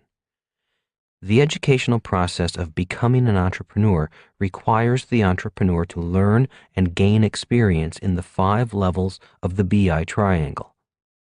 Once a person becomes somewhat proficient in all 5 levels, life is pretty good. It took me about 10 years as an undergraduate student of the Business School of the Streets to attain a basic level of proficiency. Can a person attain proficiency at all 5 levels faster? Absolutely. One of the reasons for writing this book was to simply inform you of the levels. If you know about the levels, it makes it easier to focus your learning activities and personal development, level by level. Why cash flow is the base level. Most wannabe entrepreneurs focus on the product level, the top level of the BI triangle. While product is important, looking at the BI triangle, you notice that cash flow is the base level with the most area allocated to it. When I first started out as a professional entrepreneur, I used to get excited looking at new products or ideas. That is how I got caught up in the nylon wallet business. The nylon wallet was just one of about 50 different product ideas we considered. Some of the other ideas were wooden puzzles, sugar packets with Hawaiian pictures on the packets wrapped in a burlap box, a magazine, and even candy bullets packaged in a box that said, "Bite the bullet." As you can tell, our thinking ability was unlimited. As soon as we decided on the nylon wallet as our product, the three of us began designing its packaging. Again, this required thinking, which all three of us enjoyed. It was not long before we were hitting the streets looking for investors. Most potential investors were polite and took time to look at our product and its packaging. Then, if they were interested, they all asked the same questions. May I see your numbers? What are your projections? When we did not have the answers, we were turned down, and turned down quickly. Even Rich Dad turned us down, but he did not turn us down politely. He was furious. Kicking my two partners out of his office, he closed the door behind them and gave me one of the most severe reprimands I have ever had from either of my dads. I have written about this incident in other books, so I will not retell the details of the story, yet the lesson is worth repeating. The lesson is, for successful business people and investors, the numbers are very important. Today, older, wiser, and much wealthier, whenever I am asked to evaluate a new product or business, I do the same thing those investors did to me years ago. I ask for the numbers. This does not mean I am any better at reading or producing numbers today than I was in 1978. The difference is, I ask for them and then ask someone who was trained at reading the numbers to go over the numbers with me. My level of expertise is the communications level, and I do go over that portion of the business plan carefully. I am pretty good at the communications level, but not that good at the cash flow level. But that is not an excuse for me to ignore the cash flow level, or any level for that matter. As an entrepreneur and an investor, I need to know the entire business, not just the parts of the business I am interested in. If a wannabe entrepreneur asks to show me a new product, the first question I ask is, do you have financial projections? Or, if the business is an established business, I will ask, do you have financial statements? Again, I ask these questions not because I am great at numbers, but as a test of the wannabe entrepreneur's knowledge of what it takes to be an entrepreneur. If the wannabe entrepreneur does have actual numbers or projections, I will ask someone else whose strength is in accounting to come with me to interpret the numbers. The numbers tell a story, and I need someone who can read the numbers and interpret them to tell me the story. As an entrepreneur, I believe it is very important to tell your business story in numbers. It's better to pay early. If you are serious about becoming an entrepreneur, an interesting exercise is to hire an experienced accountant to help you with a proposed budget and cash flow analysis. Even if you do not go through with the product or the business, the exercise will give you a better idea of what it costs to start and run a business. Once you know your budget, you will have an idea of how much you will have to sell to support the business. The experienced accountant may also point out expenses you may not know about. I wish I had done this exercise before starting my nylon surfer wallet business. I might not have lost as much money as I did. The cost of hiring a trained accountant for guidance would have been a drop in the bucket compared to the money I lost. More important, the money you spend for an accountant will be priceless in your educational development as an entrepreneur. If you ask most accountants, I am certain they will tell you that most entrepreneurs lack knowledge of accounting laws and practices and are horrible at record keeping. Their lack of accuracy with numbers may eventually get them in trouble. It is this lack of knowledge that eventually costs them even more money. In other words, pay them a little early rather than pay a lot more later. Why I created the board game. One of the primary reasons I created the cash flow board game is the reprimand my rich dad gave me back in the 1970s. For most of my life, Rich Dad had been emphasizing the importance of the numbers, and I sincerely thought I understood them. It was not until he chewed me out when I lost so much money that I began to understand why he put such emphasis on the numbers. Today, I understand. The game serves as a communication bridge between you and your accountant. It will not make you an accountant. The game will give you the advantage of being more familiar with the T thinking and A thinking logic of the accounting profession. If you are like me, weak at the subject of accounting and numbers, I strongly suggest you use the cash flow games as an educational tool. Again, before quitting your job to start your business, I recommend that you sit down with an experienced accountant and go over a budget on what it may cost to start and operate your business. If the numbers shock you, simply take a deep breath and sleep on it for a night or two. Give yourself time to expand your mind around the costs. The cost of starting, building, or growing a business is often more than originally imagined. Keep your job. If the costs frighten you off, then maybe being an entrepreneur is not for you. High expenses are an everyday challenge in business. Taking on that challenge is one of the most important jobs of an entrepreneur. It requires a lot of A, T, P, and C thinking power to solve these challenges. Personally, I do not like the challenges, but every time I have taken them on, I have become a better, wiser, and more confident entrepreneur.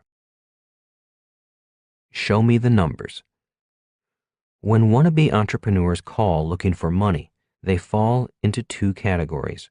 1, those with a business plan and financial projections. 2, those with nothing. If a person comes with empty hands, it either means they are very early in the process or they don't have a clue what they are doing, or both. Talking only about the product without financial projections indicates these people have not really thought through the process. If I am interested, I may suggest they go back to the drawing board, follow the BI triangle as an outline, and then hire an accountant and come up with a business plan, which includes a set of numbers. 1 step to raising money.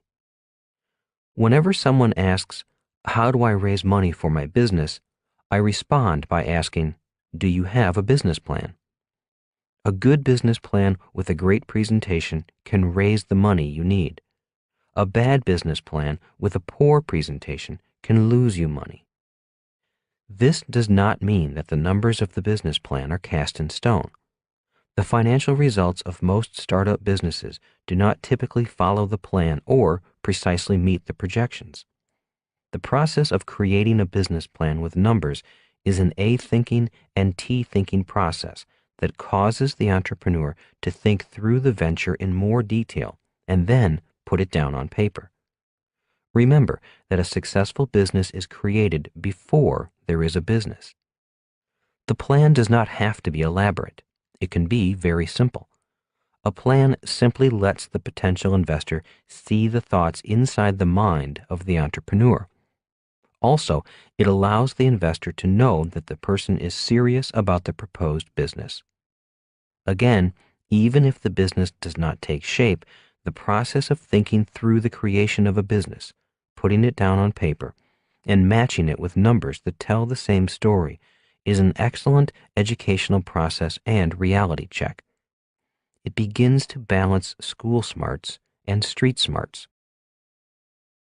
Tell me a story. A number of years ago, a young man called me and asked for an appointment. When I asked for what purpose, he said, "I have a business proposal I would like to present to you." "Are you looking for investment money?" I asked directly. He stumbled and haltingly said, "Yes, I am." Normally, I do not look at businesses at this early stage, yet I was curious and agreed to meet him for lunch. A week later, I met him at a local restaurant. He was well dressed and had an impressive-looking business plan. As I said, I am not good at reading the numbers, yet I do my best to listen to the story the numbers and the plan are telling me. The first thing I look at is the salary and wages line of the financial projections. For me, that is where the story begins. This young man had himself down for a $120,000 a year salary. My first question was, why do you need such a high salary from a business that does not exist? Well, that is what I am being paid at my job today, he replied, a little indignantly. Besides, I have a wife and 3 kids in school. It's the bare minimum I can live on. Okay, I said, and continued looking at the business plan. As I said, the business plan and the financial projections tell a story. The salary requirement line was introducing me to the lead character, the hero of the story. I was gaining a glimpse into his brain, how he thought, how he spent money, and the priorities of his personal life. Seeing his salary requirements and getting into his head, I felt he was still thinking like an employee, looking for a high-paying job. As far as I was concerned, the lunch was over. I had seen enough just by getting to know the hero of the story. I knew that I did not want to invest in his business. Relating the financial statement to the BI triangle. Since we had not yet ordered lunch, and I still had to be polite, I looked next at the other expenses of the business and how they related to the BI triangle. In other words, my first step was to call on my P-thinking mind. I needed to get a sense of who this person was in front of me. My second step was to call on the C-thinking, A-thinking, and T-thinking minds and create a relationship between the financial statement and the 5 levels of the BI triangle. My next question was, what do you do for your current employer? What is your job? I am a mechanical engineer by training, he replied. I work in customer service, tracking customer orders through our system. That is where I developed my product. Let me tell you about it. Just a moment, I said. I just have a few questions about your projections. Pointing at the line entitled Advertising and Promotion, I asked, what is this expense for $10,000 a month? What is your marketing plan? Oh, I haven't given that much thought yet. My plan is to hire an agency and let them handle our marketing. Have you had much experience in sales or marketing? I asked. No, I haven't, he said. I've spent most of my career working on the internal systems of a business. That is where I got my idea for my new product. It will revolutionize order tracking. Have you talked to an intellectual property attorney to protect your idea? Well, I have looked, but I really have not found one yet. In your plan, you only have $4,000 for attorney's fees. Why is that? Well, I wanted to keep my expenses down. Later on, when money comes in, then I'll hire more attorneys. For now, I think $4,000 is adequate to get me off the ground. And who helped you with these projections? I asked. I do not see a line for accounting expenses. Oh, you're right. I forgot that expense. How much do you think should be allocated to accounting fees? I don't know, I said. I'm not an accountant. If you really want to know, you should ask one. How do I find a good one? You can call my accountant, but he is very expensive and may be more than you need at this stage. Oh, said the entrepreneur, I am trying to keep my expenses down. I'll look for a cheaper accountant. Lack of real-world experience. Although this was hardly an in-depth look at the business, I had heard enough of the story. Eventually, I did get a look at his product, which never should have happened if he had had an intellectual property attorney's advice. He did not have me sign any document saying I would keep the product a secret, a big and clear indicator of this wannabe entrepreneur's lack of real-world experience. My own lesson learned. If I had liked the product, I could have simply taken his idea and taken it to market. How do I know this? Painfully, I know this lesson because I made the same mistake he was making. In 1977, I should have patented my nylon shoe pocket wallet for runners, but I decided to save a few dollars by not hiring a patent attorney. That is why, after coming up with the idea for the cash flow board game, I did not tell anyone about the game except for Kim and my engineer behind the game. The first person I went to find was an intellectual property attorney. This is one more example of turning bad luck into good luck.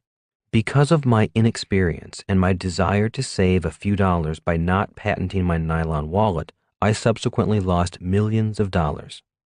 That bad luck was turned into good luck when I learned from that mistake by patenting my cash flow board game.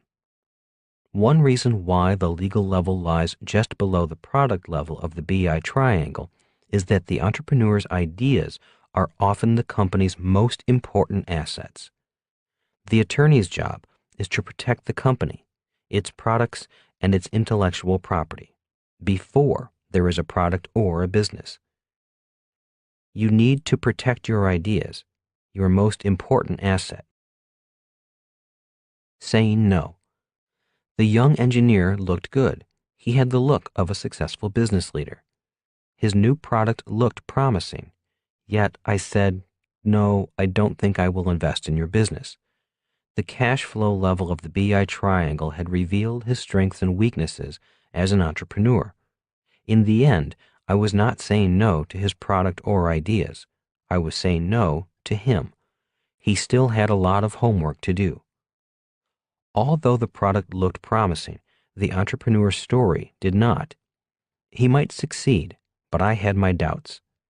If he did succeed, I doubted if he had the ability to grow the business to a point where, as an investor, I could get my money back. So I passed on the opportunity to invest with him.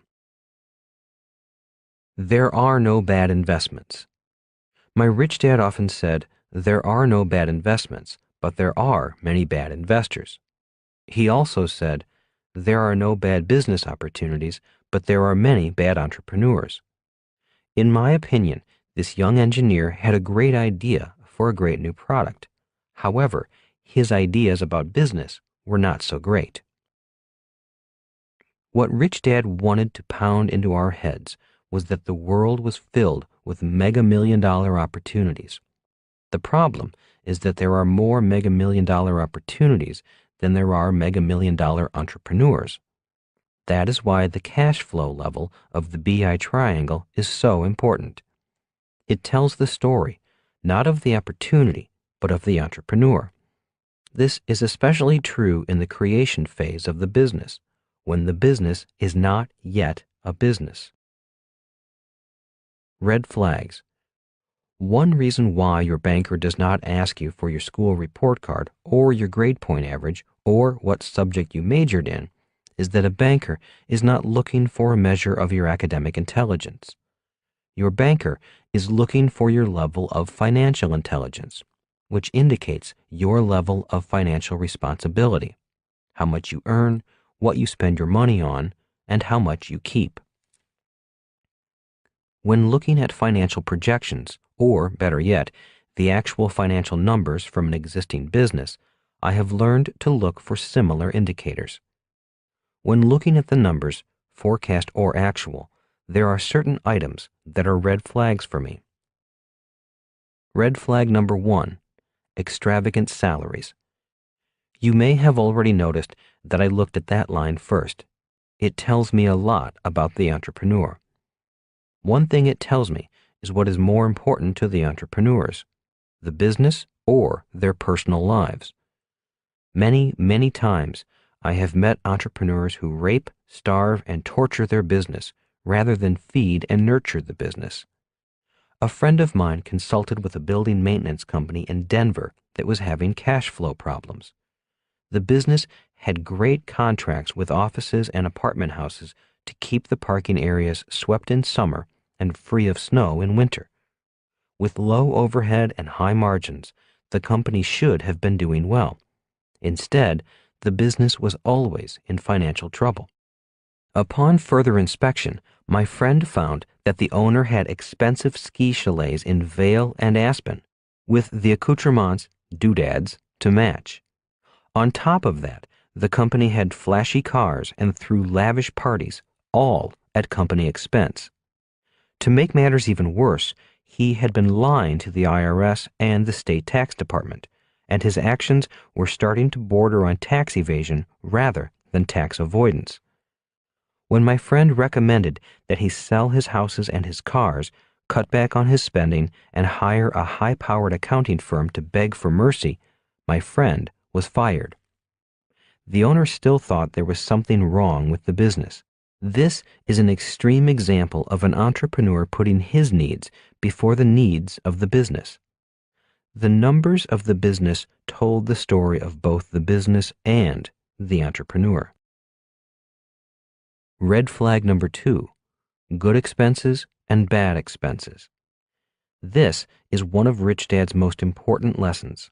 He said, "The reason so many people are poor is that they are poor spenders." In other words, there are good expenses and bad expenses.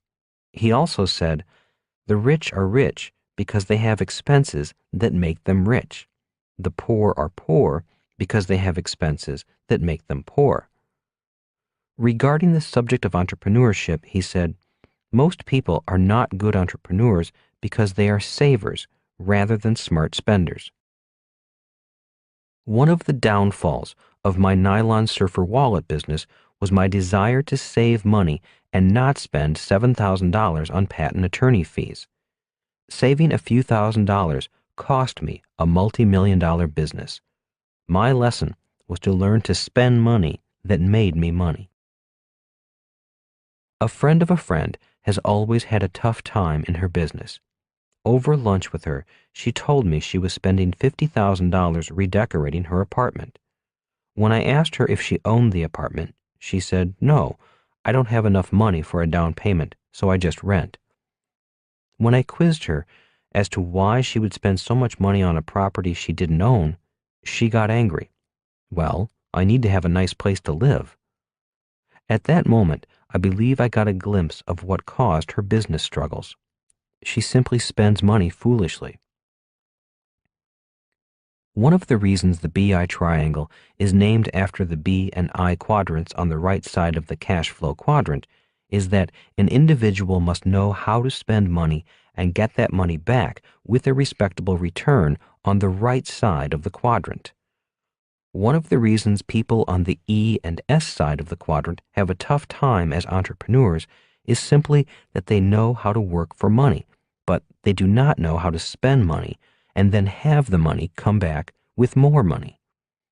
This ability to spend money and have your money come back with more money is essential to entrepreneurs and investors on the B and I side of the cash flow quadrant. Between 1997 and 2005, the real estate market boomed.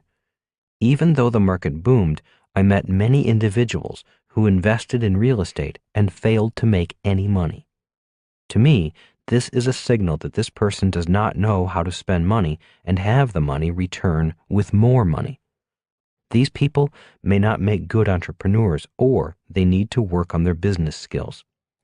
When I look at the numbers of a business, I am looking for this ability to spend money and have the money return with more money. This is an essential skill.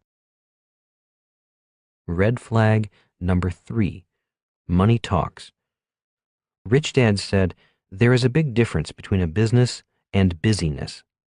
The reason most people do not make good entrepreneurs is that they are busy and work hard, but they do not make any money. An entrepreneur must make money. The money shows up at the cash flow level of the BI triangle.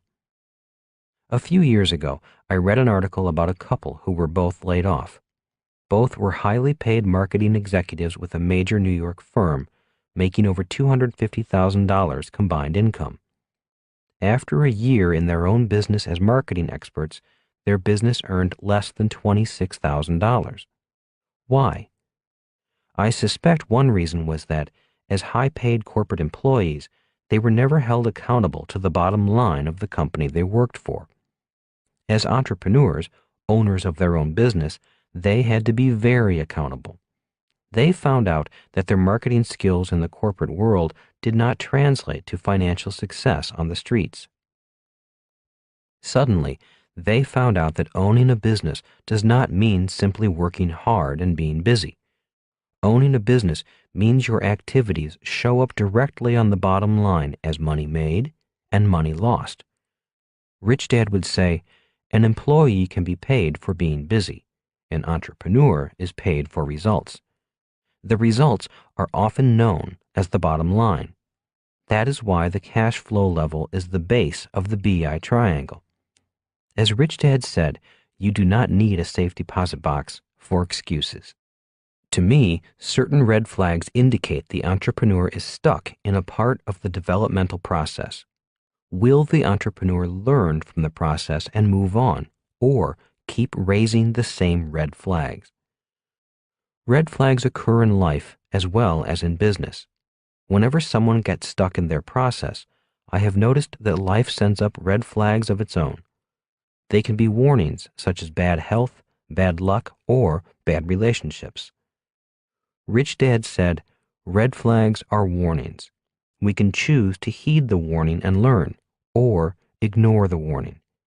If you do not heed the warning, the process may change directions on you and a new process may begin. My real dad smoked 2 to 3 packs of cigarettes a day. The red flags were flying for most of his life. He did not heed the warnings and was eventually diagnosed with lung cancer. He finally quit smoking, but it was too late. One process ended and a new one began. His next process was a battle for life, a battle he lost a year later. Be accountable. There is an overused statement that goes, money talks and BS walks. Where money talks the loudest is on the bottom line of a financial statement. As an entrepreneur, you do not have to be an accountant, but you do need to be accountable. Before you quit your job, please remember 2 things. 1. Employees and advisors are not responsible for the bottom line. Entrepreneurs are. 2. When you look at the cash flow quadrant, people on the E and S side of the quadrant are not required to have financial statements. However, financial statements are required by people on the B and I side. Why? Because money talks, and the story it tells is of the financial acumen of the individual in the B or I quadrant. These individuals are measured by their financial success in the B or I quadrant. Think like a CFO. If you would like to improve your financial skills at the cash flow level of the BI triangle, I strongly recommend you get the cash flow game and play it often. The game teaches you to think like a CFO, a chief financial officer, an important member of any entrepreneurial team. The buck stops with the entrepreneur. A CEO or entrepreneur cannot pass the buck. Making excuses or blaming subordinates is never attractive. The buck stops with the entrepreneur or CEO. That is why the cash flow level is the base level of the BI triangle. That is where the bucks stop. As an entrepreneur, you are the person responsible for the entire BI triangle. So, before you quit your job, always remember where the buck stops and that money talks. Rich Dad's entrepreneurial lesson number 6. The best answers are found in your heart, not in your head. Chapter 6. The 3 kinds of money. What did you learn in Vietnam? Asked Rich Dad. I learned the importance of mission, leadership, and the team, I replied. Which was the most important? The mission. Good, Rich Dad smiled. You'll make a good entrepreneur. A green marine. In early 1972, my job was to pilot a UH-1 Huey helicopter gunship in Vietnam. After 2 months in the war zone, my co-pilot and I had flown several missions, but had not yet encountered enemy fire. This was soon to change. On the day I finally met the enemy, things were already very tense for me. We flew with our doors open, and the wind chattered through the aircraft.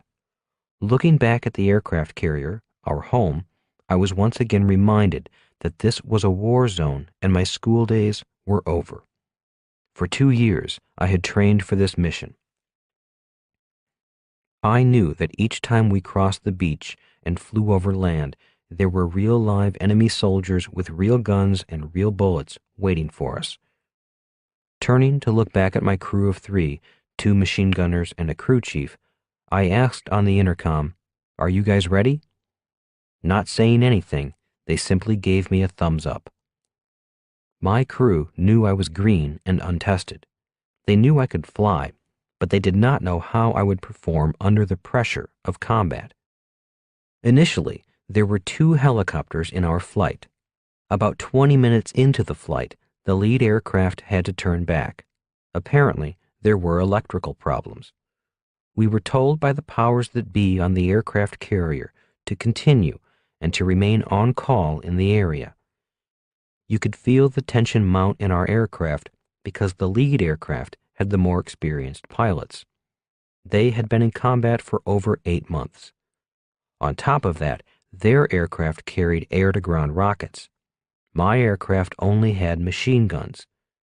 As the lead aircraft turned and headed back toward the ship, the anxiety in my aircraft was very real. None of us liked being out there alone. We passed over some of the most beautiful beaches in the world and headed north. We had dark green rice paddies to our left, blue-green ocean to our right, and white sand beaches below us. Suddenly, over the radio, 2 Army helicopters broadcast that they needed help. They were in a battle with a .50 caliber machine gun in the hills beyond the rice paddies. Being close by, we responded and began flying toward their location. Flying just below the clouds, we soon saw the Army helicopters in a firefight with the machine gun on the ground. There was also a lot of small arms fire coming from enemy troops in the area. It was easy to tell the difference between the rounds from the .30 caliber guns that the troops carried and the heavier .50 caliber rounds from the machine gun. The tracers from the .30 caliber small arms fire looked like hot red-orange specks zipping up against the dark green sky. The .50 caliber tracer rounds looked like flying ketchup bottles. I took a very deep breath and kept flying. Watching the battle as we flew closer, I kept hoping the Army helicopters would destroy the machine gun and not need our help. But no luck. When one of the Army helicopters was hit and fell from the sky, I knew we were going to be part of the fight. As the smoking helicopter spiraled to the ground, the tension climbed even more in our aircraft. Looking back at my crew, I simply said, "Clear the decks, make the guns hot, we're going in." I did not know what we were going to do. I simply knew we had to be prepared for the worst. The second Army helicopter broke off from the fight and went down to pick up the crew of the first helicopter. That left us, a single aircraft with only .30 caliber machine guns, about to face an estimated 15 troops with guns and a .50 caliber machine gun. I wanted to turn and run. I knew that it was the smart thing to do. Yet, not wanting to appear like a wimp to my men, I kept flying toward the location of the .50 caliber machine gun. I was now flying on pure bravado and hoping for the best. With the 2 Army helicopters out of the way, the ground fire turned on us. Although it was far away, seeing real live rounds being fired at me was a sight and feeling I will never forget. My crew had been in this situation before. Their silence told me that this was a particularly bad situation to be in. As the first .50 caliber rounds came up short of our aircraft, my crew chief tapped me on the helmet, pulled and turned my helmet so we were face to face, and said, "Hey, Lieutenant, do you know what is bad about this job?" Shaking my head, I feebly said, "No." Smiling his broad, toothy grin, the crew chief, on his second tour in Vietnam, said, "The problem with this job is there is no second best.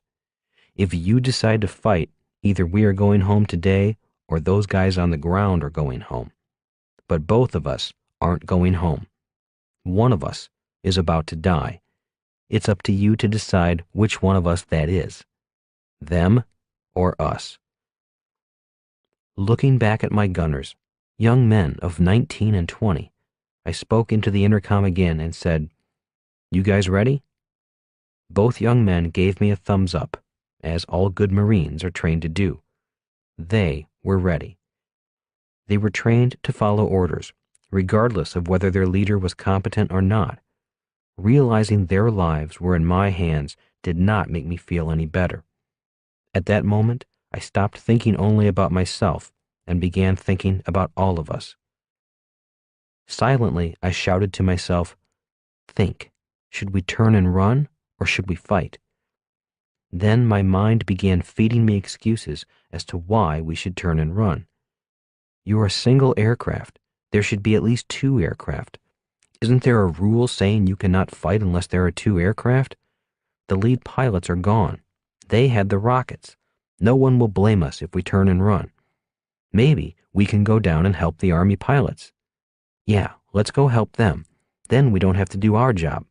Then we have an excuse for not fighting. We were on a rescue mission. We saved some Army flyers. Yeah, that sounds good. Then I asked myself, what if we miraculously win? What if we beat that 50 cal and live? What will we get? The answer came back. We all might receive some medal for bravery. We'll be heroes. And what if we lose? The answer came back. We'll be dead or captured. Glancing back at the 2 young gunners, I decided their lives were worth more than a medal on a ribbon. So was mine, I admitted to myself. Being brave and stupid was ruled out. The 50 caliber rounds were flying closer to us. The gunner on the ground was increasing his accuracy with every shot. Back at flight school, we learned that a 50 caliber round had a greater range than a 30 caliber round. We had 30 caliber machine guns. That meant he was going to be able to hit us long before we could get to him. Suddenly, a burst of 50 caliber rounds zoomed just past my window. Without thinking, I banked to the left and dove toward the ground to increase the distance between the enemy gunner and us. Since I had no idea what I was doing, I decided it was time to think. Flying straight into the machine gunner was certain death. As my aircraft was diving toward the ground in a sharp left bank, I used my radio and broadcast to anyone in the area. "This is Marine helicopter Yankee Tango 96, 50 cal located, need help." Out of the blue, a loud, clear, confident voice crackled through my headset. "Yankee Tango 96, flight of 4 Marine A4s RTB, returning to base, have extra ordnance and fuel on board. Give us your position and we'll give you a hand." Relief ran through our crew as I radioed our position to the Marine Corps pilots of the jets. In a few minutes, I could see 4 specks flying low to the ground, coming to our assistance. Seeing us, the flight leader radioed, "Before we get too close, fly back toward Charlie and see if you can draw his fire. Once we see his tracers, we'll take care of the rest." With that, we turned and once again flew toward the 50 caliber machine gun. Once his tracers began flying at us again, the wing leader of the 4 jets radioed, "Target in sight." In less than 5 minutes, the 50 caliber machine gun was no longer a problem. My crew and I were the ones who went home that night. Different teams, same mission. There have been many times I sit quietly and reflect on that day. Although I said thank you over the air once the fight was over, I still wish I had had the chance to meet those guys in person, shake their hands, and say thank you. We were on different teams from different ships, but we all shared the same mission. All wars are horrible. War is simply humanity at its worst. War is a time when we use our best technology and our bravest people to kill our fellow human beings. During my year in Vietnam, I saw the worst of humanity. I saw sights I wish I had never seen. I also caught glimpses of a spiritual power, a dedication to a higher calling I would never have witnessed if I had not gone to war. When the term band of brothers is used to describe the bond between soldiers, I wonder if someone who has never fought in a war can ever know what that bond feels like. For me, it is a spiritual bond dedicated to a higher calling, something known as a mission. Mission statements. In business today, it is very fashionable to tout one's mission statement, the sole driving purpose for forming the business. After my Marine Corps and Vietnam experience, I have remained skeptical each time someone says, "The mission of our business is." My skepticism causes me to wonder how much the word mission is just that, only a word. The stronger mission wins. One day, I was flying near the DMZ, the demilitarized zone that used to separate North Vietnam from South Vietnam. Looking down upon the carnage raging below me, I noticed something that deeply disturbed me. Returning to the aircraft carrier that night, I raised my hand during the debriefing and asked, "Why do their Vietnamese fight harder than our Vietnamese? Are we fighting for the wrong side? Are we fighting for the wrong cause?" Needless to say, I was threatened with a court-martial for such treasonous-sounding words. To me, I was not being treasonous. I was only asking a question.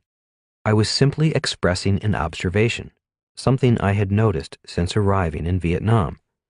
It seemed to me that the Viet Cong and the North Vietnamese soldiers fought harder, tougher, and with more tenacity than our Vietnamese soldiers. From my perspective, the Vietnamese soldiers on our side did not seem to fight as hard. Personally, I did not feel we could count on them. I often wondered if we stopped paying them, would they keep fighting? To be fair, there were many U.S. soldiers who were not there to fight either. Many were draftees who were unlucky enough to be drafted. If they were offered a choice of a plane ticket home or to stay and fight, many would have been on the plane. Halfway through my tour, I realized we were not going to win. We were not going to win even though we were better equipped, had the best technology, overwhelming firepower, the highest pay, and well-trained men and women. I knew we were not going to win simply because our side, the South Vietnamese as well as the Americans, lacked a strong enough mission, a higher calling, a reason to fight. We had lost our hearts. At least, I had lost mine. I did not want to kill anymore. I was no longer a good Marine. My experience in Vietnam proved to me that the stronger mission wins. The same thing happens in business. A vow of poverty. Most of us know that men and women of religious faith have taken vows of poverty in support of their spiritual mission. When I was a little boy, my dad explained to me that his friend, a Catholic priest, had taken a vow of poverty. Asking him what that meant, he said, "He has dedicated his life to God and God's work. That means money is not to be a part of his life. He lives an austere life in the service of God." "What does austere mean?" I asked.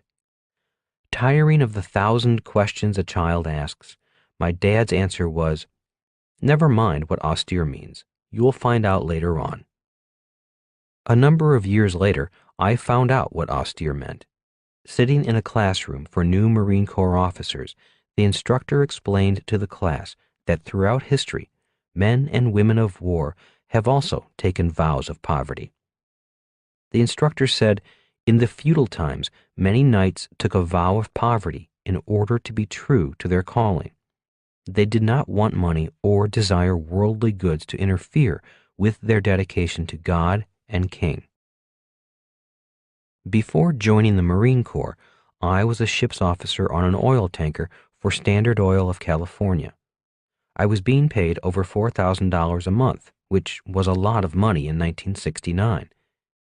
Even though I was draft exempt because I was sailing for the oil industry, a classification known as non-defense vital industry, both my dads encouraged me to serve my country in time of war. As a Marine Corps officer, my pay dropped to less than $300 a month. Sitting in that classroom, listening to the instructor, reminded us that throughout history, men and women of war took vows of poverty. I finally found my definition of the word austere, the definition my dad did not give me some years before. 3 kinds of income, 3 kinds of money. There are 3 kinds of income. 1. Ordinary income. 2. Portfolio income. 3. Passive income. My poor dad worked for ordinary income, the highest taxed income there is.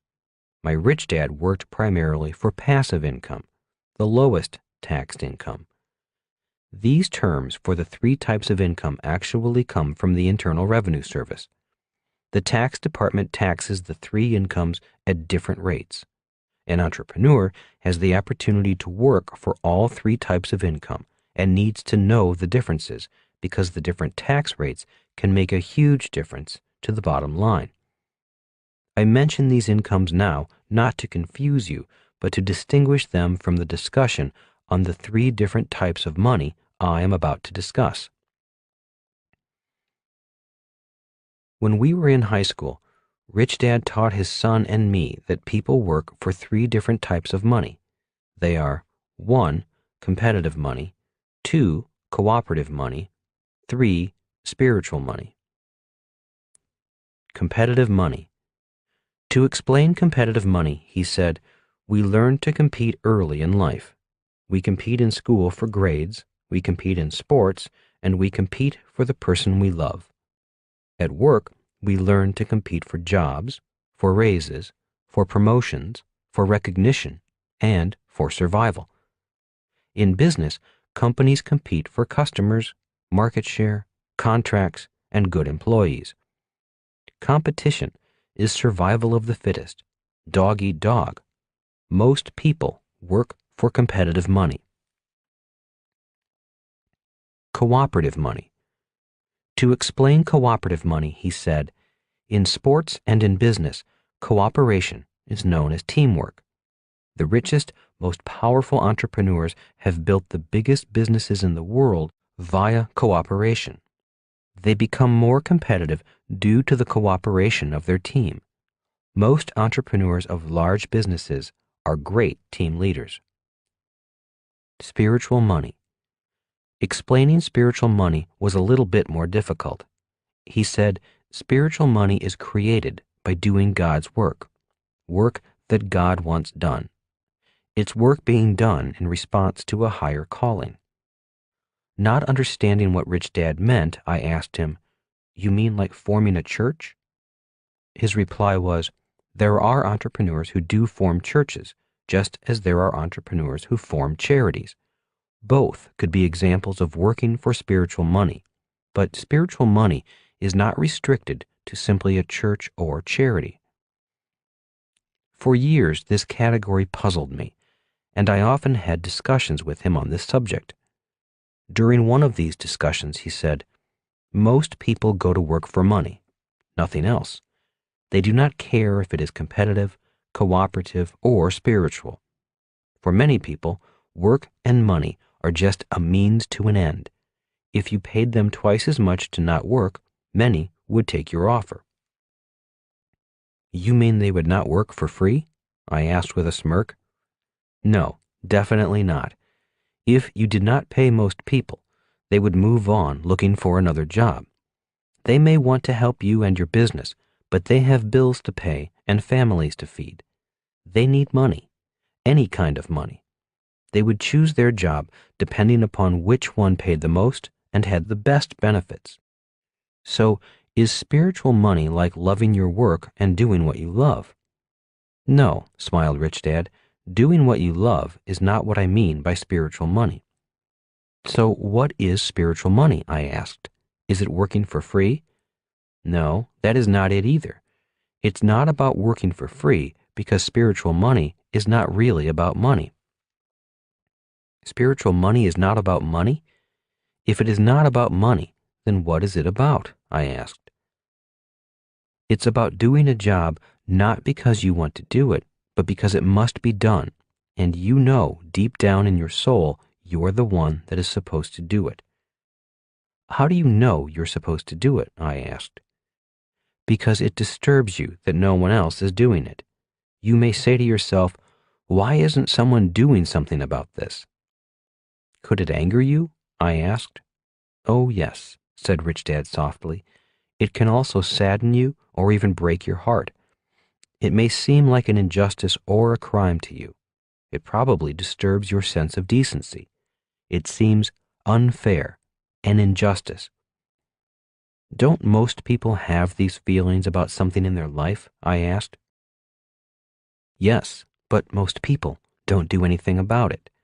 They go to work and say things such as, why doesn't the government do something about it? Or they write letters to the editor and complain.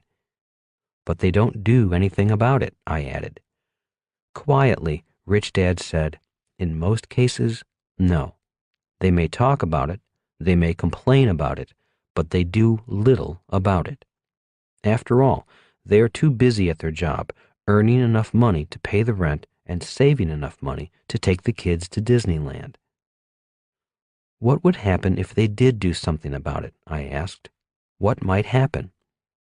If they were truly committed to solving the problem, I would say that the invisible forces of this universe, of God, might come to their support. Magic might happen in their lives. This is when spiritual money comes into play. But it is more than money. People you never met before come to join forces with you, not for the money, but for the mission. Why do they join you? I asked. Because they are on the same mission. That was about all I could handle that day. I had a test the next day, and my mission at the time was to get out of high school. Giving your gift. About a year went by, and once again I brought up the subject of spiritual money. If I simply work on a problem I know needs to be worked on, will that bring in the invisible forces, the spiritual money?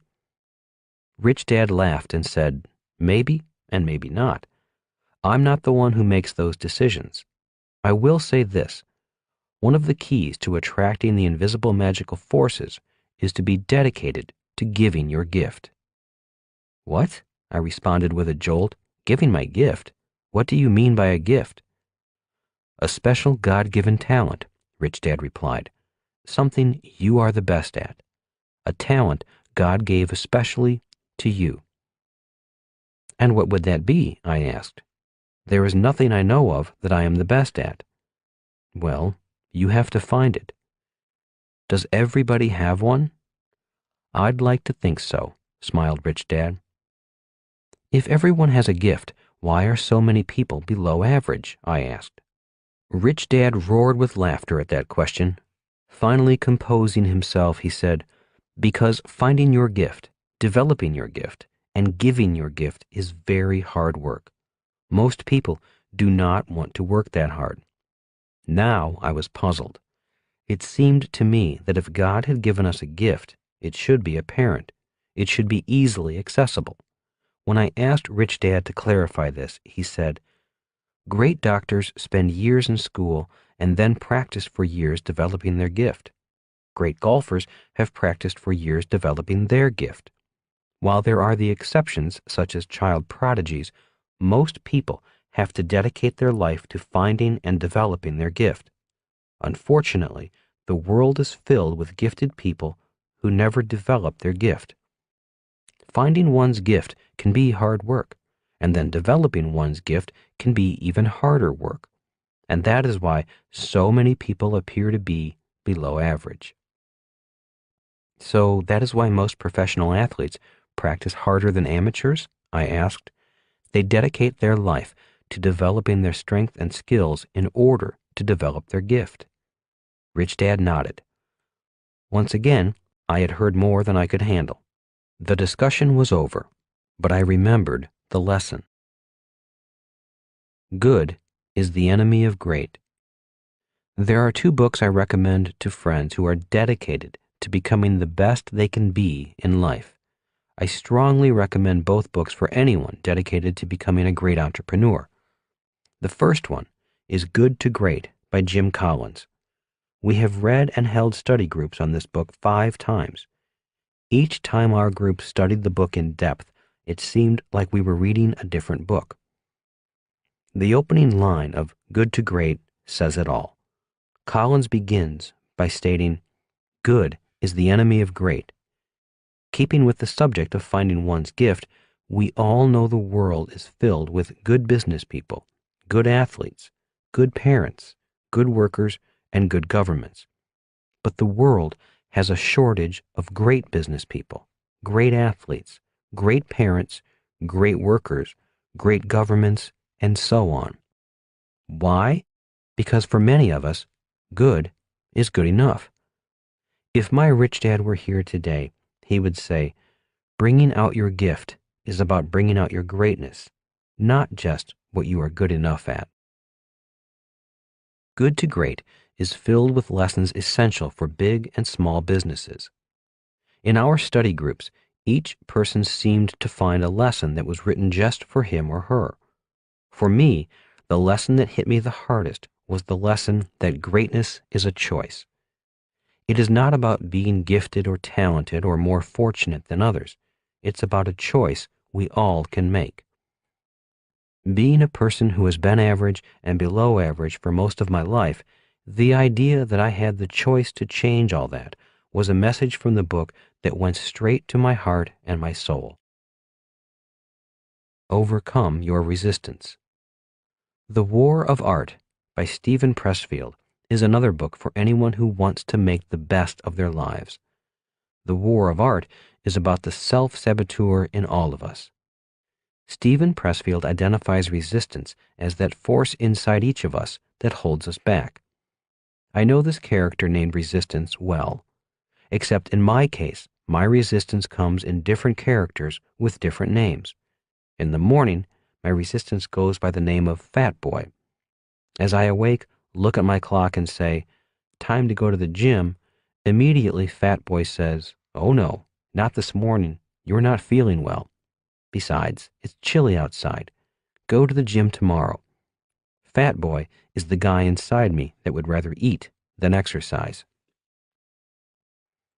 My resistance comes disguised in many different characters. I have lots of them. In addition to Fat Boy, another character is Lazy Husband. This character often says things such as, "Why didn't Kim do this or do that?" Another resistance character that runs my life is Financial Slob, who is always saying, "Why check the numbers?" After Financial Slob has his say, then Lazy Husband says, "Kim, will you check these numbers?" As you can tell, Fat Boy, Financial Slob, and Lazy Husband are close friends of mine. We are together every day. Pressfield calls it resistance.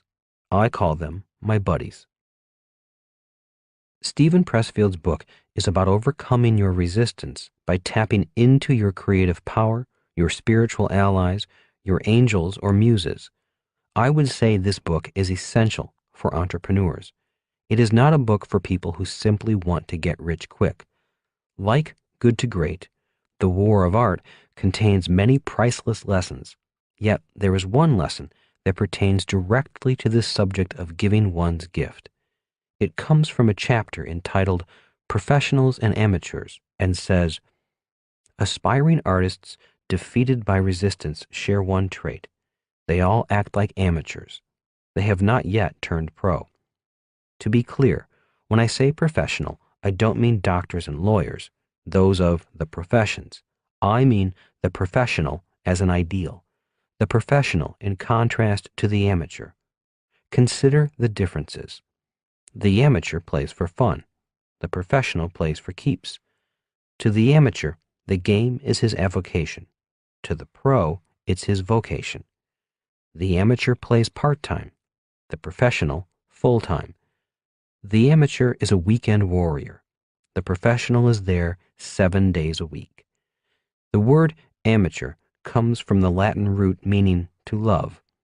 The conventional interpretation is that the amateur pursues his calling out of love, while the pro does it for money. Not the way I see it. In my view, the amateur does not love the game enough.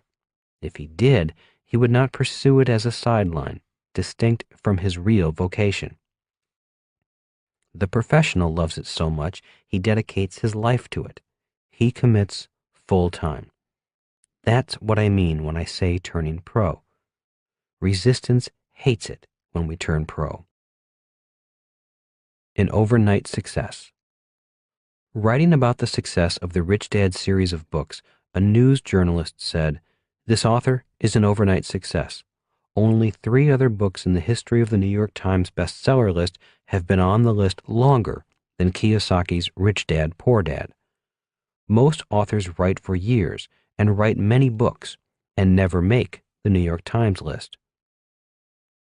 The words overnight success and author always cause me to chuckle. I do not consider myself an author, and I am certainly not an overnight success. I am simply someone who found my mission. I have been working on this mission for years and have partners who share that mission. Being an author is just one of the jobs I perform in order to fulfill that mission. I really wish I did not have to write.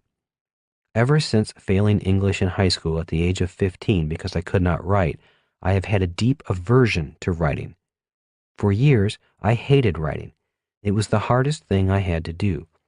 There are many other ways to communicate that are easier for me, and I would rather do, like audio or video recordings or live appearances. In spite of this, Rich Dad, Poor Dad has been a best-selling business book in America for many years. Lance Armstrong has won many Tour de France races, but his biggest battle was conquering cancer at the peak of his career. In comparison, if it's cold outside, I won't go to the gym.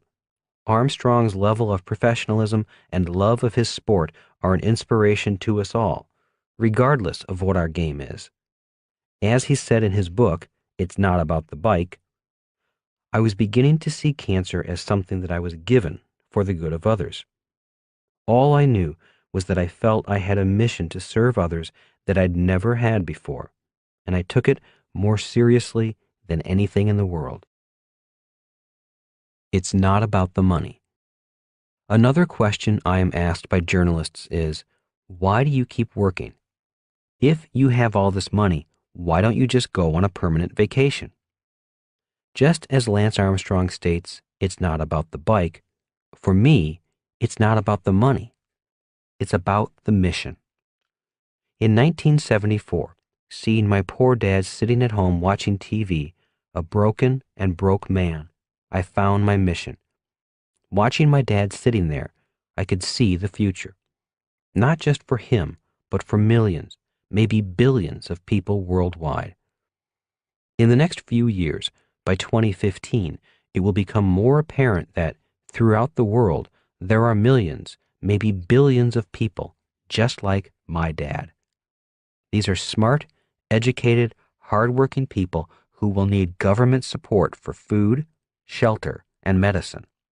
This is a worldwide phenomenon affecting every country in the world, even the richest of countries, such as the United States, England, Japan, Germany, France, and Italy.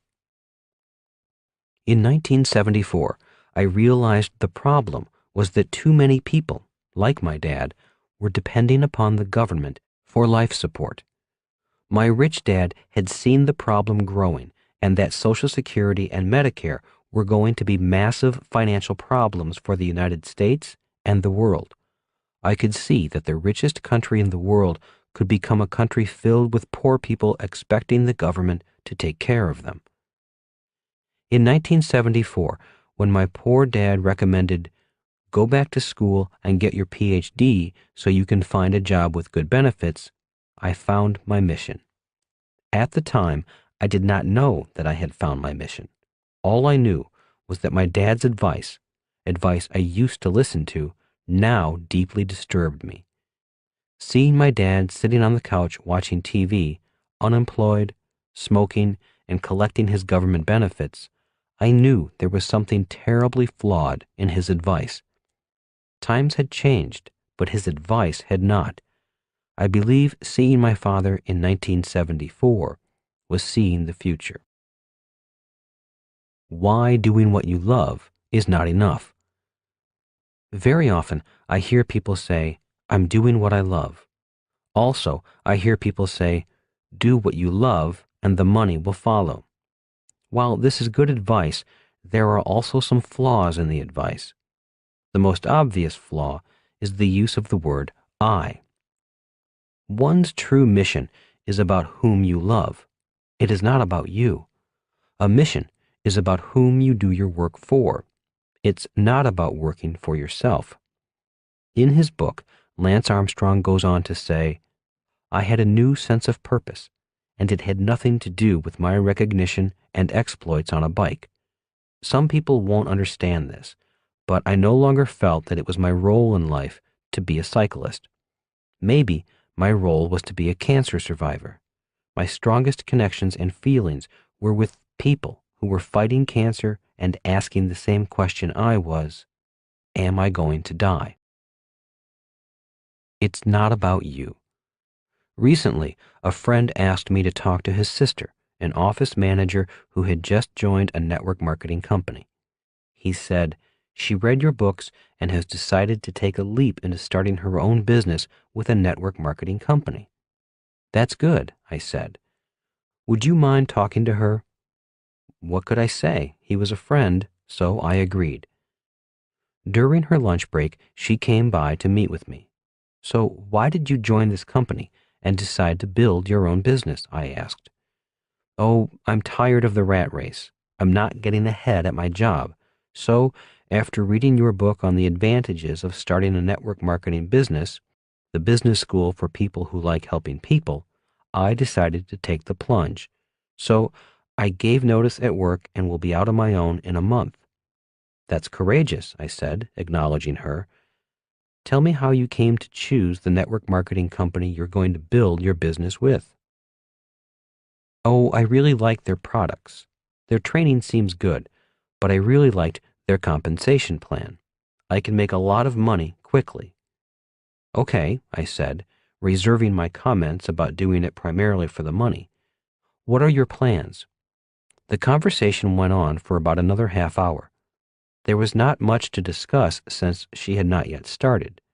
To be fair to my friend, I suggested she call me in 6 months and let me know how she was doing. At that point, I thought she would have more real-world questions to ask. 6 months of failing. During the 6th month, she called and wanted to continue our meeting. This next meeting was not as pleasant.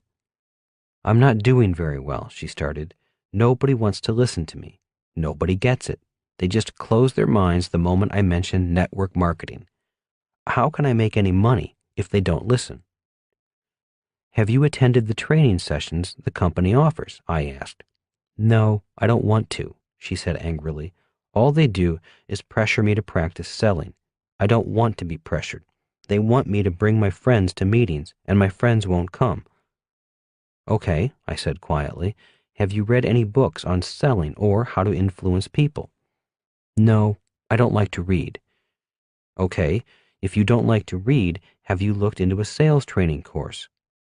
"No, all those guys want is my money, so I refuse to give them any." "Okay," I said. "So what do you want?" "All I want is to work a few hours a week, make a lot of money without hassles, and have the time and money to enjoy life." "All right," I said, now beginning to chuckle to myself. "So tell me what I should do," she said, flashing her frustration at me. "Go see if you can get your job back," I suggested. "Are you saying I can't build a business?" she demanded. No, I am not saying that.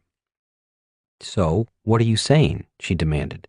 You're supposed to be the smart guy, the guy who writes all these best-selling books. Tell me what you see in me. I'm strong. I can take it. Okay, I said in a more serious tone. Have you noticed how many times you have used the word I? No, she replied.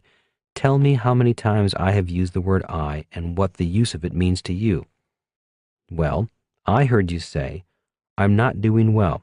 I don't want to attend training classes. I don't want to read. I refuse to give any money. So I say I a lot. So what? As gently as I could, I said, because building a business is not about you.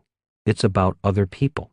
It's about your team, your customers, your teachers, and how well you can serve them. You sound very self-centered, very me, myself, and I oriented. Obviously, she did not like what I had to say, yet she sat back, kept quiet, and listened. I could tell she had heard what I had said and was processing it. Composing herself, she replied, but I really do not like to read. I really do not like going to training classes. I really hate rejection. I hate closed-minded people who do not get what I am offering them. I hate this emotional pain I am going through. I hate not having a paycheck. Nodding slowly, I softly said, I understand. I have had to go through similar feelings. I, too, hate to read, hate to study, hate to train, hate to pay for advice, hate the long hours without pay, but I do it. Why? She asked. Because I don't do it for me. My work is not about me. It's about them. So you study because you want to do better for them, your customers? Yes, I replied. Not just my customers. I study, train, and practice hard for their families, for their community, and for a better world. It's not about me or about the money. It's about being of service. Well, I want to be of service too, she blurted out. I'm trying to help people. Yes, I can tell you are. You have a good heart. The problem is, you must first qualify to serve. Qualify? What do you mean by qualify? Well, medical doctors spend years in medical school qualifying to serve their patients. I do not know of anyone who has quit a job as an office manager and the next day is in the operating room performing eye surgery. Do you? No, she said, shaking her head. So that is why I need to read, train, and practice. It's not about me. It's about being better able to serve other people. Our discussion went on for about an hour more. She did have a very good heart and sincerely did want to serve people. She simply needed to take time to gain the skills required to be better at serving people. Explaining to her the differences between P thinking, A thinking, T thinking, and C thinking people, I told her I thought she was gaining invaluable P thinking people skills from her network marketing company. As she left, I said to her, dealing with people is the hardest part of any business. The conversation went to the book Good to Great, and we discussed how greatness was a choice, not luck or chance. To encourage her to continue, I said, your company is not training you to be good, but to be great at dealing with people. That is a priceless skill, and a skill essential to be of service to your fellow human beings. But you and only you can make that choice to be great. Most people are happy just to be good because being good is all they need to serve themselves. As she left, she asked, so not all people are in business to serve other people?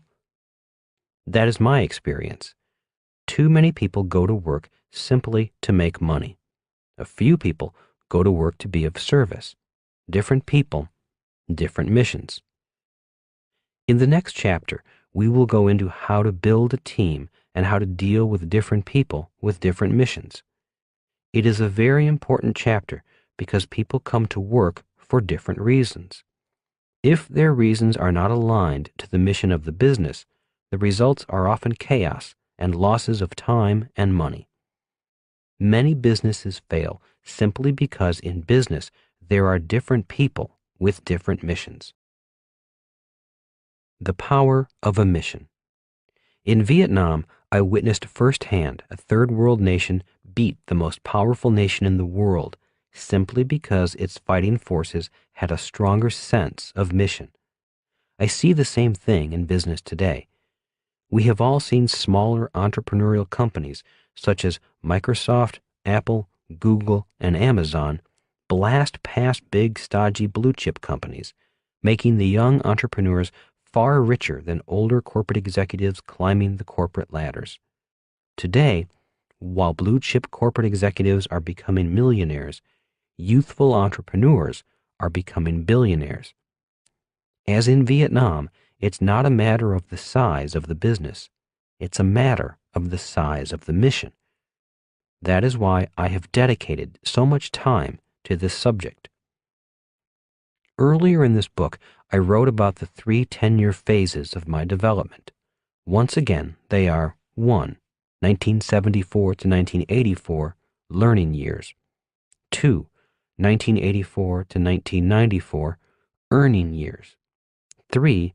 1994 to 2004, giving back years. In 1974, my mission was simply to master the BI triangle. My mission was to learn. It was a dark period of life. I was often broke and depressed. It was the mission that kept me going.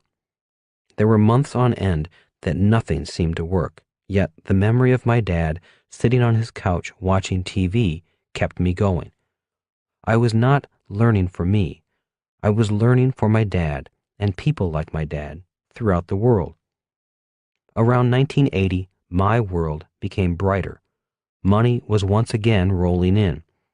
I had learned many lessons about the BI triangle, especially the 5 levels from cash flow to product. In 1980, we shipped our factories offshore because it was cheaper to manufacture in Korea and Taiwan. On one of our trips, I saw firsthand what a real-world sweatshop was. I saw kids stacked above kids on mezzanines, manufacturing my products that were making me rich. At the time, I was manufacturing nylon wallets, bags, and hats for rock bands. We were selling our legally licensed products at rock concerts and record stores throughout the world. I was back on top again, but the sight of those kids in sweatshops haunted me. I knew my days as a manufacturing entrepreneur were over. Besides, I realized my mission to learn was changing. I knew it was time to move on.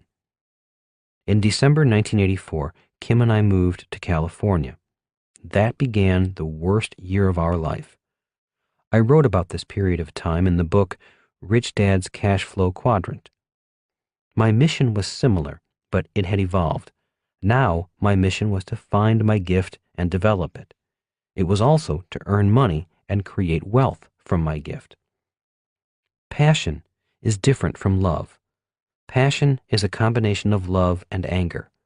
At that time, I was in love with learning and still angry at the school system. Taking my passion, Kim and I became students of education and how people learned. We spent 1985 traveling with different great teachers, such as Tony Robbins, and studying the way they taught. Once a week, we were helping Tony teach people to walk across 2,000-degree hot coals. It was a great education to help people go beyond their fears and their limiting thoughts. After a year with Tony and other teachers, Kim and I began to teach entrepreneurial skills along with Blair Singer, author of the Rich Dad Advisor books, Sales Dogs, and The ABCs of Building a Business Team That Wins, re-released as Team Code of Honor in 2012. Blair and I still laugh to this day about our first workshop. He and I flew to the island of Maui to do the workshop, and only 2 people showed up. Even though it was a dismal start for our new business, we went on to form the Business School for Entrepreneurs and Business School for Investors. 5 years later, in 1990, we were filling rooms with hundreds of people, teaching the business and investing principles of my rich dad. By 1994, Kim and I were financially free. Blair went on to form his own corporate training business. Most important, I had found my gift, which is teaching, but not the same kind of teaching that my poor dad was trained to teach. In 1994, I retired and began to work on developing the cash flow game and writing Rich Dad, Poor Dad. Our third mission had begun to give back what we had been given in the form of financial and business education. Our mission was to serve more people, and once we did that, the money poured in like magic, almost from day one. Kim and I still chuckle about the credit card company that called us because we had too much business. After doing one talk over a weekend, orders started pouring in. The credit card company tried to shut us down because they were certain we were selling drugs or weapons because we had processed so much business after one event. The president of the bank told us, "I cannot believe a new business can generate so much cash so quickly." Little did he know that it was the power of the mission and the three types of money, competitive, cooperative, and spiritual money, that were causing the phone to ring. I sincerely believe the worldwide success of the Rich Dad Company is not due to Kim and me as individuals, but as people dedicated to our missions in life. When we founded the Rich Dad Company, we did not need to work. It was not about needing a job. It was not about needing money. It was about answering a higher calling. It was about doing a job that needed to be done. If it had been just about the money, there are easier things Kim and I could have done. If our success was luck, then it was spiritual luck. There is no other way to explain it. There simply has been too much magic and too much good fortune to be attributed to merely the combined business skills of the two of us. Stephen Pressfield, in his book The War of Art, says, "A process is set in motion by which inevitably and infallibly heaven comes to our aid. Unseen forces enlist in our cause. Serendipity reinforces our purpose." Lance Armstrong says, "It's not about the bike." Your mission starts at your core. Before you quit your job, remember the three kinds of money and that one type of money is not better than the other. For example, competitive money is not better or worse than cooperative or spiritual money. Competition has its place in business. Competition keeps prices down and quality up. It keeps business people sharp and keeps us on our toes. Without competition, there would be fewer new products or life-changing innovations. Without competition, we would be approaching a socialist, centrally controlled type of economy. Without competition, there would be less need or incentive for entrepreneurs. If you are about to become an entrepreneur, your first mission is to master the BI triangle, especially the levels from cash flow up through product. If you do not learn the BI triangle and continually work on mastering the levels, and if you are not competitive, you might not survive. If you are not competitive, you will find it difficult to be cooperative and to work for cooperative money. In the game of business, it is tough being cooperative with poor people or poor companies. It's like playing football with a teammate who has a broken leg. As stated in an earlier chapter, the BI triangle actually applies to all four quadrants of the cash flow quadrant. For example, people in the E quadrant also have a BI triangle. If they are having financial challenges, it makes it easier to diagnose their financial challenge by simply looking at their private lives through the BI triangle. For example, many employees struggle financially simply because they are weak at the cash flow level. Even if you give them a raise, their weakness at that level will keep them financially poor.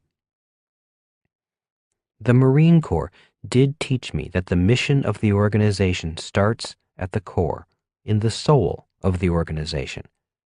Without integrity to a mission, an organization does not have a soul. The Rich Dad Company team practices what we preach and lives our company mission. All employees are encouraged to start their own business or investment portfolios so that one day they can leave the company for good. We do not just want loyal employees. We want loyal employees who have a plan to become financially free and leave the company. We do not want our good workers to leave, but we celebrate their becoming financially free because that is the mission of the Rich Dad Company. So, before you quit your job, remember that your mission starts at your core, in your soul, felt in your heart, and spoken through your actions, not just your words. Rich Dad's Entrepreneurial Lesson Number 7. The scope of the mission determines the product. Chapter 7. How to go from small business to big business. Why do most small businesses remain small? I asked. Good question. They remain small because there are weaknesses in their BI triangle, answered Rich Dad. It's tough going from the S quadrant to the B quadrant if the BI triangle is not strong. After the wreckage. There is a saying that goes, hindsight is 20/20. While that is true, there is some hindsight that is clearer than others. Visual aids such as the BI triangle and the cash flow quadrant not only helped me see forward when designing a business, but also assisted me in seeing backward.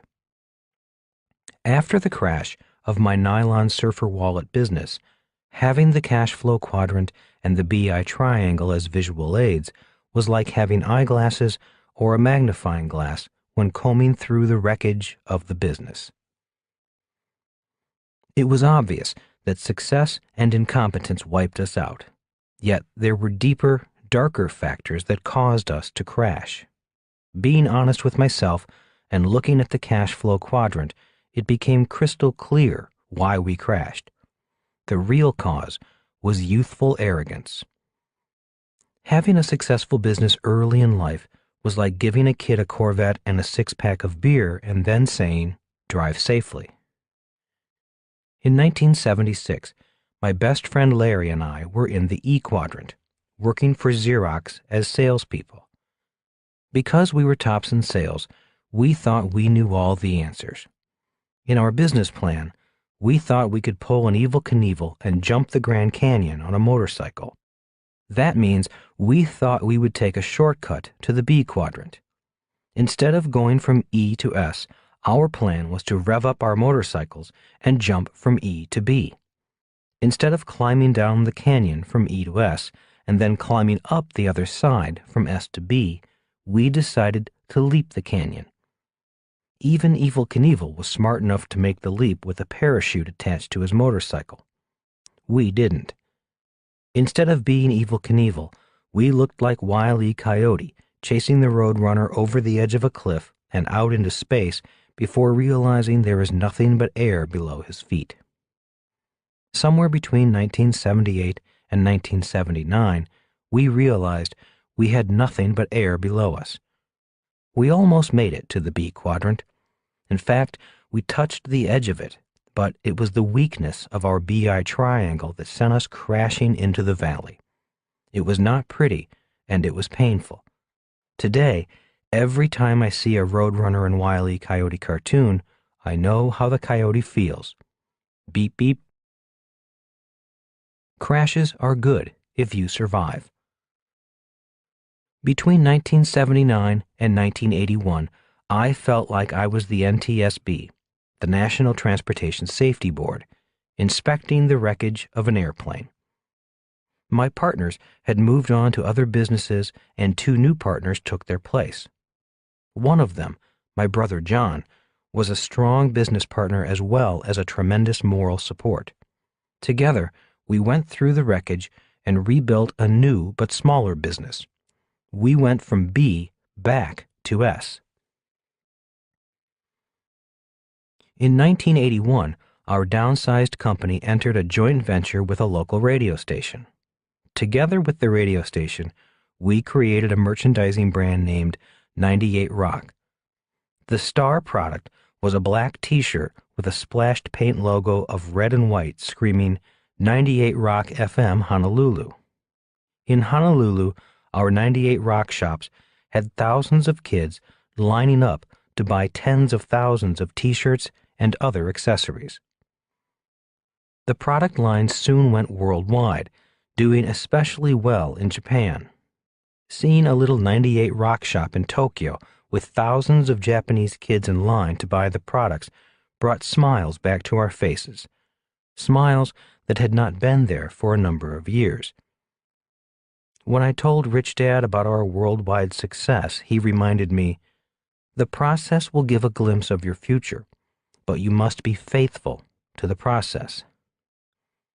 Although I was not out of the woods, I knew I was getting closer to my goal. The process, although tough, was working. The 98 Rock craze lasted about 18 months. It made a lot of money. It was through this one marketing campaign that I was able to pay back over $700,000 to my creditors and pay off my back taxes. At the end of the fad, I was financially back to zero. Although still without money, my BI triangle skills were stronger. My confidence was back. I had turned bad luck into good luck.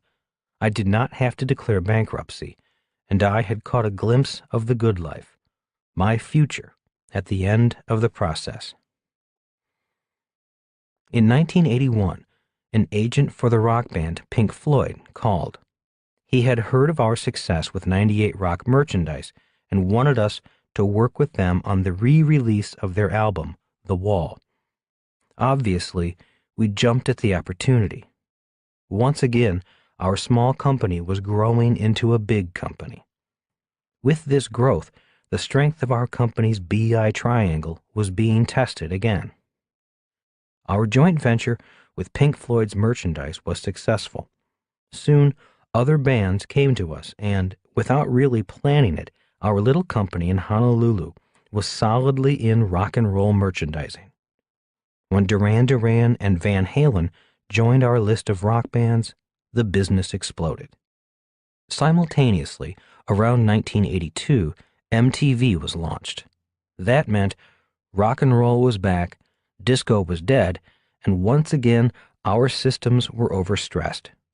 We were in the right place at the right time in the right business. The problem was, we could no longer keep up with demand. We also knew we could no longer produce products in America. The costs of government regulations, labor laws, and factory space were too much for a little company. In order to expand, it was much more economical to move our manufacturing to Asia. The three partners worked day and night expanding into Asia. It was about 6 months of hard work. Not 24/7, but at least 27. I was virtually living in New York or San Francisco. Dave, our other partner, was in Taiwan and Korea, and my brother kept the Honolulu operations going. Operating in time zones that spanned half the globe, we were constantly on the phone, before cell phones and email, staying in touch and building a bigger BI triangle. With an expanded BI triangle, the money once again poured in. Occasionally, I would stop in and see Rich Dad. During this period of time, we were not on the best of terms. He was still angry because he thought I had not listened to his advice just before the crash of the original wallet business. Although not happy with me, he was still very giving with his time and advice. Even when I reported that our new wallet business had been rebuilt and I had learned a lot from the process, he remained a little grumpy. In hindsight, rebuilding the business was a priceless experience. My two new partners and I had all learned a lot and had grown up a lot. We were less flaky. We were smarter business people, and our cash flow was the proof. Our new BI triangle was not leaking or collapsing. It was holding its own. One day, My partner Dave suggested I go with him to Korea and Taiwan to see our operations. Since I had only been in San Francisco and New York during the expansion period, I had not gone to Asia to see our factories. As stated in an earlier chapter, it was on this trip to Asia that I saw the kids in sweatshops and my career as a manufacturer ended. Mission accomplished. On the plane ride back from Asia to Hawaii, I realized that my mission was accomplished. Sitting in my seat, I began looking back at the process. As if it were only yesterday, I remember deciding to join the Xerox Corporation to learn how to sell in 1974. My mind also brought back memories of the day in 1976 when my friend Larry and I decided to start the nylon surfer wallet business part-time. In 1978, I was #1 in sales at Xerox, and our surfer wallet business was being written up in GQ, Runner's World, and Playboy. Larry and I left Xerox to run our tiny business full-time. I recalled all the high times and then the crash. My emotions sank as I remembered how badly I felt when I told my family, my creditors, and the tax department that we were shutting the business down. I remembered the lessons from Rich Dad during this period. A smile crossed my face when I thought of Dave, my brother John, and I agreeing to rebuild the business and our success with 98 Rock, and then with MTV and rock and roll. Now the business was strong, and it was time to move on.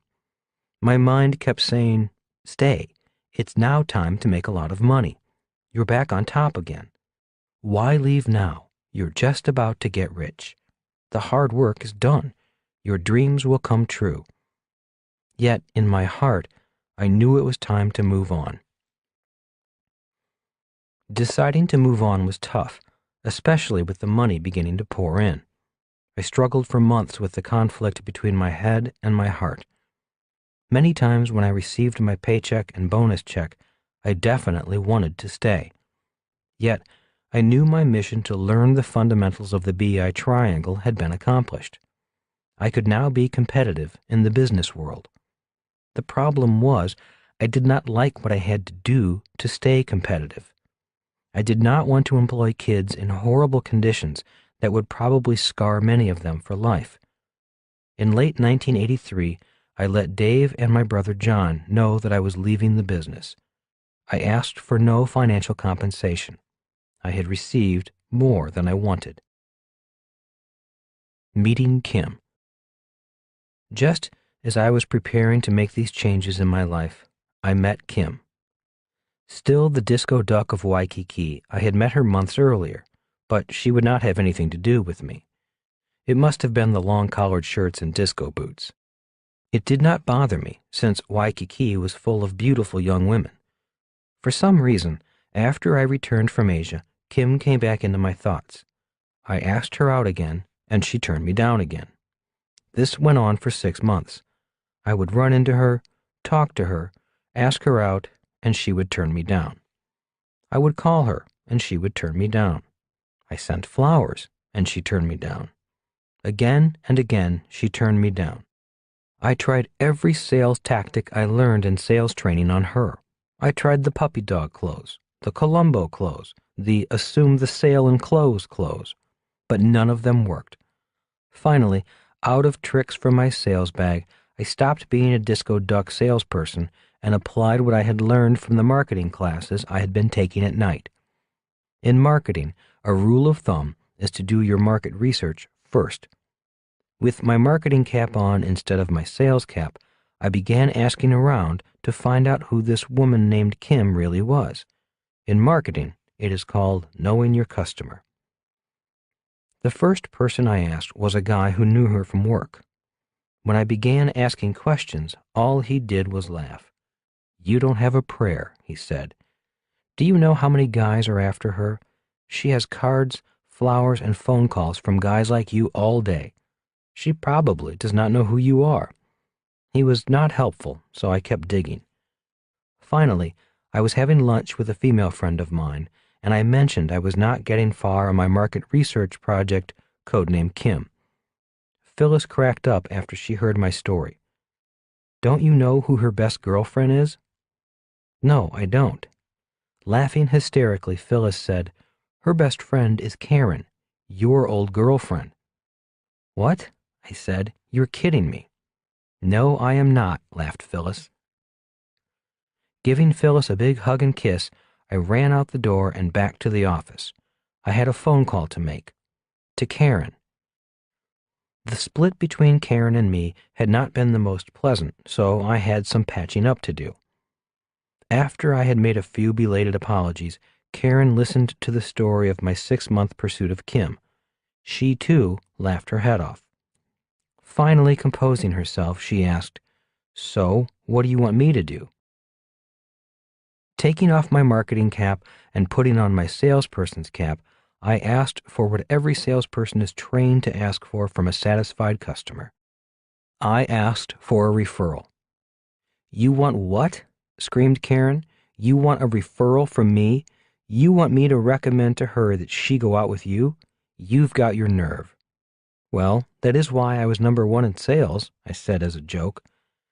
Karen did not laugh. "Okay," she said, "I'll talk to her, but I warn you, that is all I am going to do. No more favors." Karen did talk to Kim and gave me an excellent referral. About 6 weeks later, our calendars finally cleared, and we finally had our first date on February 19th, 1984. A new process begins. Our date was a table overlooking the beach and a simple walk along a white sand beach with a bottle of champagne. I did not have much money, so that was about as romantic a date as I could think of for a good price. Sitting on the beach at the foot of Diamond Head, Kim and I talked until the sun came up. We had a lot of catching up to do. That night, she told me about her life, and I talked about mine. When the subject of work came up, I told her about Rich Dad and his lessons. She had been a business major in college and was very interested in Rich Dad's BI triangle and the process of becoming an entrepreneur. Sitting on the sand at the water's edge in the moonlight, talking to the most beautiful woman I had ever known about business was like being in heaven. Most of the women the Disco Duck had dated up to this point were not into business. Kim was. She was very interested. She shook her head when I told her the story of the nylon wallet business. I told her about flying high, and then the crash that followed. I told her about the kids in Asia, one stacked on top of another, 4 tiers of workers where there should only be 1 tier, inhaling toxic fumes from the paints we used. She nearly cried. Then I told her about resigning from my company because the mission was over.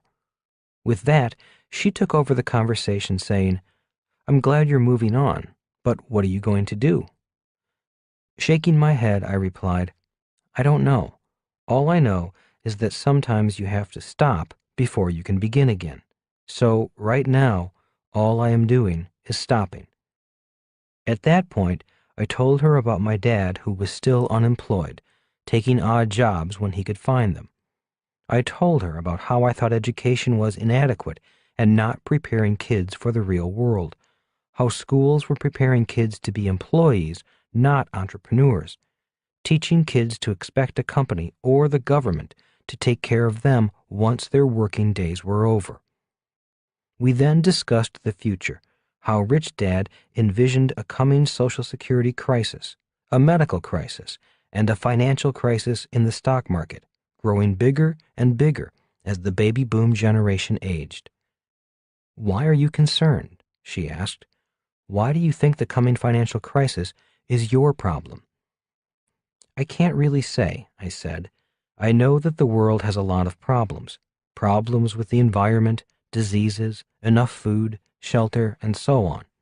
But for me, this problem of money, poverty, and the gap between rich and poor interests me the most. I feel it in my stomach and in my heart." The conversation shifted to Dr. Buckminster Fuller and my studies with him and how he shared the same concerns about the financial system as my rich dad. I did my best to explain to her how Dr. Fuller said the rich and powerful were playing games with money, keeping the poor and middle class constantly at the edge of financial crisis. I also told Kim about Fuller's saying that each of us had a purpose to our lives, that each of us held a vital piece of the puzzle, and our job was not just to make money, but also to make this world a better place. It sounds like you were looking for a way to help people like your dad and people like those kids in the factory, said Kim. I said, that is pretty accurate. While I was in that factory, I decided it was time for me to work for the kids instead of having the kids working for me. It is time for me to make the kids rich, rather than just myself rich. The sun was breaking over the ocean. The young surfers were out testing the smooth, glassy waves. It was time to get ready for work. We had been up all night, but were full of energy. We have been together ever since. Finding my passion. In December 1984, Kim and I moved to California. As I have stated many times in my writings, this began the hardest period of both of our lives.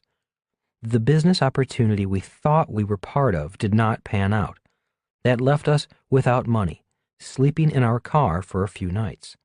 It was a time that tested our commitment to our new business and to each other. California was the hotbed for new models of education. Many of the hippies had grown older and were teaching seminars on some very strange and interesting subjects. The common themes were open your mind, change your paradigms, and break through your limiting realities. Kim and I attended as many seminars as we could, gaining new ideas and observing different teaching techniques. Earlier in this book, I wrote about attending Bob Bondurant's School of High Performance Driving, and also about working with Tony Robbins and teaching people to walk across 2,000-degree coals. As you may already know, I do not like the traditional system of education. I didn't like being taught by the fear of failing, learning to memorize all the right answers, and being afraid of making mistakes. In school, I always felt I was being programmed to do only the right things and to live in fear of living life. In school, I often felt like a butterfly caught in a spider's web, with the spider wrapping its web around and around me until I could no longer fly. The kind of education I was looking for was an education that taught people how to break through their fears, education that would help them discover their own power within so they could walk on fire or drive a high-speed Formula One racer. The more I studied these techniques and how we learn, how the mind works with our emotions, and how the mind affects our physical abilities, the more I wanted to learn. I became fascinated by the subject of how we as humans learn. I discovered why I loved the Marine Corps so much. I loved Marine Corps training and flight school because it too was about going beyond fears and limiting thoughts. The Marine Corps was the perfect learning environment for me. The learning environment was tough and rigorous, requiring my body, mind, emotions, and soul to get through the programs. In the Marine Corps, memorizing the right answers is not enough. Just as in the world of business, the Marine Corps is about results, not reasons. It is about actions, not words. It is a learning environment that insists that the mission be first, the team second, and the individual last. It is a learning environment that taught me to fly rather than a learning environment that clipped my wings. Breakthrough learning.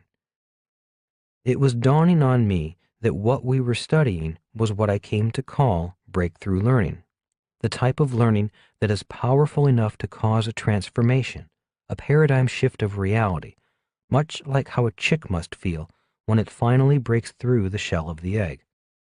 During one of the learning seminars I attended, I learned about Ilya Prigogine, a person who was awarded the Nobel Prize for his research on dissipative structures. To put it into as simple an example as possible, his research proved why a child will climb on a bike, fall off, climb on, fall off, and then suddenly be able to ride. Again, in the simplest of terms, Under the extreme stress of falling down and getting up again and again, the stress of the process causes the child's brain to reorder. The brain goes from not knowing how to ride a bicycle to being able to ride a bicycle forever. To me, his research verified why people who do well in school may not do well in the real world. There are many people who know what to do, but cannot do what they know. Like my dad, once they fall down, they stay down and say, "I'll never do that again." Instead of pressing on with increasing stress and frustration, they back off to reduce the stress. In many ways, it is like the chick remaining in its protective shell. As Prigogine summarized, stress is the way intelligence grows, or, as Rich Dad would say, stay with the process. How fast can we learn? Another person whose work I researched was Georgy Lozanov of Bulgaria, the pioneer of what is now called superlearning. Although I never took one of his classes, it is reported that he was able to teach people a complete language in 1 or 2 days. Obviously, traditional academics discredit him and his work. I began experimenting with his techniques and found out that they really do work. One reason I disliked school so much was simply that the pace was too slow. It took too long to learn too little. Combining different teaching techniques increased the speed of learning, reduced boredom, and resulted in greater long-term retention. I began to become excited about education. What I liked most about what I was discovering was that it did not matter if you were an A student or an F student. With this method of teaching, all it took to learn was the desire to learn. Finding my passion. Rich Dad had said to me years earlier that once you complete a process, you take the best with you and leave the rest behind. You then move on to the next process.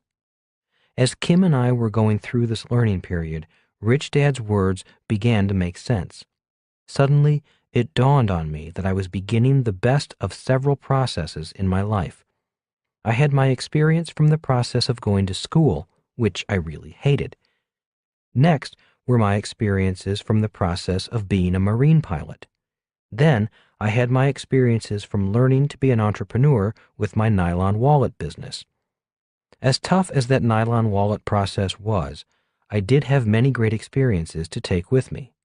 And now, actually becoming a student of how people learn, all my past experiences were coming together.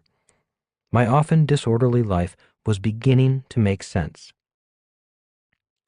Around August 1985, I found my passion.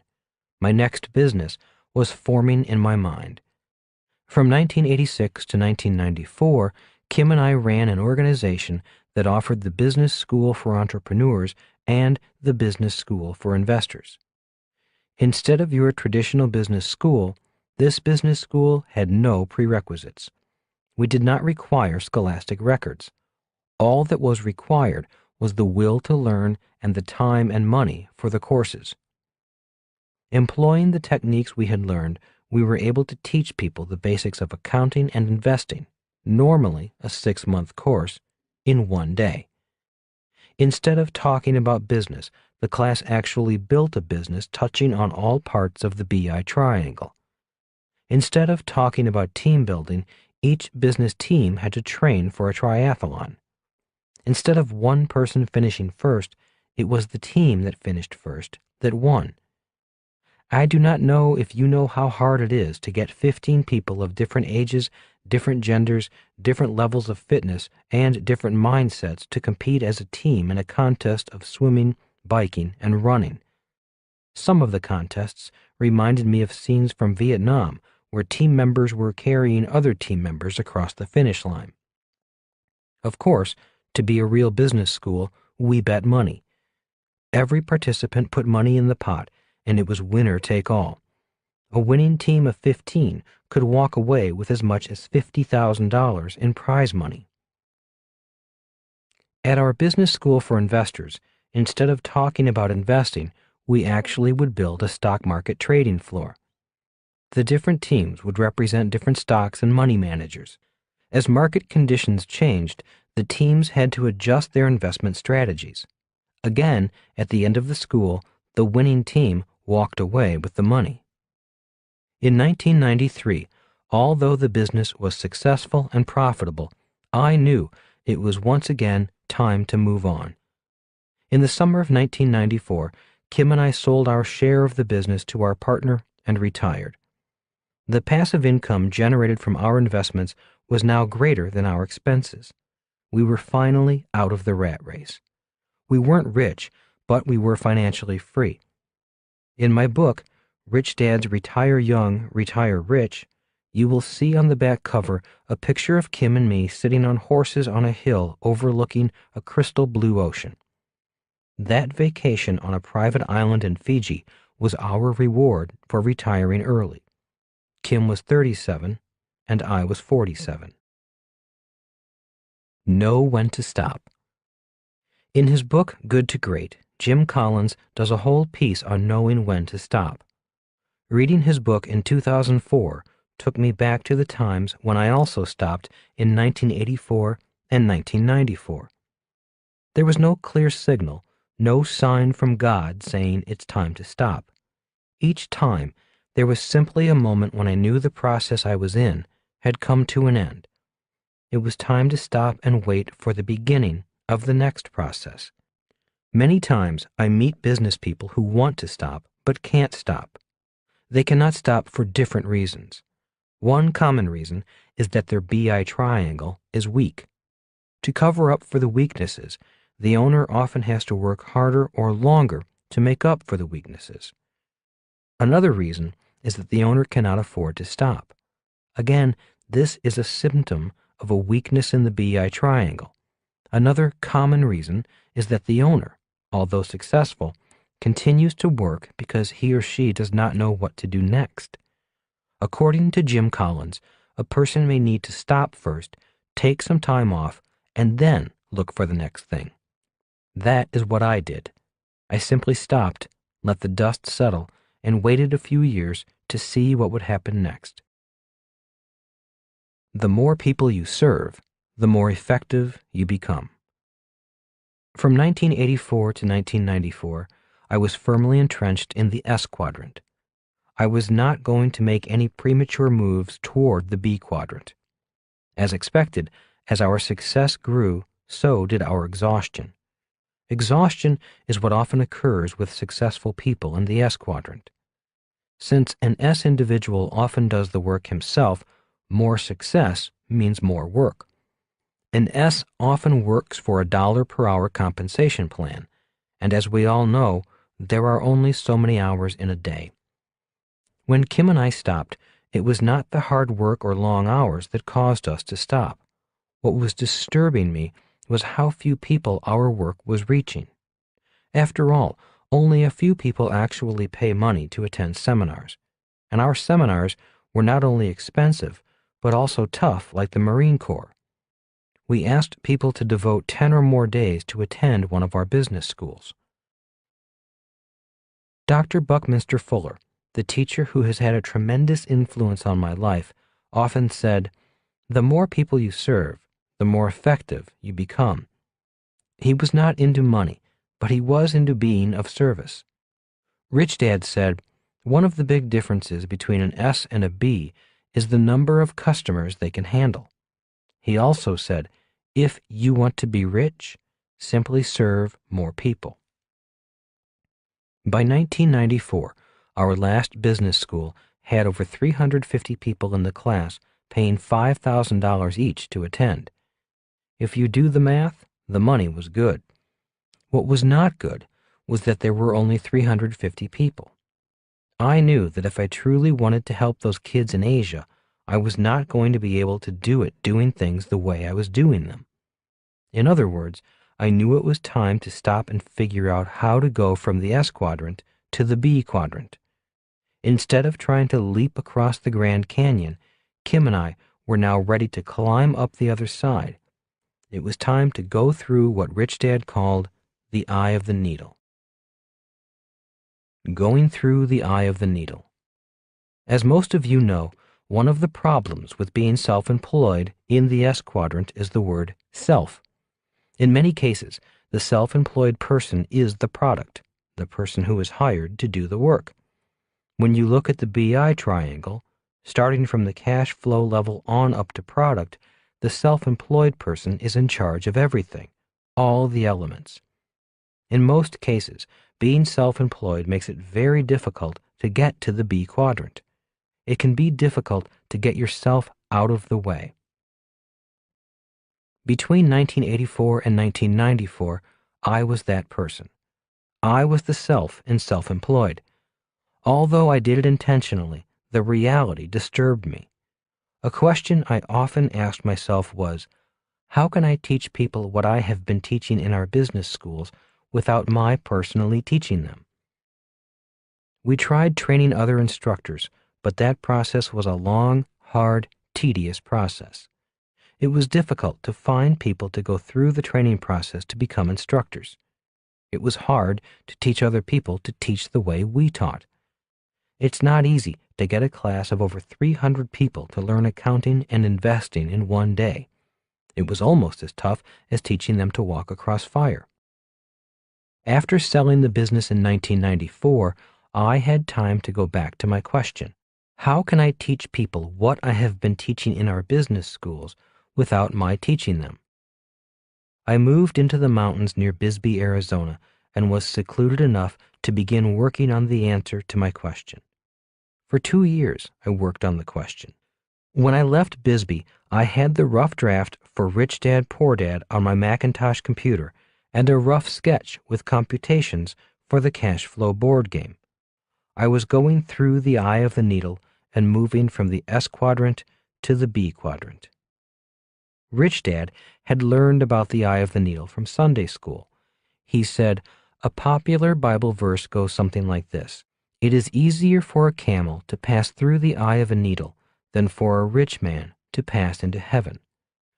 Rich Dad continued, modifying the verse to say, "Forget the camel. If a man can pass through the eye of a needle, he will enter a world of tremendous wealth." Now, Rich Dad was a very religious man and was not making fun of the verse. He was simply modifying it to create his own lesson. In business terms, what he meant was that for an entrepreneur to pass through the eye of a needle, the entrepreneur has to leave himself behind. What passes through the eye of the needle is the entrepreneur's idea or intellectual property. There are many examples of entrepreneurs going through the eye of the needle throughout history. Here are a few. When Henry Ford designed his automobile to be mass-produced, he passed through the eye of the needle. Up until then, most cars were custom-ordered and handmade. When Steve Jobs and his team at Apple created the iPod, the iPad, the iPhone, and iTunes, they went through the eye of the needle. When someone like Steven Spielberg or George Lucas creates a movie, they too go through the eye of the needle. McDonald's went through the eye of the needle by franchising their hamburger business worldwide. When a network marketer builds a downline of other business owners, he or she goes through the eye of the needle. When investors buy an asset, such as an apartment house that cash flows money into their pocket each and every month, they have gone through the eye of the needle. A politician who uses the media to campaign is going through the eye of the needle. A politician who goes door to door is not. When inventors or authors sell their invention or their book to a large company, which in return pays them royalties, they have gone through the eye of the needle. When I took what I had learned from Rich Dad and created the board game and wrote the book, I was going through the eye of the needle. I was getting myself out of the equation.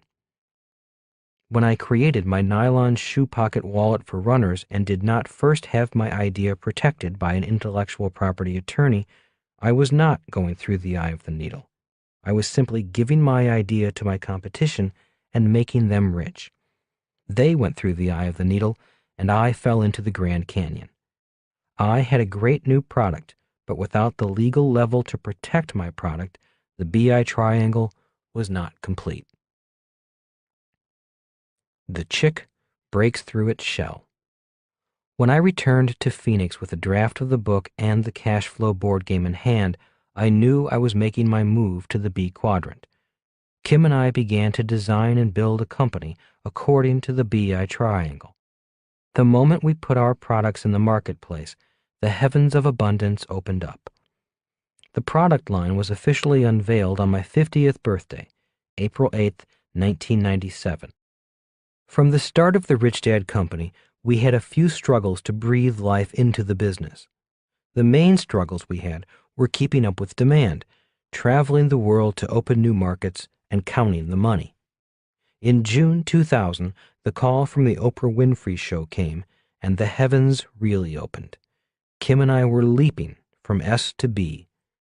At this point, I began to better understand what Rich Dad meant by being true to the process.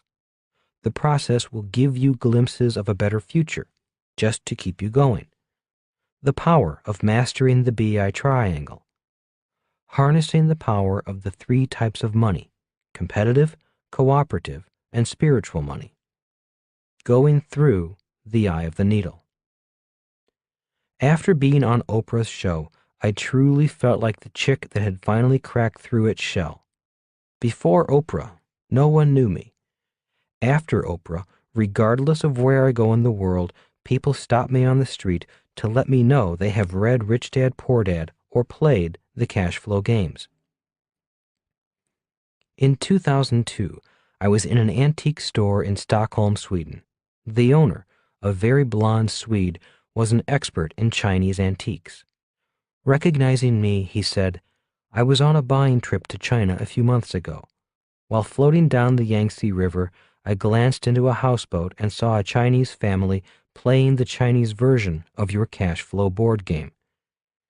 At that moment, I realized that I had kept my promise to those kids in the sweatshop, kids who were working to make me rich. Now my products were working for kids just like them, teaching families, people young and old, how to have money work for them rather than working all their lives for money and then hoping to have the government take care of them. In February 2004, the New York Times did a full-page feature story about the cash flow game and about the hundreds of clubs forming throughout the world. Clubs were forming just to play the game and to learn what my rich dad had taught me. When I saw that article, I could not believe my eyes. I could not believe the magic. To me, the New York Times writing this article was as big as being on Oprah's show. When I saw the article, I knew that what I had learned from teaching my business school for entrepreneurs and business school for investors had been successfully transformed into a product, the cash flow games, that could teach what I used to teach. People were now learning the fundamentals of accounting and investing in less than a day. On top of that, many of the players have had significant breakthroughs in how they see the world. For them, the game delivered the paradigm shift, the shift from seeing the world of money as a frightening place to seeing it as an exciting place. Instead of looking for experts and blindly turning their money over to these so-called experts, through the game, many people realized that they could become their own financial experts. They could take control of their own financial future, and many of them have. Best of all, instead of personally teaching only 350 people at a time and charging them thousands of dollars, the cash flow game was now going to them and teaching hundreds of thousands of people, many of them for free. Instead of my teaching them, they were teaching themselves, and then teaching and sharing with others. When I saw the New York Times article, I knew the 10-year period from 1994 to 2004 was coming to an end. However, even though that 10-year process is complete, we know the mission continues. Get yourself out of the way. Before you quit your job, you may want to remember the lesson of this chapter. The lesson is that the scope of the mission determines the product.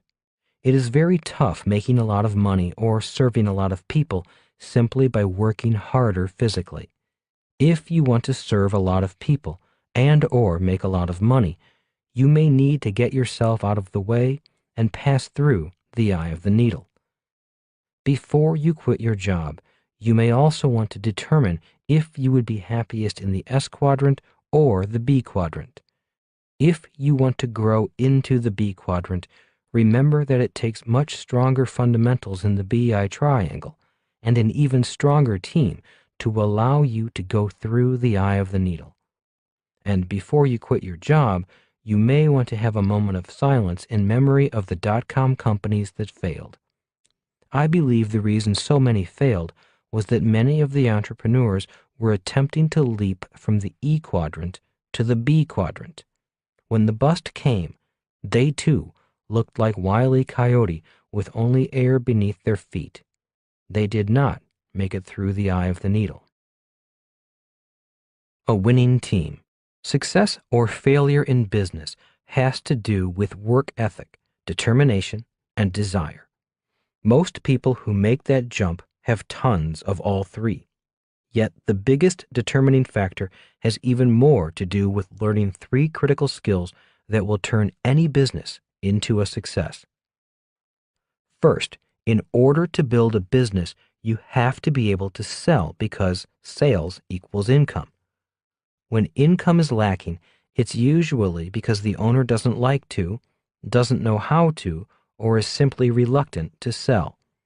Without sales, however, you have no income. There is a myth that you have to be an attack dog to sell. Not true. Second, in order to build a real business or network and move out of the S quadrant, you have to be able to attract, build, and motivate a great team. In the world of small business, everyone on that team has to be willing to sell, regardless of their position in the company. In order to make that happen, the third element becomes critical. That is your ability to teach others in the business how to sell, how to be great team players, and how to succeed. It is this skill that ensures growth, profit, and longevity. The sad fact is that most business owners are never taught how to do any of those things. As a matter of fact, most of us are conditioned to believe that sales is a nasty task, that if you want things done right, you have to do them yourself, and that teaching is what you experienced in school. When we work in business, the very first thing we do to increase income is to help people establish what we call the code of honor. The code is a simple set of rules that turns even ordinary people into a championship team, a team that not only sells, but is hungry to learn and enforces an incredible level of accountability for personal conduct, performance, and numbers. It articulates the behaviors that are critical for success, and it demands the agreement of all team members to play that way. Most people would like to be the best they can be. As a business owner, you have to create the environment or context that will make that happen. It's not only something that you can learn, but it's something that will make you successful. Many times in business, it's not what you deliver, but how you deliver it that makes the biggest difference. It's the strength and commitment of your team and their passion to promote and serve others that determine your reputation, your success, and your cash flow.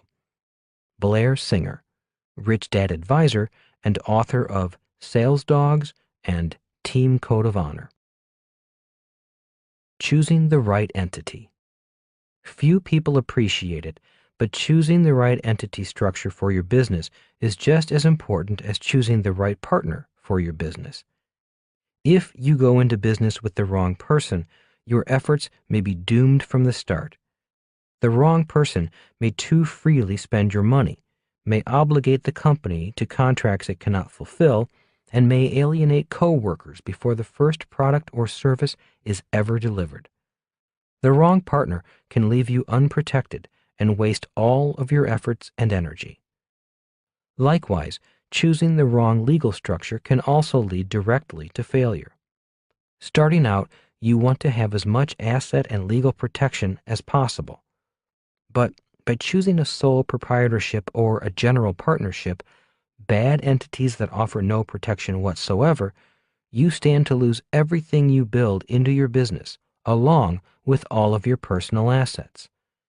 Plaintiffs and their attorneys love to see businesses operated as sole proprietorships and general partnerships because they can reach both business and personal assets when they bring a claim. They have free rein to reach all of your assets. Instead, use a good entity such as a C corporation, S corporation, limited liability company, or limited partnership. These entities protect your personal assets from attack against the business. And like the right partner, the right entity will help you advance your protection and future prospects. Garrett Sutton, Esquire, Rich Dad Advisor, author of Buying and Selling a Business, Start Your Own Corporation, Writing Winning Business Plans, and the ABCs of Getting Out of Debt. Rich Dad's Entrepreneurial Lesson Number 8.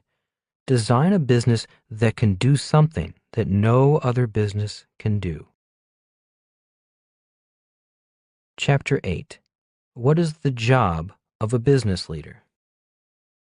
The business leader. What is the business leader's most important job? I asked Rich Dad. Well, there are many jobs that are very important. It would be hard to say if any one job is more important than the other. Instead of just one job, I can tell you what I think my 8 most important jobs are. The following is Rich Dad's list. 1. Clearly define the mission, goals, and vision of the company. 2. Find the best people and forge them into a team. 3. Strengthen the company on the inside. 4. Expand the company on the outside. 5. Improve the bottom line. 6. Invest in research and development. 7. Invest in tangible assets. 8. Be a good corporate citizen. What happens if the leader cannot perform those jobs? I asked. You need to change leaders, said Rich Dad. Besides, if the leader cannot do these things, the company will probably disappear anyway. That is why most new companies are gone within 10 years. Only a mission. Over the years, I have met many people with an extremely strong sense of mission. I have had people come up to me and say things such as, I want to save the environment. My invention will eliminate the need for fossil fuels. I want to start a charity that provides shelter for runaway kids. My technology is what the world has been waiting for. I want to find a cure for that disease. While their care and concern may be genuine, many of these good-hearted people fail to fulfill their mission simply because all they have is a mission. A lack of business skills. Earlier in this book, I mentioned that many people spend years in school or at work developing skills that are not relevant or important to the BI triangle. I mentioned the example of a school teacher who may have years of education and teaching experience, yet those years of education may not transfer to the BI triangle if that person decides to become an entrepreneur. That person simply lacks business skills. When I left the Marine Corps in 1974, I too was in that predicament. By 1974, I had 2 professions. My first profession was as a licensed ships officer, licensed to sail any ship of unlimited tonnage throughout the world. I could have made a lot of money with this profession. The problem was, I did not want to be a ship's officer anymore. My second profession was that of a military pilot with great training and years of experience. Many of my friends went to work for the airlines or with police and fire departments as pilots. I could have done the same thing, except that I no longer wanted to fly. In 1974, when I returned home to see my dad struggling financially, I suspected that I had found my new mission, or at least a problem worth solving. The problem was, all I had was a mission. When you look at the BI triangle, there are levels for people specially trained in accounting, law, design, marketing, and systems. There are not levels that say ship's officer or pilot. So I was just like the many people I mentioned above, people with a mission, but with a lack of real business skills.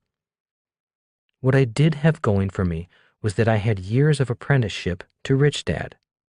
I had worked in all aspects of the BI triangle through his businesses, so I did have some business experience, but only as a kid. At least I knew that a business was a system of systems, and I understood the importance of the BI triangle as a business structure. Complaining to Rich Dad. One day I complained to Rich Dad that I had almost no marketable skills that applied to the BI triangle. Pointing to the team side of the BI triangle, I complained that no major corporation would hire me to be on their team. I whined on about not having a formal education at any of the levels. After I was through complaining, I looked up at Rich Dad for what I hoped would be a sympathetic answer. All he said was, "Neither do I." A mission is all that Rich Dad started with. What a leader does. A leader's job is to change the company to allow it to grow and serve more people. If the leader cannot change the company, the leader keeps the company small and the company may begin to shrink. Once again, I use the BI triangle to further clarify this point.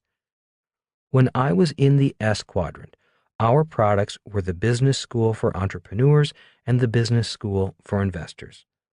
The problem with the business was that I was too much a part of the product as well as the rest of the BI triangle. If I was going to be a leader, I needed to stop and completely redesign the business.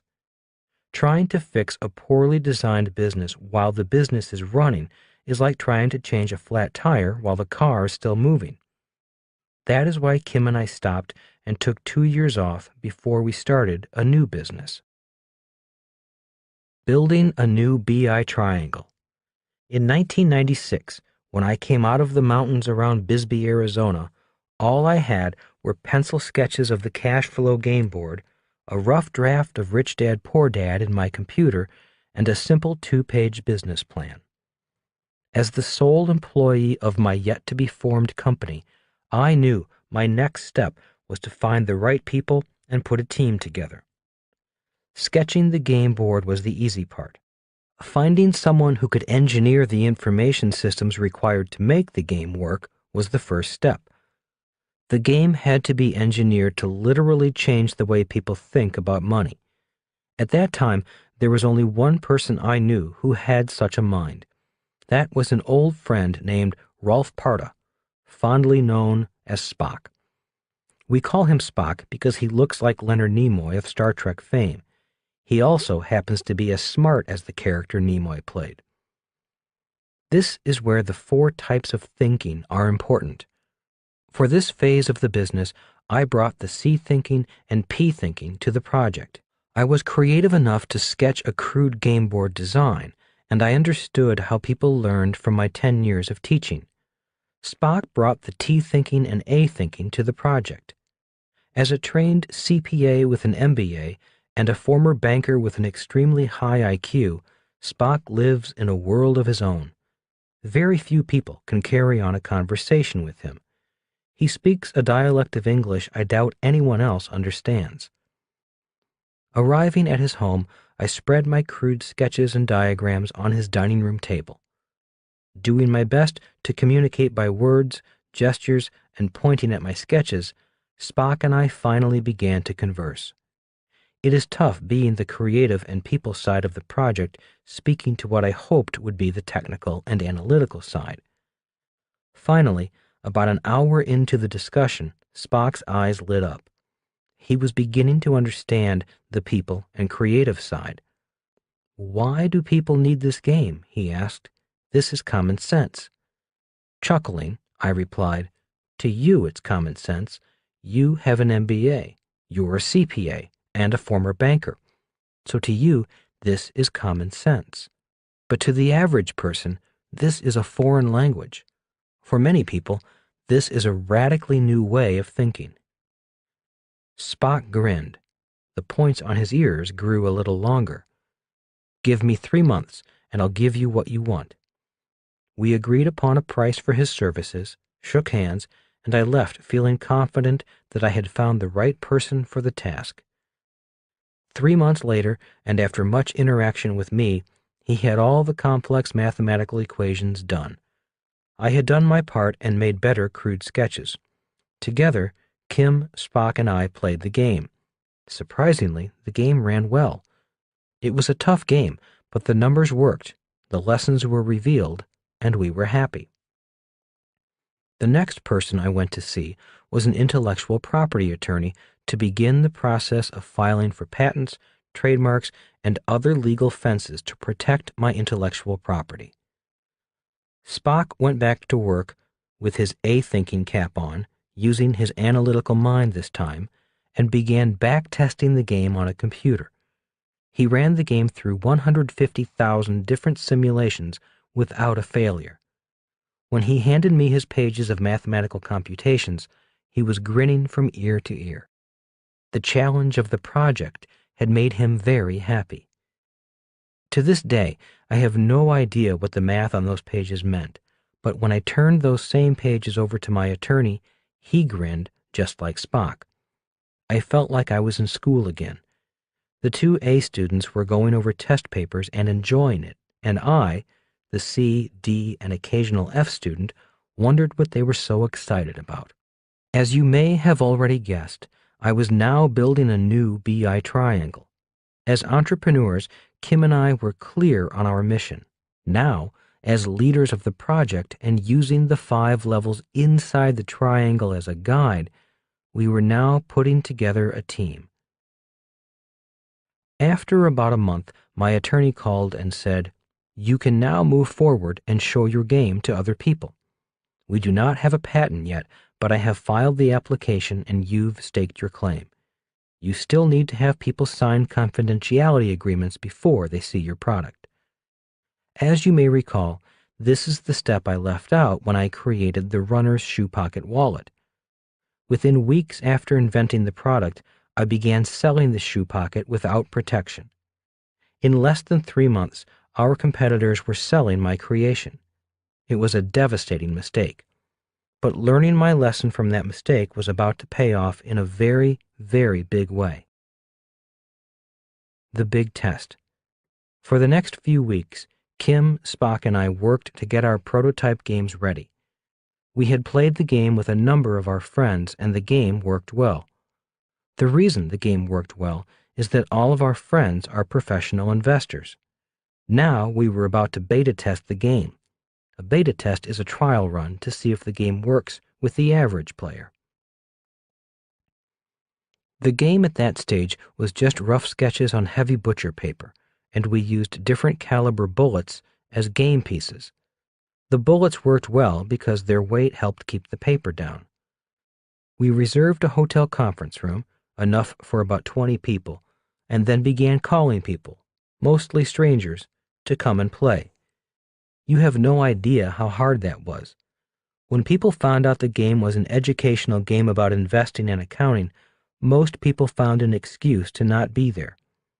"Does it require math?" asked one person. When I said yes, he hung up.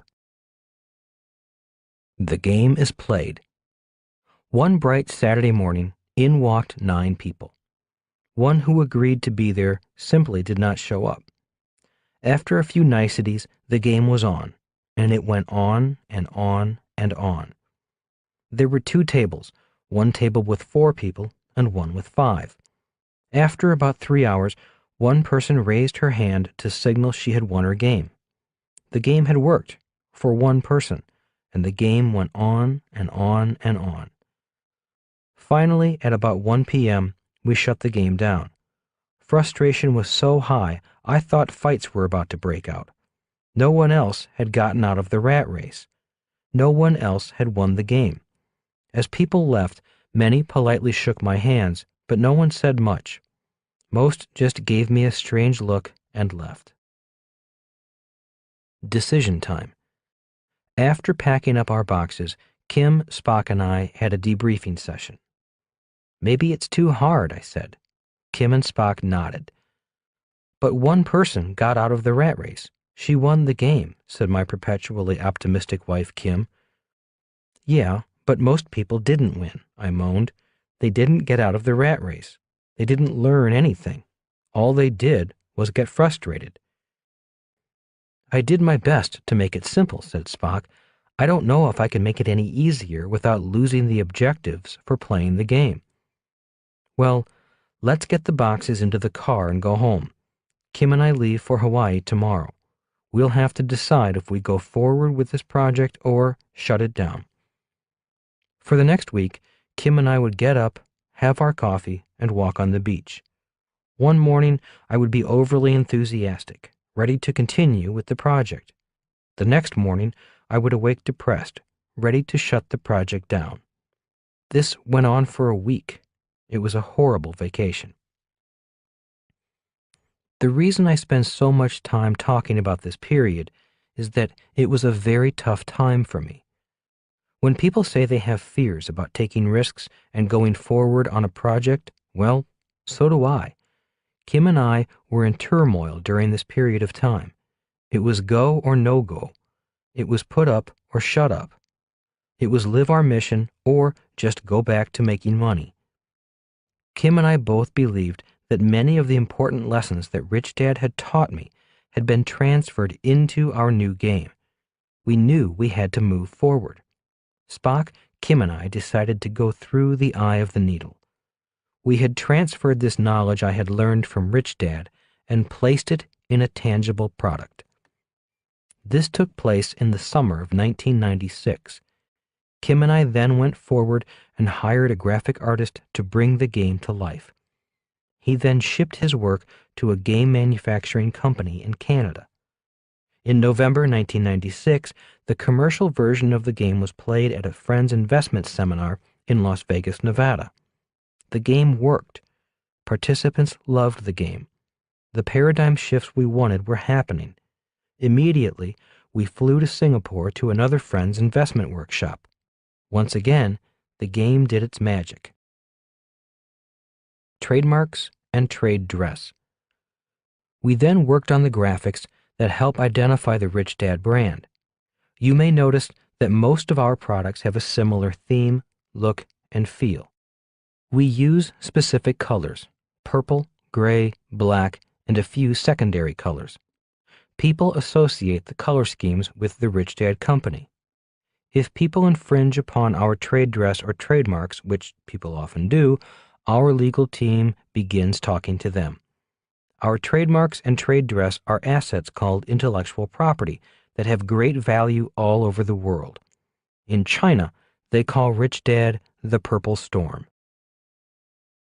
The business takes off. Once the business was put together, the company began to take off. Orders started flying through the door. Cash flowed in. All debts were immediately paid off, and soon the company was bursting at the seams. We were forced to buy an office building to house a growing company. Rich Dad, Poor Dad made the Wall Street Journal and the New York Times bestseller lists, one of the few books on the lists not published by the large publishing houses.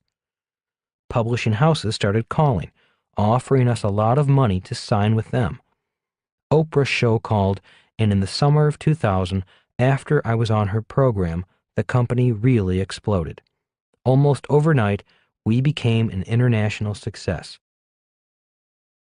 How to expand a business. There are many ways a business can expand. 1. Replicate the entire BI triangle. Basically, once you work the bugs out of the first business, you open more of them. Many retailers and restaurants expand this way. In many cities, there are restaurants that have 3 or 4 successful stores located throughout the city. In order to grow bigger, the leader may need to change leaders. Often, the owner will sell to a bigger company and start over again. 2. Franchise. McDonald's is the most famous example of expansion via franchising. 3. Take the company public through an IPO. With funds from places like Wall Street, the company can tap into a virtually unlimited supply of money as long as the company keeps on expanding. 4. License the products. This is the way we designed the Rich Dad Company to expand. Licensing is basically allowing another business to produce your products. As our success grew, our licensing, which is the legal level of the business, expanded to 42 different languages in over 55 countries.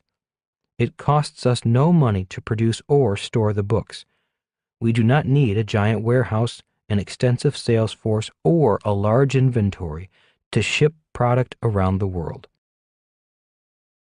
The Single Tactic Multiple Strategy Plan. My training as a military officer required that we know the difference between a tactic and a strategy. In very simple terms, a tactic is what you do. A strategy is the plan on how to get the tactic done. One of my military science instructors was adamant about the importance of using a single tactic, multiple strategy plan of warfare to win. He would say, a military leader must focus on one objective or tactic. He must only want to do one thing. Everything else is a strategy on how to get that one tactic done. He would then use examples of military conflict after military conflict that was won by the leader that had the best strategies focused on a single tactic. When I entered the business world, I carried his lessons with me. Soon, I began to see that companies that used the single tactic, multiple strategy type of planning were companies that won in business. For example, Domino's Pizza started with a single tactic to beat its competition.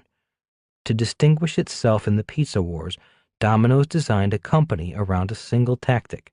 That tactic was to promise pizza in 30 minutes or less. An entire business was designed around that single promise, a single tactic.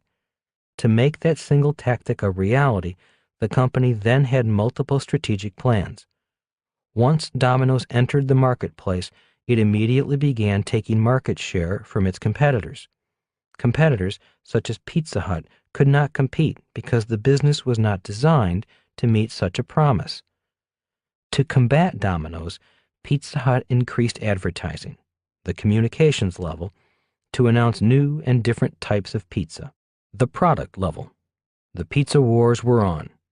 Pizza Hut was fighting with a better product.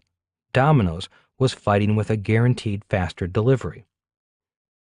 If you have read Jim Collins' book Good to Great, you will notice that many of the great companies have single tactics. Jim Collins does not call it a single tactic, multiple strategy way of winning. Instead, he calls it the hedgehog principle.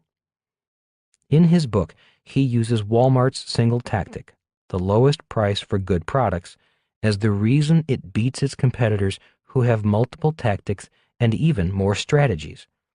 In other words, Walmart's competitors simply have not clearly defined their own single winning tactic.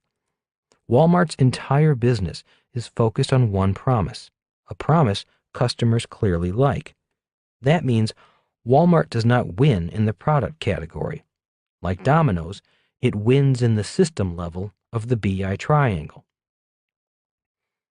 You may recall that Thomas Edison won the electric light battle at the system level, not at the product level. Henry Ford also won at the system level. He simply mass-produced low-priced cars for the working family. He never promised the best-made cars. He just promised the best-priced cars, and then designed a business around his promise. McDonald's does not produce the best hamburger. Ray Kroc built a business around the idea of selling the best franchise to people who want to own a franchise.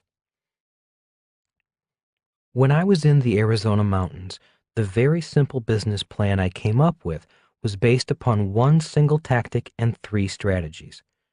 The first page of the simple 2-page plan looked like this. Tactic: play the cash flow game. Strategies: 1. Write a book. 2. Do an infomercial. 3. Teach investment seminars using the game. On the second page, I wrote a brief plan on how I thought I could accomplish the 3 strategies. The single tactic was to get as many people as possible to play the game. I knew that if I created a great game and people played it, their lives would change. They would be able to see another world of opportunity. They would be less inclined to blindly turn their money over to people they thought were experts, such as mutual fund managers, and might be inspired to become their own financial experts. That was it. I knew, if successful, I would make money from the strategies as well as the single tactic. A low-risk idea. The first lesson: always have a low-risk idea or strategy to fall back on. Rich Dad taught me that whenever you start a business or invest in something, you need to have a low-risk idea. For example, when investing in real estate, if the investment paid me something each and every month, that was a low-risk investment. Even if the property did not go up in value, I was still receiving some compensation for my investment dollars. The strategy of teaching investment seminars using the game was my low-risk idea. Since I came from the seminar business, I knew that if the other two strategies did not work and no one wanted my game, I could recoup my investment in the product development of the game simply by putting on investment seminars. Simply put, a low-risk idea is something you know you can do. Design a business that can do something that no other business can do. The second lesson: design the business around a unique tactical advantage. In my plan, my tactic was to play the game, so I virtually eliminated all competition. I eliminated all competition because if the legal work was strong, no one else could do what our business did. No one else has our cash flow games. As Rich Dad said, design a business that can do something that no other business can do. Simply put, focus all your efforts on your core strength, your unique product. The plan worked. Once we had built the books to a certain level of success on our own, we licensed other publishers around the world to publish versions in other languages. We licensed the rights to sell certain products through infomercials. We went on the road to do investment seminars across the United States, in Australia, and in Singapore. Cash flowed in from all three strategies, as well as from the sales of the game. When I talked about spiritual money, I really did not think we would have made as much money as we did from just our strategies. It was like magic. More strategies today. Today, the tactic is the same. All of our strategies are focused on getting people to play the cash flow games. Today, the number of strategies has increased. Today, our business looks like this. 1. Books in 42 different languages. 2. Games in 14 different languages. 3. Network marketing companies using our products. 4. A coaching company. 5. A seminar company. 6.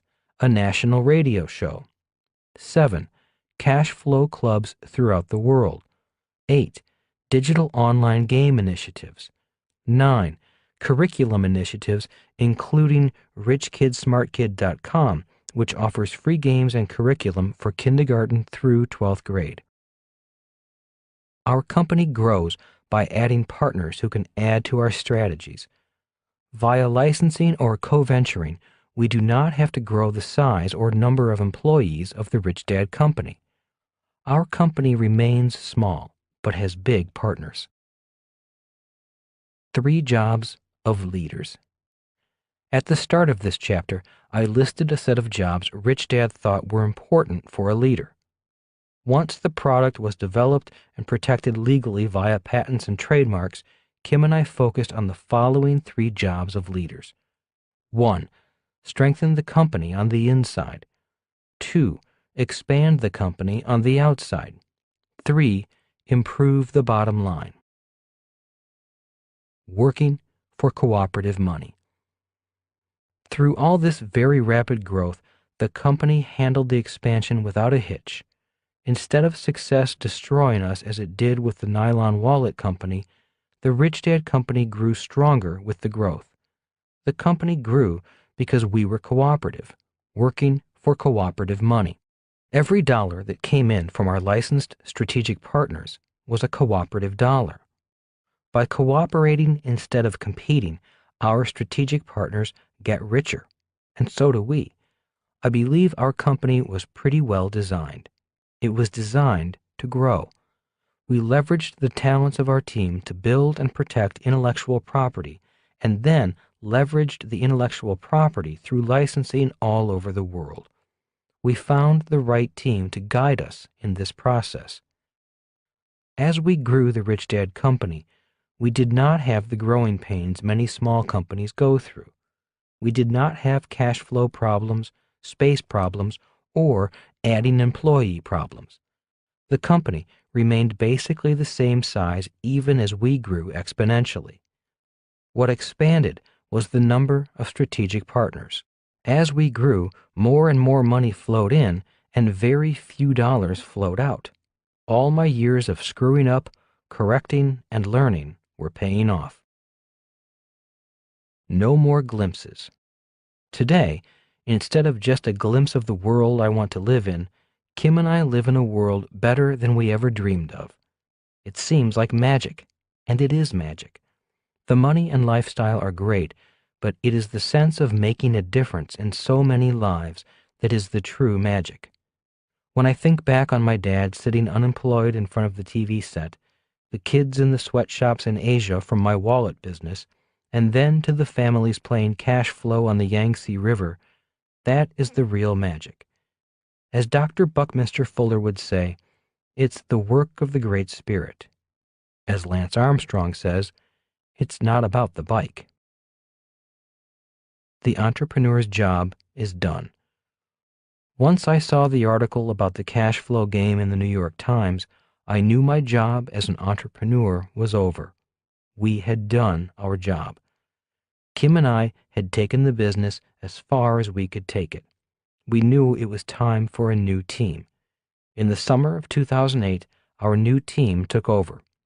The team has changed, but their jobs are the same. Their jobs as leaders are: clearly define the mission, goals, and vision of the company. Find the best people and forge them into a team. Strengthen the company on the inside. Expand the company on the outside. Improve the bottom line. Invest in research and development. Invest in tangible assets. Be a good corporate citizen. Rich Dad's Entrepreneurial Lesson Number 9. Don't fight for the bargain basement. Chapter 9. How to Find Good Customers. One day during my junior year of high school, Rich Dad and I were walking past an entrance to a hotel when we heard a man's voice shouting loudly, "I will not pay you another dime. You have not kept your agreement." Looking up, I saw a family of 5 with a very upset father yelling at a local man in a Hawaiian print shirt. "But all you have paid is a deposit," the local man protested. "You still owe us the balance. I cannot let you check in until the balance is paid. You were to have paid your balance in full a month ago. You're lucky we even held your rooms for you. This is our peak season."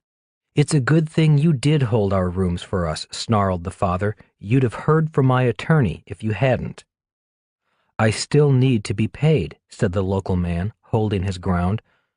"I told you that I will pay you. Don't you have ears? Just check us in, and I will pay you," the father growled. "I have a check right here made out to you. Let us get into our room, and we will settle this once and for all." This was the era before credit cards. "You need to pay in cash. A check will not do. That is why we ask you to pay in full, in advance. It gives us time to clear a personal check." "What is wrong with you?" asked the father, now shouting at the top of his lungs. "Don't you people understand English? I told you I would pay you. Now show us to our room. Do I have to call your boss to get things done?" A crowd started to gather. Not wanting to make a scene, The man in the Hawaiian shirt picked up the mountain of suitcases, loaded them on a trolley, and directed the family to their room. "He'll never get paid," said Rich Dad as we continued. "How do you know?" I asked. "We dealt with the same guy 3 years ago. He did the same thing to us. He's going to go to the room, write the check, and then stop payment on it." "What happened after he stopped payment?" I asked. "By the time we found out his check was no good, he had already checked out. We called him once he was back on the mainland. I believe they live in California, and we tried to collect." "Then what happened?" "When we threatened to take him to court, he agreed to pay us half of what he owed. He said our service was bad, and he felt he was paying us what we deserved. He said he was being generous, paying 50% of what he owed us. Since it would have cost more to take him to court, we agreed. Even then, it was 6 months before he paid anything." We walked for a while in silence. Disturbed, I finally had to ask, "Is this common in business?" "Yes, unfortunately it is. You will always have good customers and bad customers. Fortunately, I have found about 80% of all customers are good customers. 5% are like him, just horrible, and the other 15% are in between," replied Rich Dad. "Oh, on top of that, this same guy had the nerve to call again last year and try to book a tour package with us. What nerve!" "Did you do business with him?" "Are you kidding?" laughed Rich Dad. "I had already fired him. Our reservation department had his picture and his name on our Do Not Do Business With Again list. The person taking the call remembered his name and told him we were full. This was before computers, which keep track of customers today." "You fire customers?" I asked in surprise. "Absolutely," said Rich Dad. "You fire bad customers just as you would fire a bad employee. If you do not get rid of your bad employees, the good employees will leave. If I do not fire bad customers, not only will my good customers leave, but many of my good employees will leave as well." "But aren't some of the complaints or upsets your fault too?" I asked. "Couldn't the complaints be legitimate?" "Yes," replied Rich Dad. "Often it is our fault. Our staff does make mistakes or may offend customers. Our systems can break down. That is why we look into every complaint and take it seriously. Just as you look both ways before you cross the street, when it comes to complaints, we have to look both ways, at the customer and at our operations." "Is it hard firing people?" I asked. Being 17 years old at the time, the thought of firing someone, especially an adult, frightened me. It was not something I wanted to do. "It's never pleasant," said Rich Dad. "It's one of the more unpleasant yet important jobs of an entrepreneur. Your job is a people job. People are your biggest assets and biggest liabilities. One day you'll have to fire someone. I am sure it will be an experience you will never forget." Rich Dad and I entered a restaurant and found a table to have lunch. Once the waitress had filled our water glasses, handed us the menu, and explained the specials, Rich Dad continued with his lesson on people. "The same is true with advisors. You must be able to fire bad advisors. If you have accountants or attorneys who do a poor job, or if the job is too big for them, or if they are only interested in receiving their fees and not helping your business will suffer. If you do not get rid of bad advisors, you are responsible. The ultimate price of bad advice is far more than what you pay your advisors in fees for good advice. I had one accountant give me bad tax advice, and it cost me nearly $60,000 in back taxes and penalties. On top of that, it cost me another $12,000 to hire another accounting firm to straighten out the mess. In addition, this mistake upset me so much that I was not effective for months, and the business suffered as a result. So, as an entrepreneur, you must realize that you are responsible for your own mistakes as well as for the mistakes of others." Were you angry at your accountant? I asked. Yes and no. I really could not blame him. At the time, my business was growing so fast, I did not pay attention to the quality of my advisors. At the time, I did not realize that all accountants are not created equal. He should have told me he did not know what he was doing, but he didn't want to admit it. He was afraid I would fire him. Soon, the size of my business was too big for his expertise. He was in over his head. I should have let him go earlier, but I was too busy. Besides, I liked the guy, and I knew his family. I kept hoping he would grow with the company. Unfortunately, he didn't. Finally, I did let him go, but only after the losses from his bad advice were very high. So I don't blame him. I'm the only one ultimately responsible for the business. As the business grows, your advisors need to grow with you or go. I learned a valuable lesson. Was it hard firing him? I asked.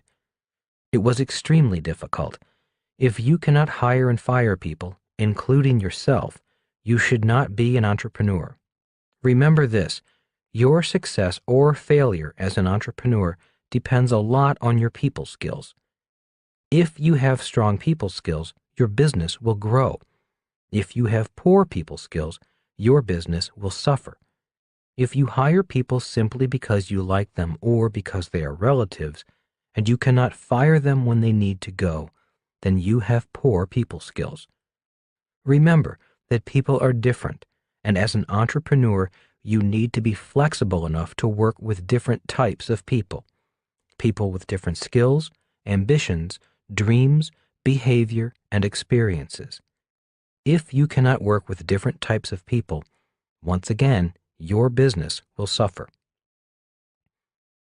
That is why you always said to Mike and me, a leader's job is to get people to work as a team. That could be your most important job. Remember that departments of a business attract different types of people. For example, salespeople are different from administrative people. They are very different people, almost opposites, and you need to treat them as opposites. For example, never ask an administrative person to hire a salesperson. Instead of hiring a hard-charging salesperson who loves busting down doors, the administrative person will prefer to hire a nice, calm salesperson whose only sales experience was working as a checkout clerk at the supermarket. Also, the administrative person would want to make sure the person enjoyed filling out forms and doing paperwork.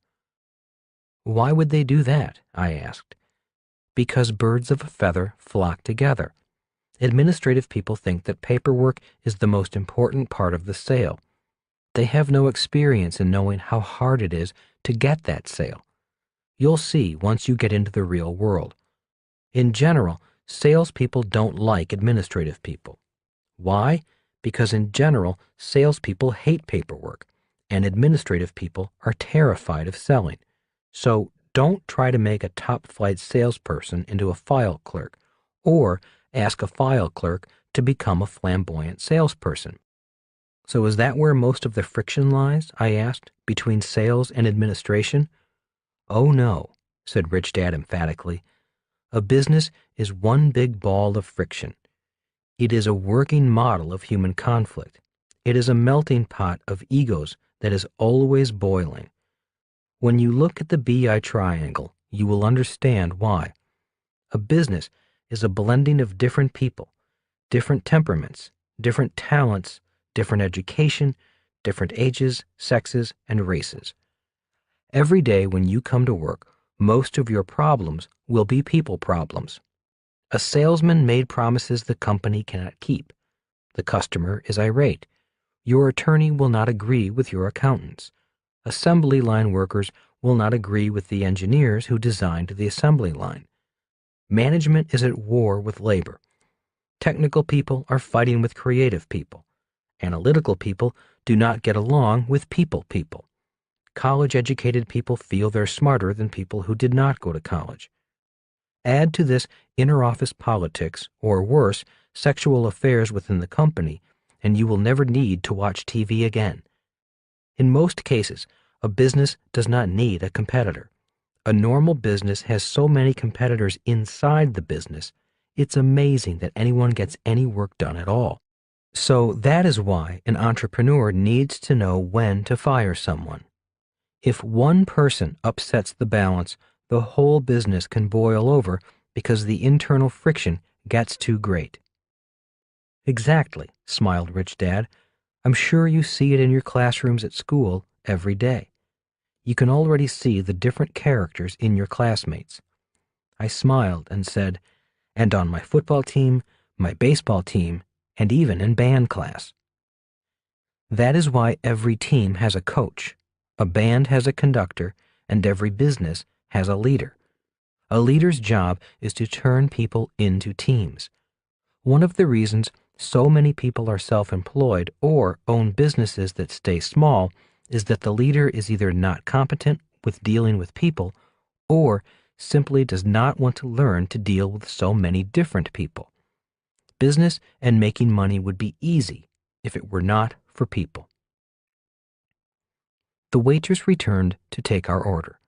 After she left, Rich Dad continued, "Let me give you 3 tips I have learned about dealing with people in business. Tip number 1 is what I call the pain in the ass factor. That means all people have skills and talents and are also pains in the ass. I do not care who they are. They have all 3, including me. If their pain in the ass factor exceeds their skills and talents, it is time for them to go or to move them to another part of the business." Chuckling, I said, "Maybe someday you'll earn a Nobel Prize for the pain in the ass factor." "I should," said Rich Dad. "Every person in the world who deals with people will stand and applaud me." "And what is tip number 2?" I asked. "Learn to hire slow and fire fast," said Rich Dad. "Take the hiring of people very seriously and slowly. Screen them carefully. And if it is time to let them go, do it quickly. Too many managers allow people too many chances. If you can't fire them for some reason, then move them and isolate them. Don't let them contaminate the rest of the people in the business. Maybe you can help them find jobs at a company where they might be happier and more productive, or just pay them to leave. It will be less expensive in the long run. Remember to do it humanely and legally. All people need to be treated with the appropriate dignity.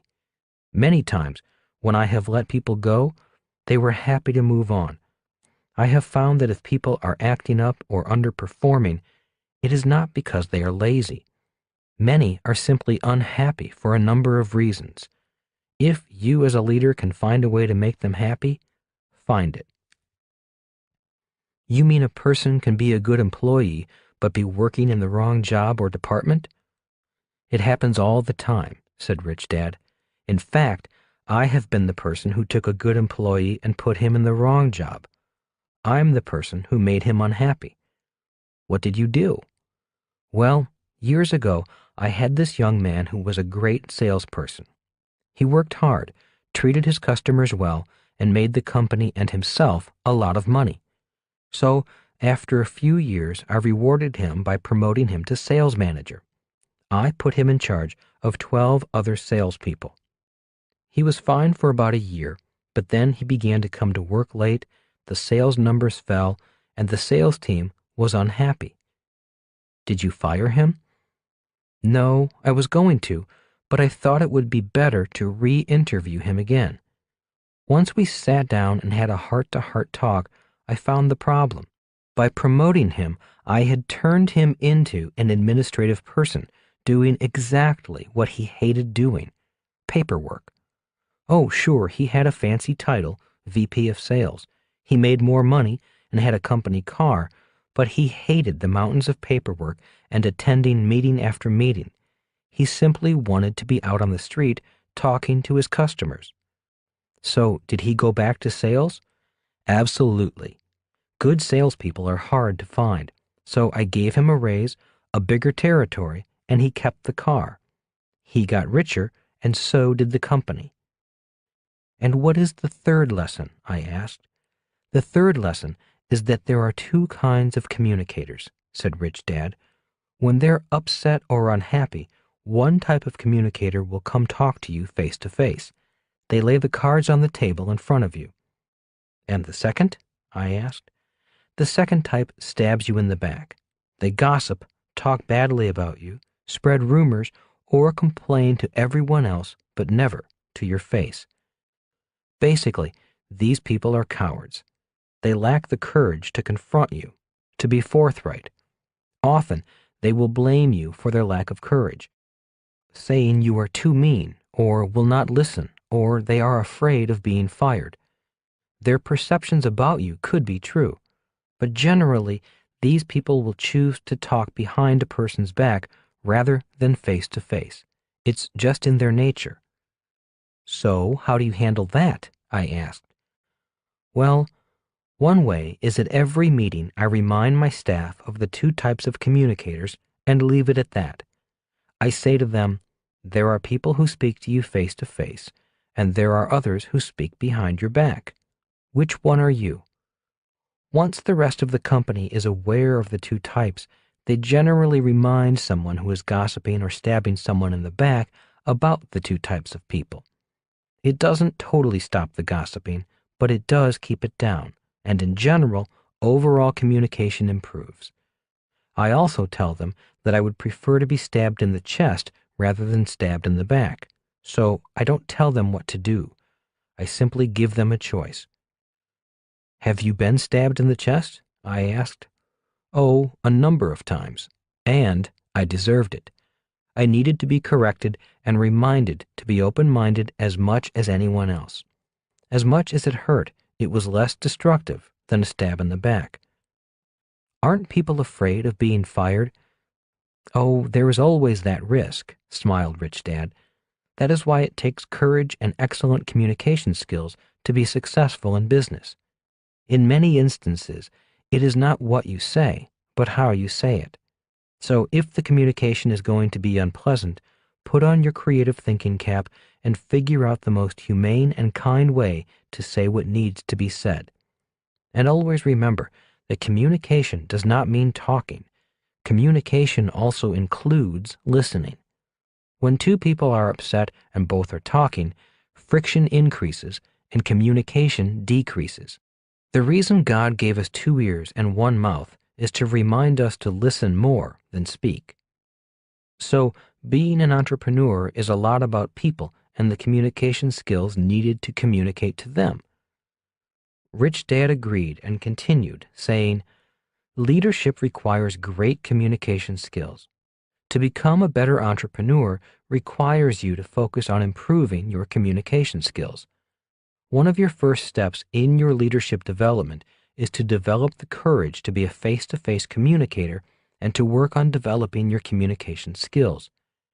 If you are a stab-them-in-the-back type of communicator, I doubt your business will grow. Entrepreneurship is for people with courage. It's not for cowards. If you will work on always improving your communication skills, your business will grow. Remember that just because you're talking does not mean you're necessarily communicating. And in sales, telling is not selling. Communication is a far more complex process than simply moving your lips and wagging your tongue. Sitting quietly as Rich Dad enjoyed his meal, my mind went back to the angry father, the customer whom Rich Dad had fired. I asked, and that is why you told that irate customer that you had no vacancies. It was better than telling him what you thought of him. Yes, as the entrepreneur, one of your jobs is to protect your company and your employees from cheap customers, the customers who want more than they pay for, the customers who want something for nothing. I had to find a way of firing that customer without getting into an argument again. I knew he would stab me in the back if we got into it. That is why I make it a point to fire cheap customers, politely and discreetly. Isn't that cruel or discriminating against poor people?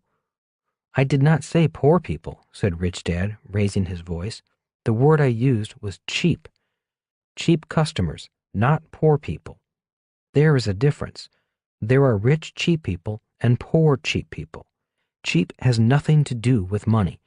It has to do with a state of mind. In some cases, I would say it borders on a mental illness. Also, I would not classify cheap people in the same category as bargain hunters. We all love a bargain, yet as much as we love value for our money, very few of us want value at the expense of someone else. But a cheap person does. A cheap person borders on being a thief, and sometimes they are thieves. If it's not money they're stealing, they steal your time and your energy. They steal your peace of mind. For all the months of misery that one guy caused our company, it would have been better for us to let him just stay for free. He sucked the life out of our business for months. He seemed to enjoy messing with us. He always changed the deal and said we said things we did not say. He always wanted a better price, even after he agreed to pay a set price. He seemed to enjoy having us come after him. Instead of spending time on our good customers, we spent time on him. Having a bad customer can cost us good customers. That is why I say that you need to fire your cheap customers. They're too expensive. This is a very important lesson to learn if you want to be an entrepreneur. Always remember, take very good care of your good customers and fire your cheap customers. How to find good customers. In business, a very important word is the word margin. It is as important a term as cash flow. In fact, both terms are intricately related. In overly simple terms, margin is the difference between what it costs to produce your product and the price you sell your product for. For example, let's say it costs you $2 to manufacture your widget and you sell your widget for $10. In this case, your gross margin is $8. There are 3 reasons why a product's gross margin is so important. 1. The gross margin finances the rest of the BI triangle. Looking at the BI triangle, you can see that a product's margin must provide enough cash flow to feed the rest of the triangle. Margin pays for the team's salaries, legal fees, the company's system operations, marketing, and accounting. These are also known as operating expenses. 2. Margin determines the price of your product. Obviously, the more margin, the higher the price of your product. 3. Product and price determine your customer. To help clarify this, let's look at the automobile industry. A Rolls-Royce is known as a very expensive car. It attracts a certain type of customer.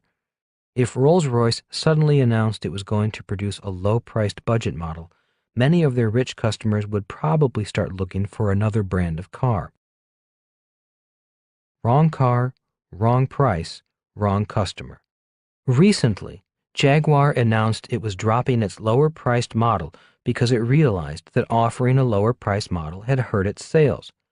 After losing $700 million in 1 year, they finally realized that they should stay at the high end of the car market and not try to capture market share in the mid-price market. Today, many brands are made in the same factory. For example, a factory that produces blue jeans can produce jeans for a high-end brand and a low-end brand. It is basically the same product, but the high-end brand can command a higher price and is sold through a different distribution channel, let's say Saks Fifth Avenue. If the high-end brand wants to produce a low-end brand, they had best create another brand for a different distribution channel, let's say Walmart. In fact, that is what many big companies do. They produce the same product, but under different brands representing different price points for different customers. So, to find good customers, you need to match the product and the price to fit the customer's needs, wants, and ego. In many cases, the customer's ego is far more important than wants and needs.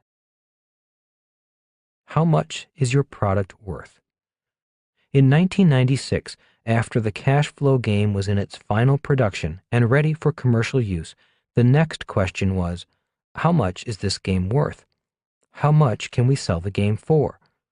Those of you who have seen our game may recognize some of the challenges we faced. When Kim and I first saw our finished commercial version of the game for the first time, both of us were as proud as new parents. We were also concerned. The packaging looked great, but we thought it might have looked too much like a game for entertainment rather than education. We made it look bright and fun because we wanted learning to be fun.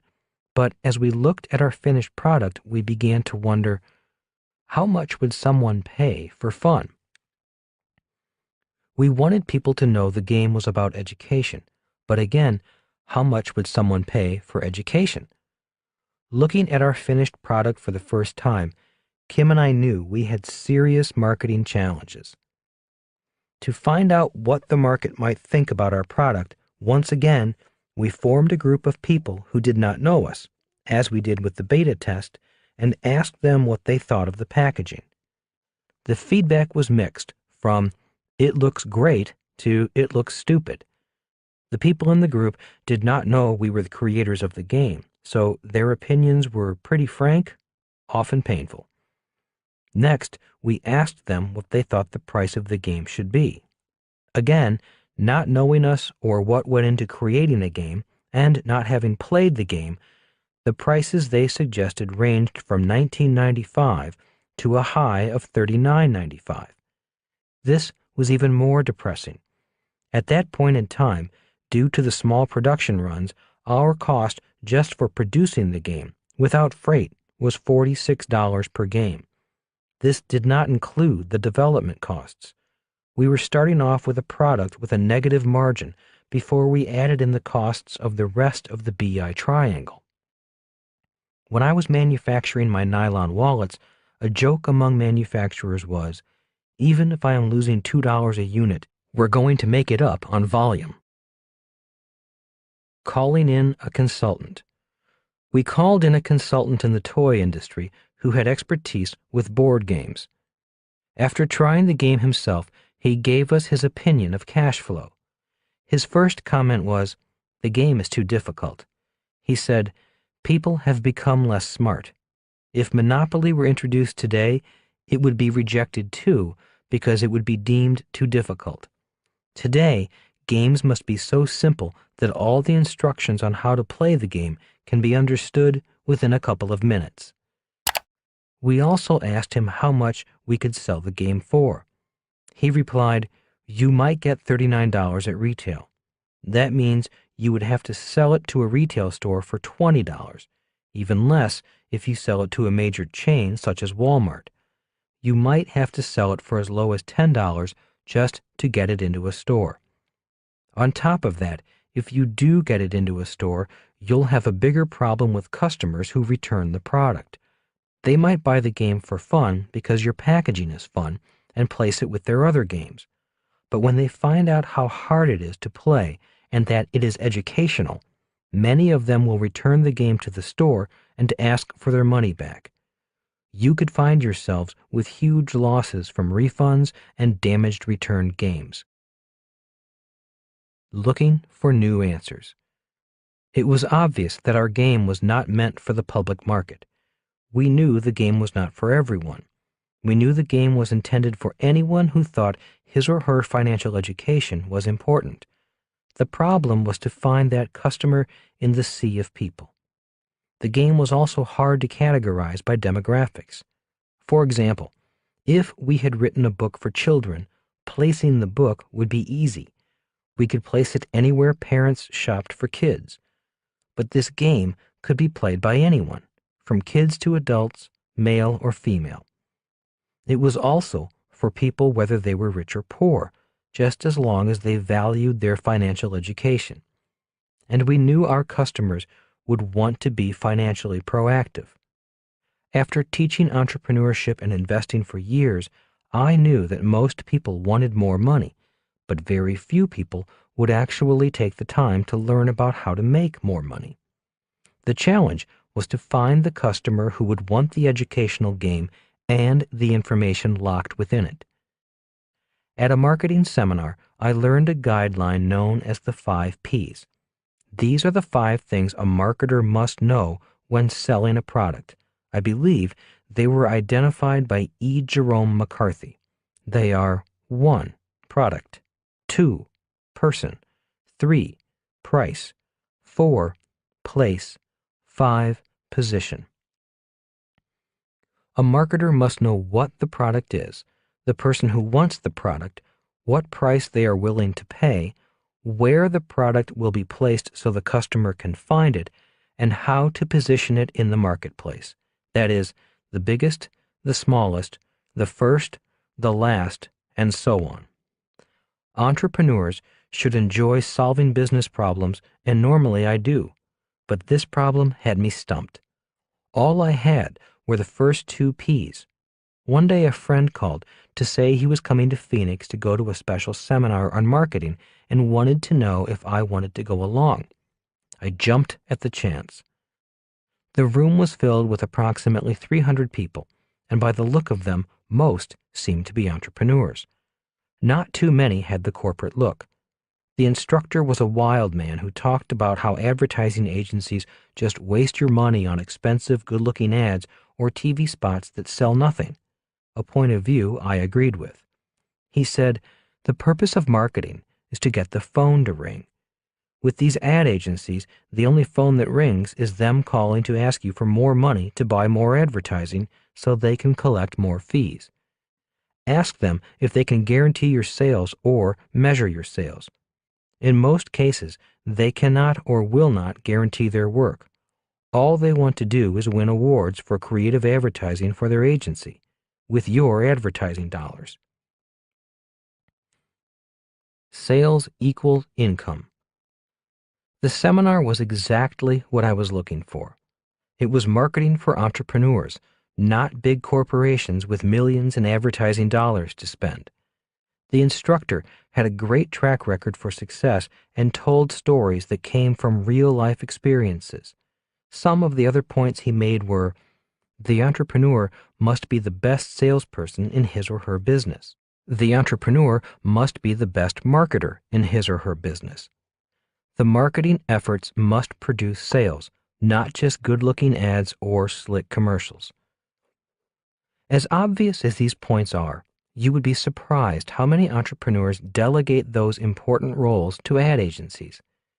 Ad agencies are generally for big corporations or established businesses. In a small startup business, the entrepreneur needs to be the best they can be at sales and marketing. With limited resources, every dollar spent must result in sales because sales equal income.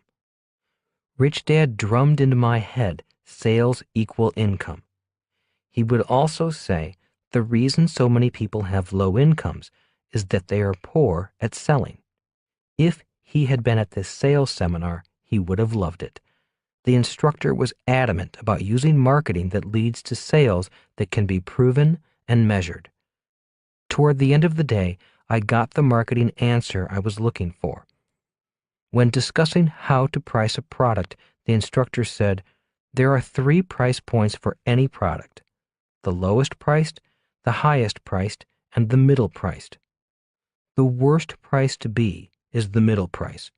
Nobody knows who you are. The trouble with being the lowest priced product is that someone is always trying to beat you. Someone will find a way to sell the same product for less than you do. To win the lowest priced competition, you have to make less and less money. On top of that, you have to deal with cheap customers.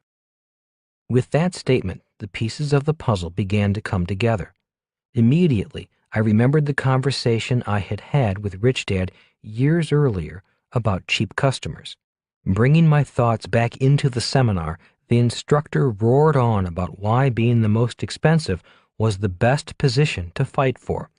He said, when I was a struggling marketing consultant, I tried to keep my prices low. The problem was, the lower I made my prices, the cheaper my customers became. Soon, instead of selling my services, I was spending more time haggling about my fees with cheap customers. When I raised my fees a little, I joined the masses of other middle-of-the-road marketing consultants. Again, most of my time was spent discussing price rather than the value of my product, what I could do for the customer. Then one day, I decided to be ridiculous and simply raise my fees to the highest in my industry. Instead of charging $50 an hour for my services, I raised my rates to $25,000 per day. Today, I work less, earn far more money, and work with a better class of client. My mind raced when I heard his fee of $25,000 per day. I realized that I was the cheap client he did not want. Once I got over the shock of realizing I was the cheap one, I began to see that it was my own cheapness that was causing me to struggle at pricing my board game. I was looking at price rather than the value of the game. "Don't fight for the bargain basement," boomed the instructor. "The bargain basement attracts cheap customers." Once again, my mind drifted off, recalling how Rich Dad hated dealing with people who were cheap. Rich Dad said, "Design your product and its price for a very special customer. Your marketing should then find ways of reaching that special customer. Be creative. Don't be cheap. The bargain basement is not a place to find good customers." The book takes priority. That evening, I went home and talked with Kim. The first thing I said was, "We should sell the board game for $200. We will position it as the most expensive game in the world. It's not just a game, it's a seminar in a box." Kim agreed. She did not flinch at the idea of selling a board game for that much money, even if our focus group said it should sell for $39.95. I continued, "Our problem is that we have been asking the opinion of people who will probably never be our customers.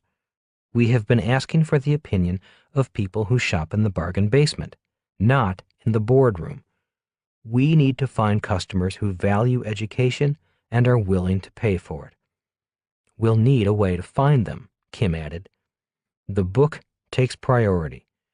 Instead of focusing on marketing the game, we will begin to focus on marketing the book.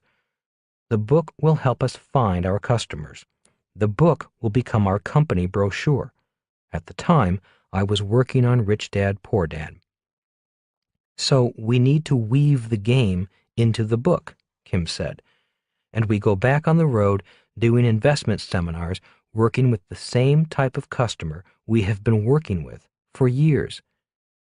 That's the idea. We finish the book and we get back on the road doing seminars for people who pay for financial education. We've been doing it for years.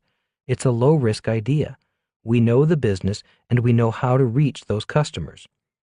In other words, the tactic remains the same. The sole tactic of the business is to get people to play the cash flow game. We now focus on the strategies. If the strategies work, people will play the game. Kim and I were in agreement. We were a team with a unified plan. "So why $200? Asked Kim. "How did you come up with that number?"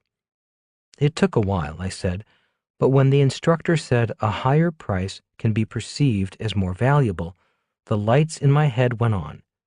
I realized I was cheap and looking at my own product through cheap eyes rather than looking at the value hidden in the game. So I went up to $59 a game, and that still sounded cheap. I was now in the middle, not at the top. In my mind, I then tested $99 a game. I was comfortable with that. I knew I could sell it at that price, so I knew I had not yet reached the top. When I tried $200 in my head, I felt uncomfortable. Now I knew I had gone beyond my own comfort level. I had found my price. Well, it certainly gives us a large margin. That will help us grow the business," said Kim. "So we market the book through traditional distribution channels.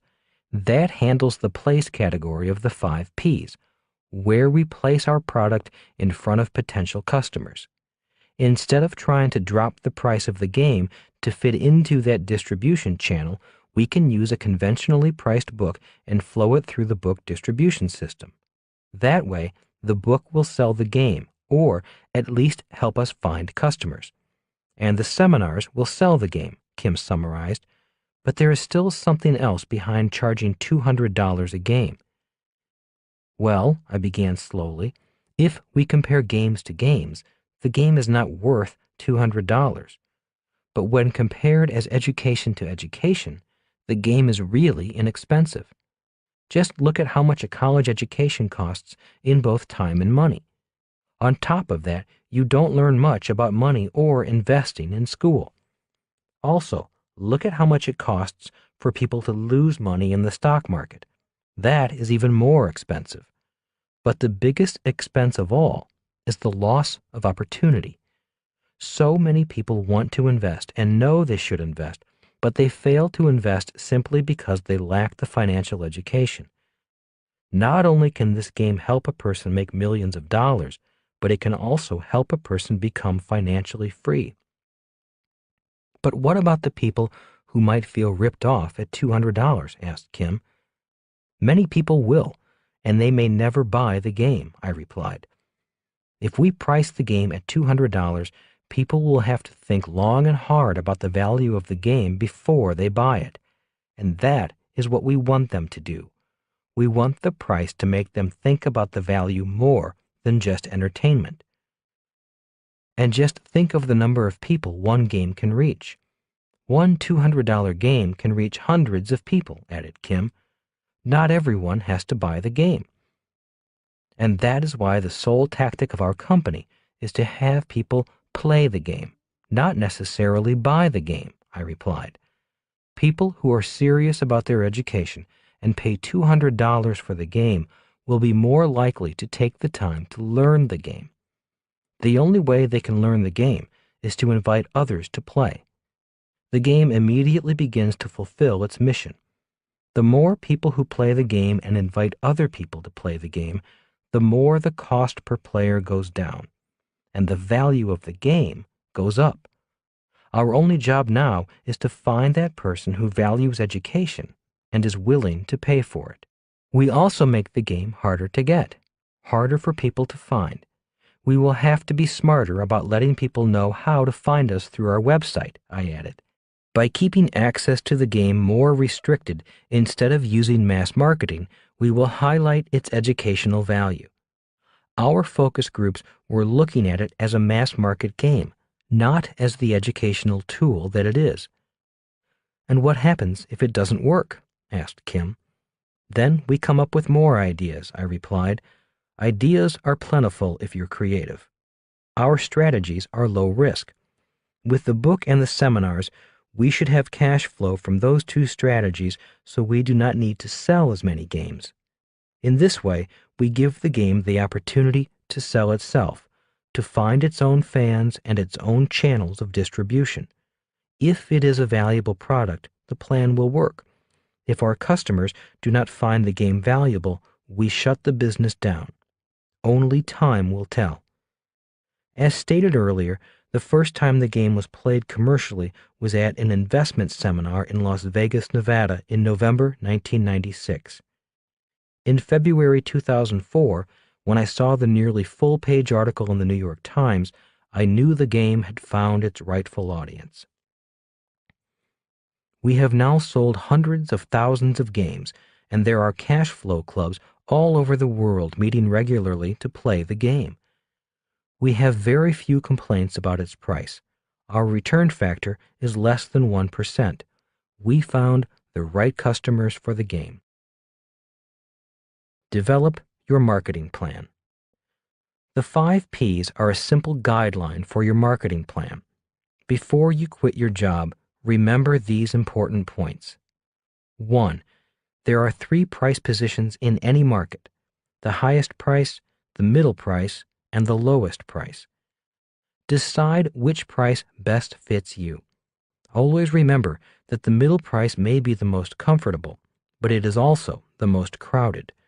It's hard to be outstanding if you're average. 2. The lowest price leaders do not just lower their price. The winners in the lowest price category do something brilliant in business that their competitors cannot do. For example, Walmart sells the same products many other retailers sell, but Walmart has a far better system of retailing that allows them to make a lot of money with smaller margins. Remember what Rich Dad said: Any idiot can drop their price and go broke. It takes a brilliant person to drop their prices, cut their margins, and get rich. He also said, if you choose to compete at the low end of the market, you have to be a better businessman than those who compete at the top. Since I am not that good a business person, I find it easier to compete at the top. 3. If you are going to be the highest price product in your market niche, then you have to give your customers something your competitors cannot give. If you are confused by what high-priced businesses do, then do your homework.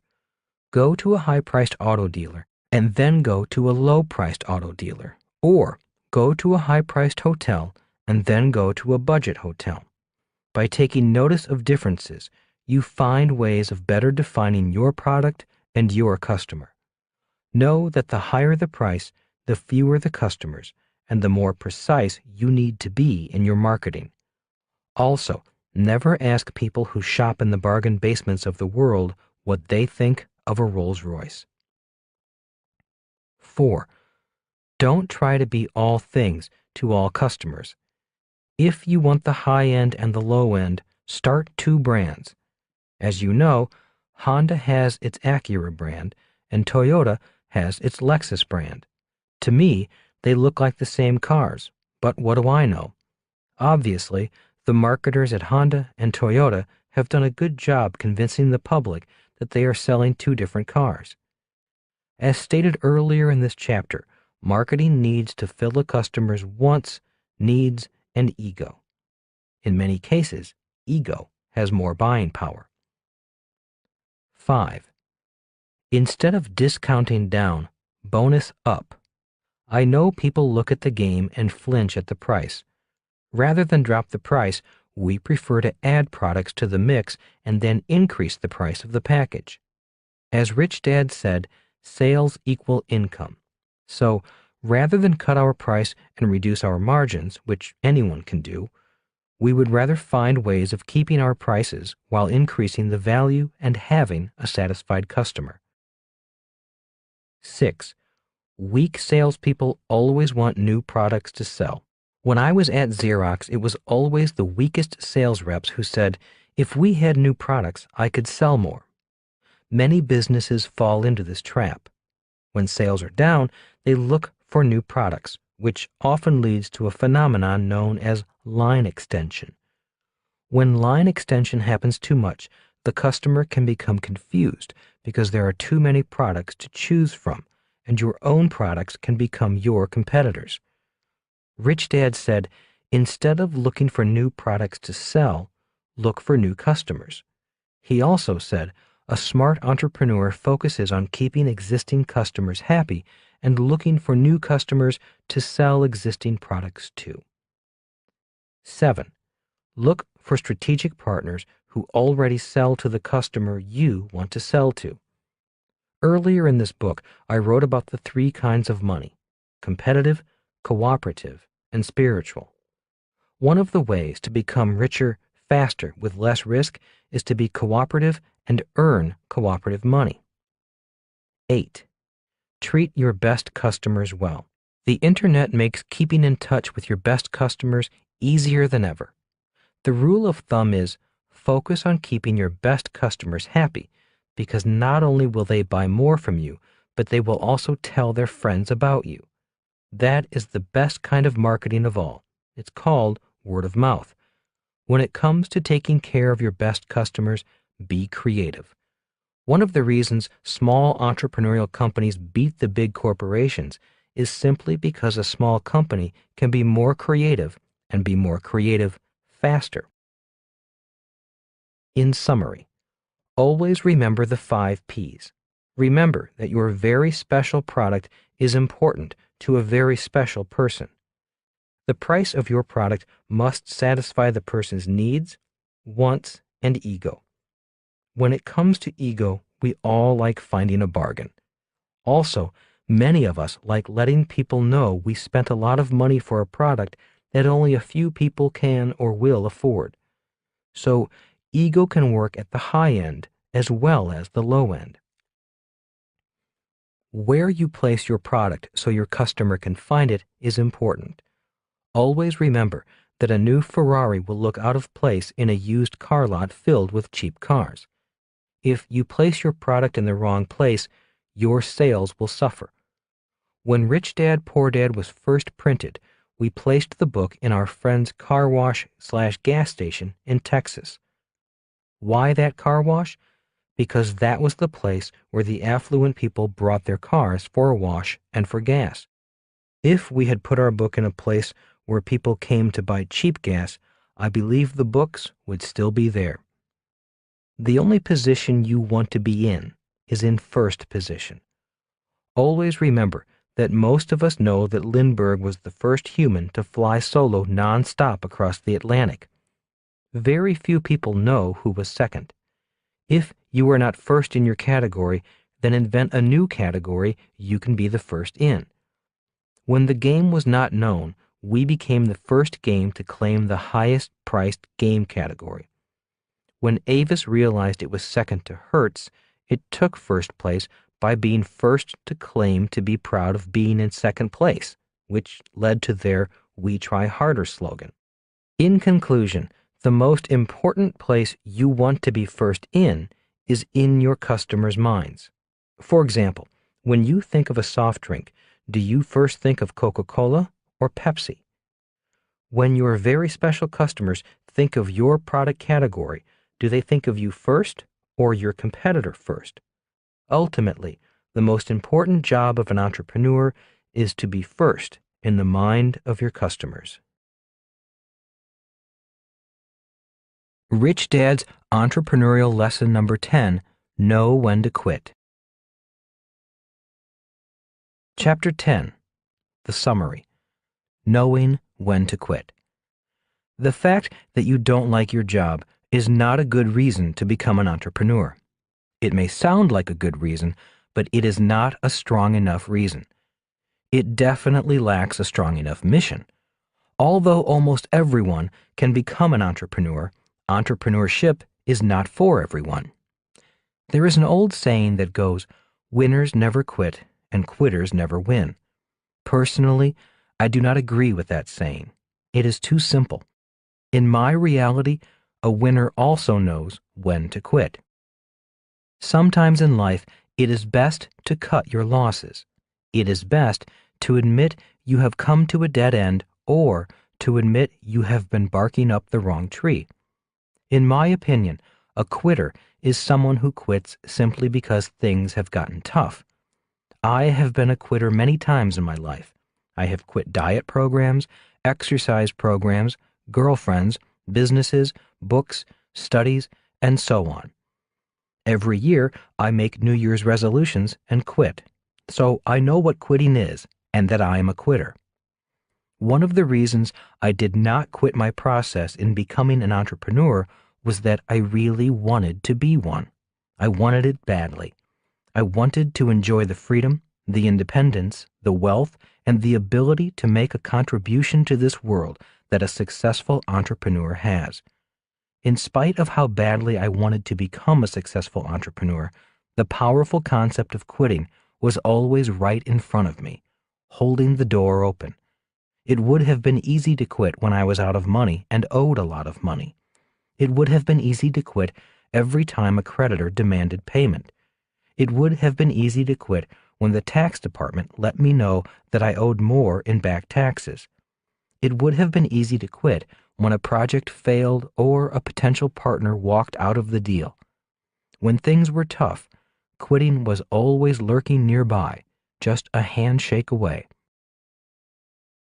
For me, becoming an entrepreneur is a process I am still in. I believe I will be an entrepreneur in training till the end.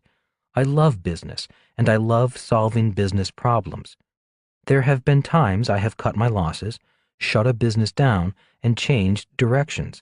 But when it came to the process of becoming an entrepreneur, I have never quit. At least, not yet. It is a process I love. It is a process that brings me the kind of life I want. So, although the process has been tough for me, it has been worth it. Even though it was tough for me, that does not mean it needs to be tough for you. One reason for writing this book is that I want to make the process easier for anyone who is about to start the process or is already in the process. Before ending this book, I thought I would leave you with one little thing that kept me going. It was the glow in the dark, even in the darkest of hours. I had a little piece of paper taped to the base of the telephone in my office at the wallet company. That little piece of paper came from a Chinese fortune cookie. It said, "You can always quit. Why start now?" There were many phone calls I had to handle that provided me with more than enough reason to quit. Yet, after hanging up the phone, I would glance at the words of wisdom from the fortune cookie and say to myself, as much as I want to quit, I won't quit today. I'll quit tomorrow. The good thing is, tomorrow never came. Before you quit your job, I offer these tips. Check your attitude. Attitude is almost everything. We don't recommend becoming an entrepreneur just to make money. There are far easier ways to make money. If you do not love business and the challenges a business offers, then entrepreneurship may not be for you. Get as much experience as possible on all 5 levels of the BI triangle. In earlier books, we advised people to work to learn, not work to earn. Instead of taking jobs for the money, take jobs for the experience. For example, if you want to gain experience in how business systems work, get a part-time job at McDonald's. You would be surprised at what happens the moment a customer says, "I want a Big Mac and fries." The moment that happens, one of the world's best designed business systems takes over. It is a brilliantly designed system run primarily by people with only a high school education. Always remember that sales equal income. All entrepreneurs need to be good in sales. If you are not good in sales, get as much experience as possible before you quit your job. I heard Donald Trump once say, "Some people are born salespeople. The rest of us can learn to sell." I am not a natural salesperson. I did train hard to become one. If you want really great sales training, you may want to consider joining a network marketing business or a direct sales business. Be optimistic as well as brutally honest with yourself. In his book, Good to Great, Jim Collins does an excellent piece on this need to be brutally honest. He writes about his interviews with Admiral Stockwell, one of the longest-held POWs from the Vietnam War. When Jim Collins asked the admiral which type of person died in their cells, the admiral answered without hesitation, "The optimists."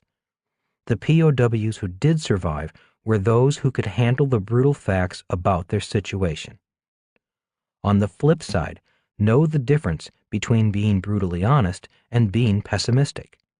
I know people who will tell you why something will not work even if it's working. I know people who store in their mind every piece of negative news possible. Negative people or pessimistic people are not the same as brutally honest people. Do you know how to spend money? Too many people struggle financially because they do not know how to spend their money. Too many people spend their money and it never comes back.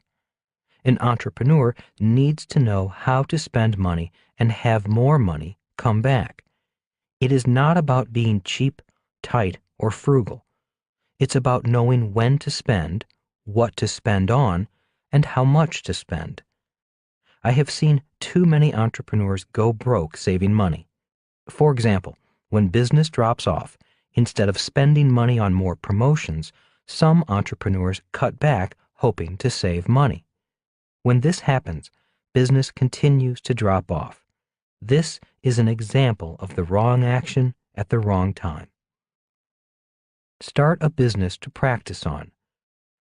No one can learn to ride a bicycle without a bicycle, and no one can learn to start, build, and run a business without a business. Once you are familiar with the different parts of the BI triangle, stop planning and start doing. As I have always said, keep your full-time job and start a part-time business. Be willing to ask for help. Rich Dad often said, "Arrogance is the cause of ignorance." If you don't know something, ask someone who does know. On the flip side, don't be a pest and ask for too much help. There is a fine line between help and a crutch. Find a mentor. Rich Dad was my mentor. I have had many other mentors. Read books about great entrepreneurs such as Edison, Ford, and Gates. Books can be your best mentors. One of my favorite entrepreneurs is Steve Jobs, founder of Apple and Pixar. Not only do I like his style, but I love the culture of his business. One of the most important things an entrepreneur can build is a business with a strong culture. As stated earlier, the Rich Dad Company works hard to foster and protect a culture of learning and free expression. Join an entrepreneur's network. Birds of a feather do flock together. Every city I have ever lived in has groups or associations of entrepreneurs. Attend their meetings and find one that fits your needs. Surround yourself with fellow entrepreneurs. They are there for support as well as to be supported. Contact your SBA, the Small Business Administration, or your local Chamber of Commerce for a schedule of meetings and seminars. They are great sources of information as well as resources for entrepreneurs. One group I have been impressed with is YEO, the Young Entrepreneurs Organization. Although I am too old to belong to this group of young men and women, I have been asked to speak at several of their chapters. I have always been impressed with the quality of young person this organization attracts. Be faithful to the process. One reason why many people do not quit their jobs and become entrepreneurs is that entrepreneurship can be extremely challenging, especially when first starting out. I suggest you follow the basics of the BI triangle and diligently do your best to master all 8 categories of the triangle. It takes time, but if you are successful, the rewards can be immense. As Rich Dad said, entrepreneurship is a process, not a job or profession. So be faithful to the process and remember that even when times are bad, the process will give you a glimpse of the future that lies ahead. Over the years, I have heard many people use the term BHAG, which stands for Big Hairy Audacious Goal. While having a big hairy goal is commendable, I believe the process and the size of the mission are more important than the goal.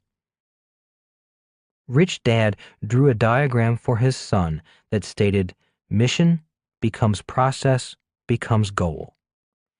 He said, if you are going to have a big goal, you need a strong mission to push you through the process. With a strong mission, anything is attainable.